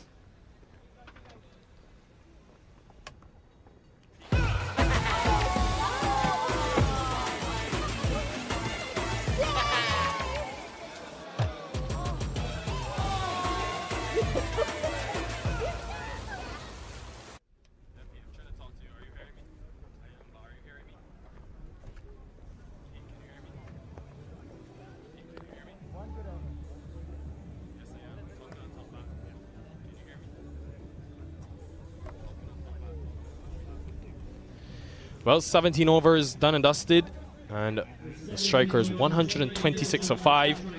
It means that they need 30 from the last 3 overs. Fani Simadri has been brilliant in his 3 to get the 2 wickets for just 13 runs. They've got to the phase of the game, Nikhil, now where a big 15-run over completely changed the complexion of the game, but an 8-run over puts them in the driver's seat. So it's never dead and buried at Church Street Park. Let me tell you, I've been involved in, as you said, multiple games where it's never dead and buried. So the nature of you know, the ground, you're never quite out of it. A couple of heavy clouds. Yeah, the breeze has really picked up as well. Yes. So I wonder. It's a welcome relief here in the booth. Wonder what that means, Dane Pete, for later today. Of course, we have Atlantic action coming your way. The Stallions up against the Fire. Ranjana, a very important over. Goes straight up. There is 2 fielders inside the circle, and it will fall into no man's land. And it will just roll into the boundary as well. Narsingh Dionarain, has he gotten a 4? We haven't seen the signal from the umpires yet. Comes now, so a boundary for the strikers, a perfect way to start the over. Great start to the over. It's fantastic by Narsingh Dionarain, knowing that the field is up through the offside, just chipping it over the third man. A great effort by the third man to try and keep that ball in play, but unfortunately it trickled away to the boundary. And a great start for the strikers in this 18th over. Well, all of a sudden, Dane Pete, it feels like a hurricane has approached Church Street Park. The Houston Hurricanes. The breeze has significantly picked up. And all of a sudden, you wonder what that means for weather, atmospheric conditions. Of course, this game now coming to a close. But we do have more action later today. I know rain was scheduled for this weekend, but it was supposed to come tomorrow night. I spoke to the weather gods, Dane Pete, and they said they're going to bring it at 11 p.m. Who upset them? I don't know. I have a name at the top of the head, but I won't rather mention that. There's some heavy clouds, yes, Nikhil. Don't ask me if it's rain or not. I've moved here in March. Come on, Dane. This is your home ground. It's my home ground, but don't tell me. I'm a cricket player. As you called me earlier, I'm a commentator. I'm not Weatherman Pete, unfortunately.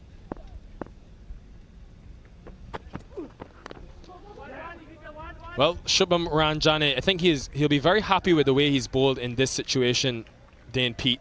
The way that his captain has used him has also been very effective as well.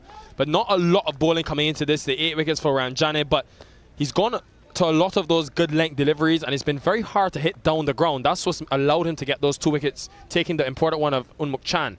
Yeah, definitely. Those stats from previous in the competition, it's all scratched away. It's about a one-off game that you need to take care of, and which he's done really well. I personally think he's bowled an exceptional spell for Harmeet Singh. Well, Narsingh Dionarain, take a bow. Over, long off. This is international experience at its best. Couple of big strikes. That is a very important one for the strikers. He knew exactly what he wanted to do, and he got that delivery. Narsingh Dionarain over the years has loved width in his international career, and showing no matter the age, he has definitely got better with time. He is hitting the ball sweetly. It's amazing, Nikhil, that he's just come in, faced less than 10 deliveries, and he's already moved to a strike rate well over 200, which puts his team in a fantastic, fantastic position. Well, he certainly knows this ground well. 52 from 43 deliveries in last year's final, and he'll be looking to carry on from that. Felt like he missed out there. This is an expensive over, though, from Ranjana. He still has a delivery to get through. We expect Samadri will bowl the next. Yeah, for sure. This is an important delivery. Again, there's still 17 runs left to use, but they would want to get a dot ball delivery. Find a way to get a dot delivery. Harmeet Singh just walking over to his bowler, trying to get into the bowler's mind and say, this is what I want. A slight tense dressing room, everyone dispersed in that area. Unmuk Chan can't sit down, sit still. Excellent Yorker, well executed to close out the over. This game going down to the wire. It's going to be 16 from the last 2. 140 for 5.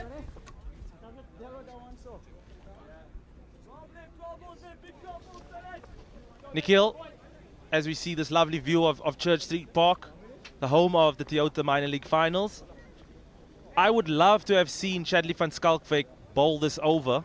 Yes, he's an important guy, but if you have 8 runs, 7 runs required in the last over, the young man who's got close to 50 wickets in the minor league shows a skill set that can defend that. So in the 19th over, the penultimate over, you would want to go with a bit more of experience, try to get, 9, 10 of this over, and hope that the final over goes down to the left armour that can defend it.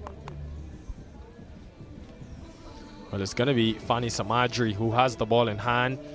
Change of bat for Pranay Suri. And don't discount or discredit the innings that he's played. 24 from 20.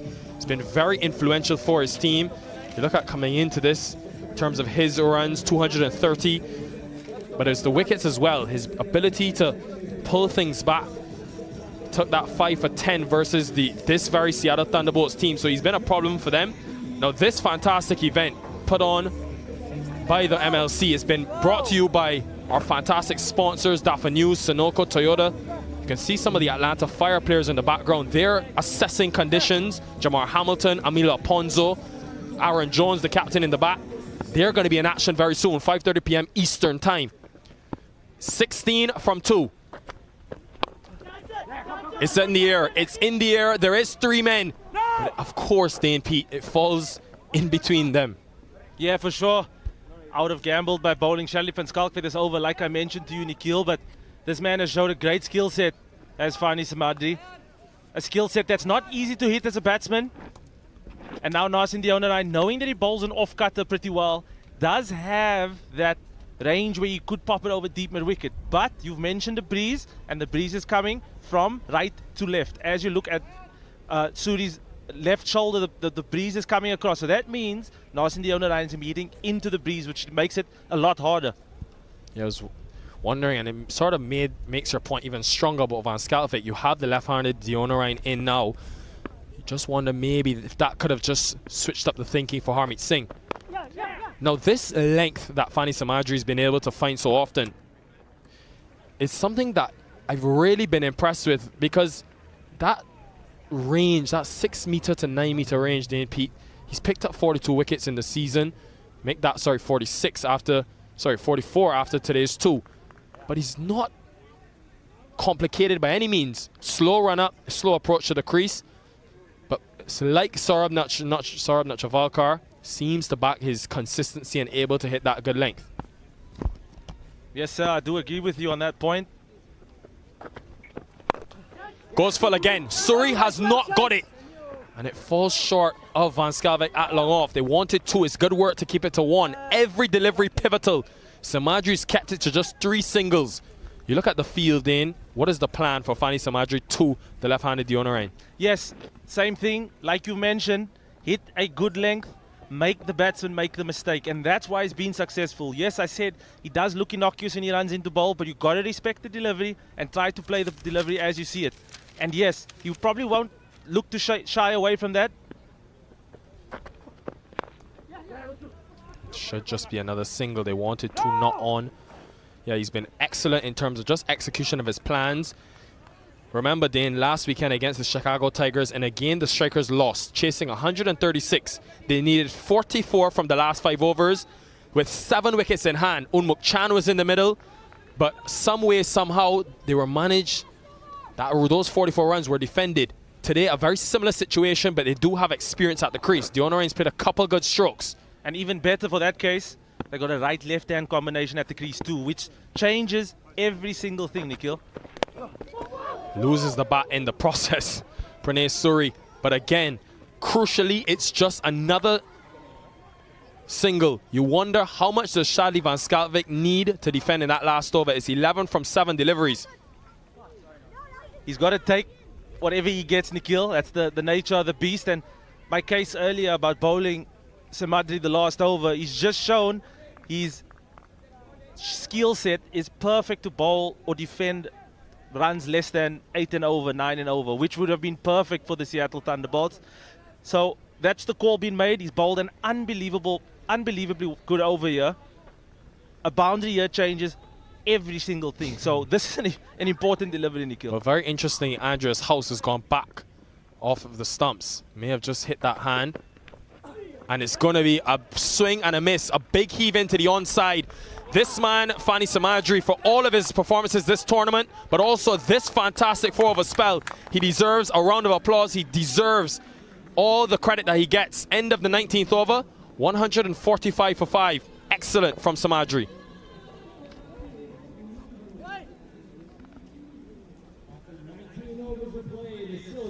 Strikers have scored 145 runs for the loss of 5 wickets. They require 11 runs in the final over to win the match.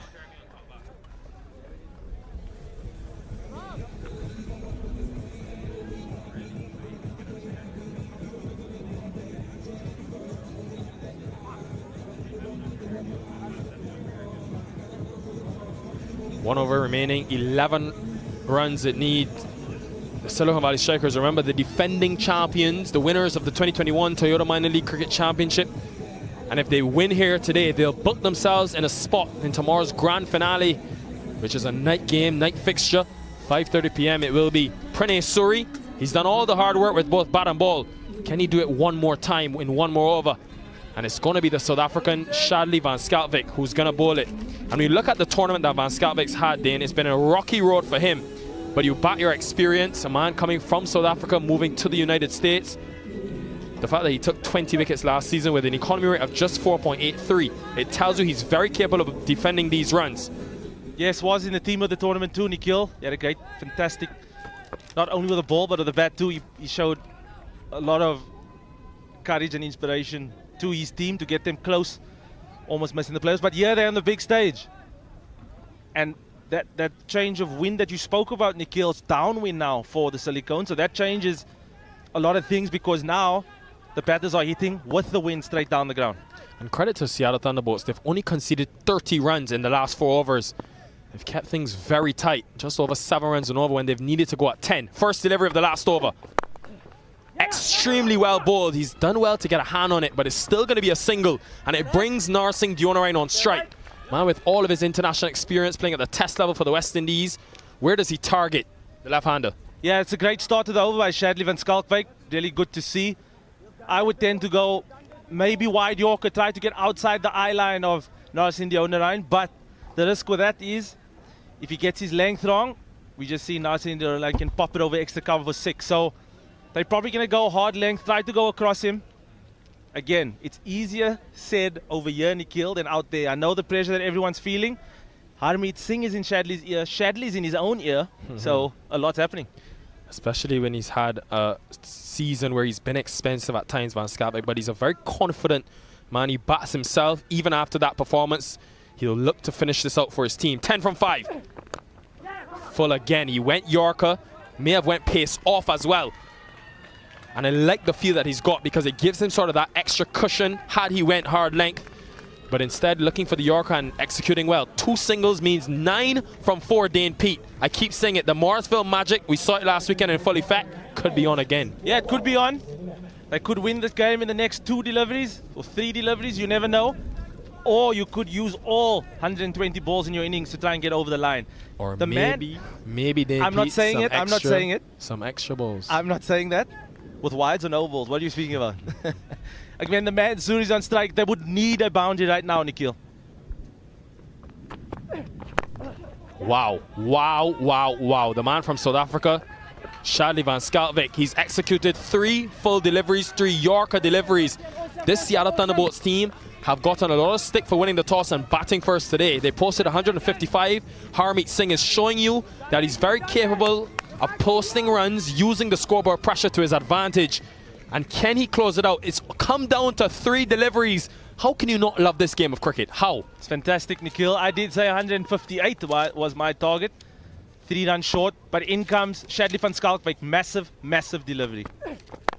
It's a full toss, and it's gone straight up. Bodogam should take the catch comfortably. He does.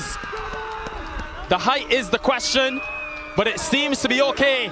Deonarain has got to go. Van Schalkwyk has bowled a superb final over so far. 3 singles and now a wicket. Unbelievable scenes. As you can see over in the VIP tent, that's a massive, massive delivery. Height was fine. Good call by the square leg umpire for once. A fantastic, fantastic wicket for Shadley van Schalkwyk. And an important part of the game. Yes, 2 deliveries to go, 8 to win. That grey hair in that man's beard is there for a reason. He's a wise, wise man. Narsingh Deonarain, after a couple of big strikes, He's got to go. Walking back, Diona Ryan for 18. The score 148 for 6.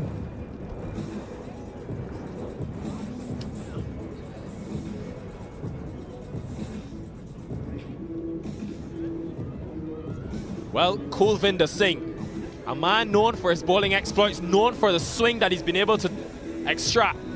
Can he do it with the bat? And he's got to hit 2 boundaries. Dane Pete, could you believe it? The Silicon Valley Strikers, a team who entered this losing 1 single game in the group stages. They beat the Seattle Thunderbolts team twice and could be on the verge of defeating the Seattle Thunderbolts. They've got the right man on strike to get over the line. But like you said, round robin stages, group stages, regular season stages, it means for nothing. The Seattle Thunderbolts fans are absolutely loving this. Oh, mind games from Charlie van Schalkwyk. You South Africans are very tricky.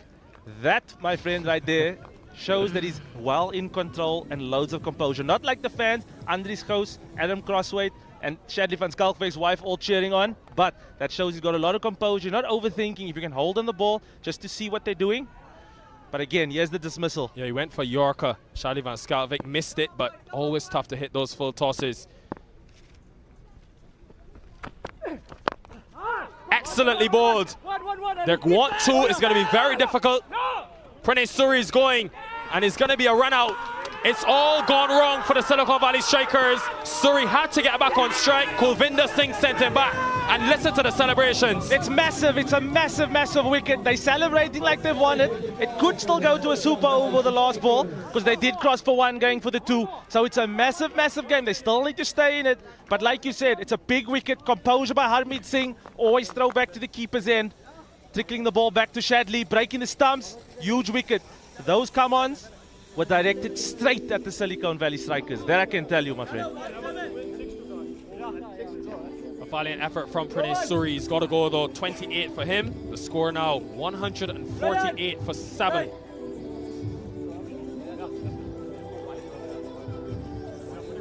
There's a mini conference, as you can hear through the stump mic, Nikhil. Castro, as is well known. Fidel Edwards into bat now. All of a sudden, the intensity, the energy at this cricket ground is taken about 3 notches up. Could the Seattle Thunderbolts, who many had not even beating the Dallas Mustangs last weekend, they defeated them, and now could be on the verge of defeating the defending champions. It was a run out. Harmeet Singh was very quick. He knew Suri was going back for 2. Kulvinder Singh, I'm sorry, you have to run in that situation. You have to get the experienced man on strike. But it's 1 delivery, it's 7 to win. A 6 ties it and sends it to a super over. He's connected, but straight to the man. It's put down, but the Seattle Thunderbolts have won. The Seattle Thunderbolts are going to the grand finale of this minor league. What a performance, the underdogs. Harmeet Singh and his men. Listen to the celebrations. That's massive. Their hearts were in bounds for a couple of seconds. Thinking it was going for 6. There's an outstanding celebrations breaking out. I wish I could see the Silicon Valley Strikers dressing room. Yes, they were the favorites all the way through, but look at the fans. They are overjoyed. They are seriously overjoyed. People running onto the field. That's a massive win. Jermaine Lindo, not happy with umpire, with the guys jumping in the middle of the pitch. But a fantastic spectacle put on again here at Morrisville for a fantastic tournament. Heartbreak. Heartbreak is one word to describe what the Silicon Valley Strikers are feeling, because they coasted through the entire season. They beat Harmeet Singh and his men twice in the group stages. And now, when it mattered most in a win or go home situation, Singh said, not only will we defy the odds, we'll bat first here, we'll put runs on the board, and then we will force you with pressure. It's not a tie, it's a win for the Seattle Thunderbolts. And the Silicon Valley Strikers, they still cannot believe it. What a game of cricket. You can see how much this means to the Seattle Thunderbolts, I beg your pardon. A fantastic game, fantastic spectacle. It was down to the very last ball, Nikhil. I thought that ball was gone for 6. I lost it in the air. But what composure by the Seattle Thunderbolts to get over the line. Yes, I was one of those guys that said, why are they batting first? But they got a perfect amount of runs on the board. I asked for maybe 3 or 5 more, but that was an important partnership between Rishi Bhardwaj and Shadley van Schalkwyk to stem the flow of loss of wickets and get the team to a challenging 155 to win. It was 15 runs above par score here at Church Street Park. And against all the odds, Harmeet Singh, not only has he beat the Dallas Mustangs last weekend, he's now beaten the Silicon Valley Strikers. And the reason is because they've been able to restrict the Strikers, a team that was such a dangerous batting lineup. But in the end, Unmuk Chan got a start, Shayan Jayasuriya got a start, a couple of lives. Lendl Simmons, that was the main wicket taken by Ranjani after he struck a few up the ground, gone for 39. You look at that attack, unbelievable scenes, an unbelievable performance by the Thunderbolts to defend 155 at this venue. Whew, can barely breathe. I can breathe. It's normal for me playing here in Morrisville, Nikhil. You learn to keep your composure.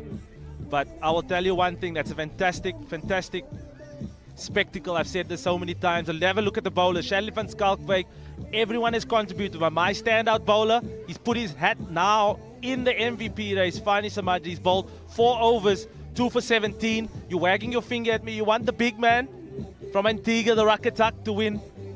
But a fantastic bowling performance. It always shows a captain in control, using 5 bowlers, everyone bowling their allotted overs. But a fantastic win for the Seattle Thunderbolts. Well, 155 it was on the board. The Silicon Valley Strikers 6 runs short in the end.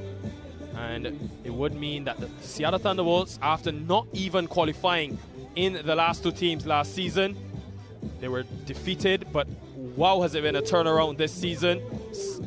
And then in the end, winning by 6 runs. What an innings. Started with encouragement from Harmeet Singh. They knew they had to take early wickets, and Rahul Jariwala started extremely well. Put a couple of good shots, timed the ball well.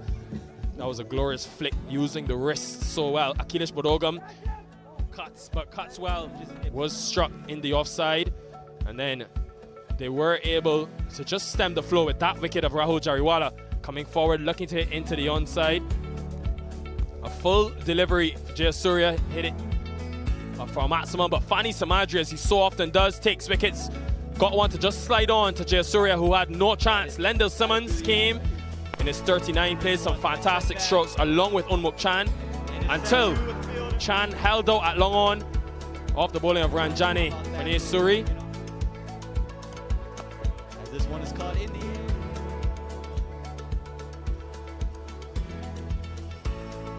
And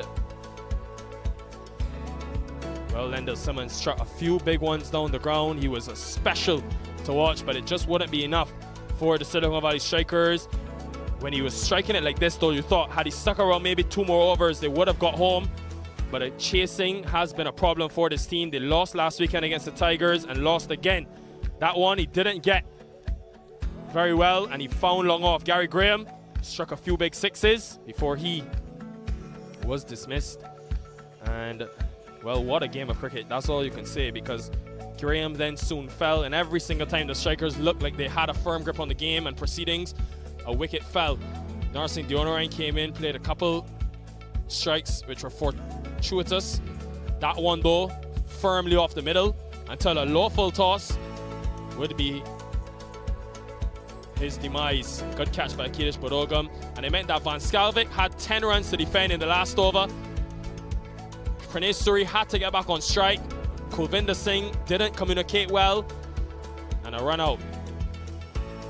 And it meant that after needing 7 from the last ball, Kulvinder Singh, we thought for a half a second that they had their man, but in the end, Shubham Ranjani putting down the catch, but he was able to prevent that boundary. And you look at the celebrations of what it meant from the Seattle Thunderbolts as they put themselves a place in tomorrow's final.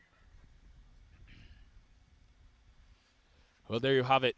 Really, truly a special game of cricket. 155 posted by the Thunderbolts, who won the toss and opted to bat first. Not a very common decision at this venue, but then Harmeet Singh, they of course backed his bowlers to just keep them to 149. The explosive Silicon Valley Strikers in the end coming up short by 6 runs and losing and being eliminated from this tournament. Let's go down to Paxton Elrod for the post-match presentation.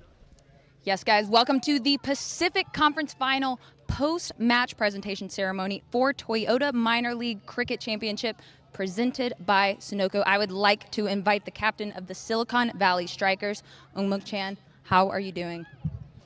Well, not very well. Pretty disappointing to not win this game. I think we were on track. I think a little bit of mistakes here and there, but that's how it happens. I think they bowled well. They played better as a team today, so they're on the winning side. Overall, how do you feel about your team's performance? Well, we have been sensational throughout the tournament. I think we have done very well. Only lost 2 games, and I think it's been a great show by everyone.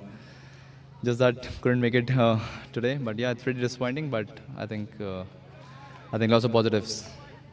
Thank you for your time. I would next like to invite the captain of the Seattle Thunderbolts, Harmeet Singh. How are you feeling? Great. I feel I think our team has peaked at the right time, and I think last 3-4 weeks this was our failure with the bat, you can say.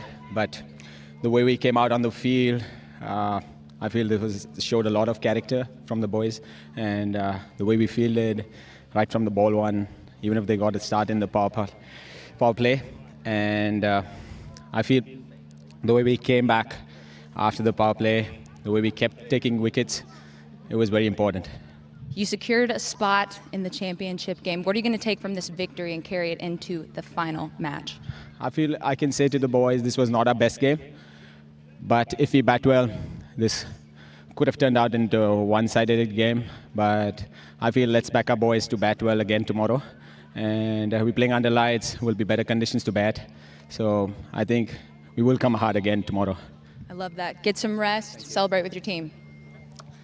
Now I would like to present the player of the match, Rishi Bhardwaj.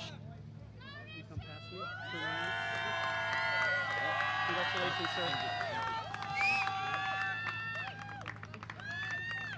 Sorry, we're coming this way a little further. Now we'll step behind you so you can talk to her. Is there any questions? Yes. Yeah, there you go. Good luck. First of all, I want to ask, how are you feeling after an apparent injury? Well, I'm really excited that our team won, and whatever I could contribute towards, and we had it's just everything is good now. Yeah, I love that. So with the potential matchup against your former team, how are you feeling about tomorrow? It'll be fun. I love that. Short, sweet, and to the point. Thank you. Now I would like to call on the one, the only, Mayor TJ Colley, to present the Seattle Thunderbolts owner with this trophy, Pacific Conference trophy.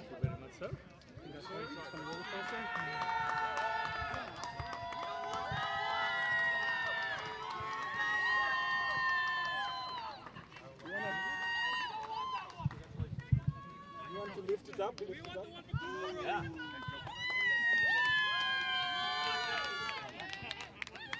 Let's go. One more. Thanks, guys. Thank you. That's all we got down here. Back to you guys up there in the booth.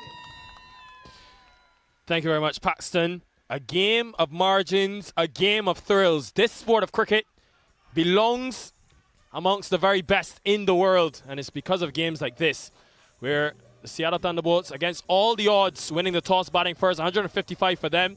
The Strikers coming up short by 6 runs with all of their batting prowess that they have, that they've done throughout the season. They've got to go back to the drawing board, and they will be eliminated from this tournament. But that's not all we have for you today, folks, because very soon, in just an hour's time, it's the Atlantic Conference side of things. It's the Atlanta Fire, who've been powerful all season up against the New Jersey Stallions. The two teams would have faced off previously in the season. That will be a mouth-watering affair coming later today, 5:30 p.m. Eastern Time. Well, a game that you truly cannot repeat, you cannot script, because it's been extremely exciting, and we expect the Morrisville Magic to be in full effect as we close out this minor league with 2 more games. Don't go anywhere. It's bye for now, but see you soon. See how they does something with the ball. Singh calls it, and Singh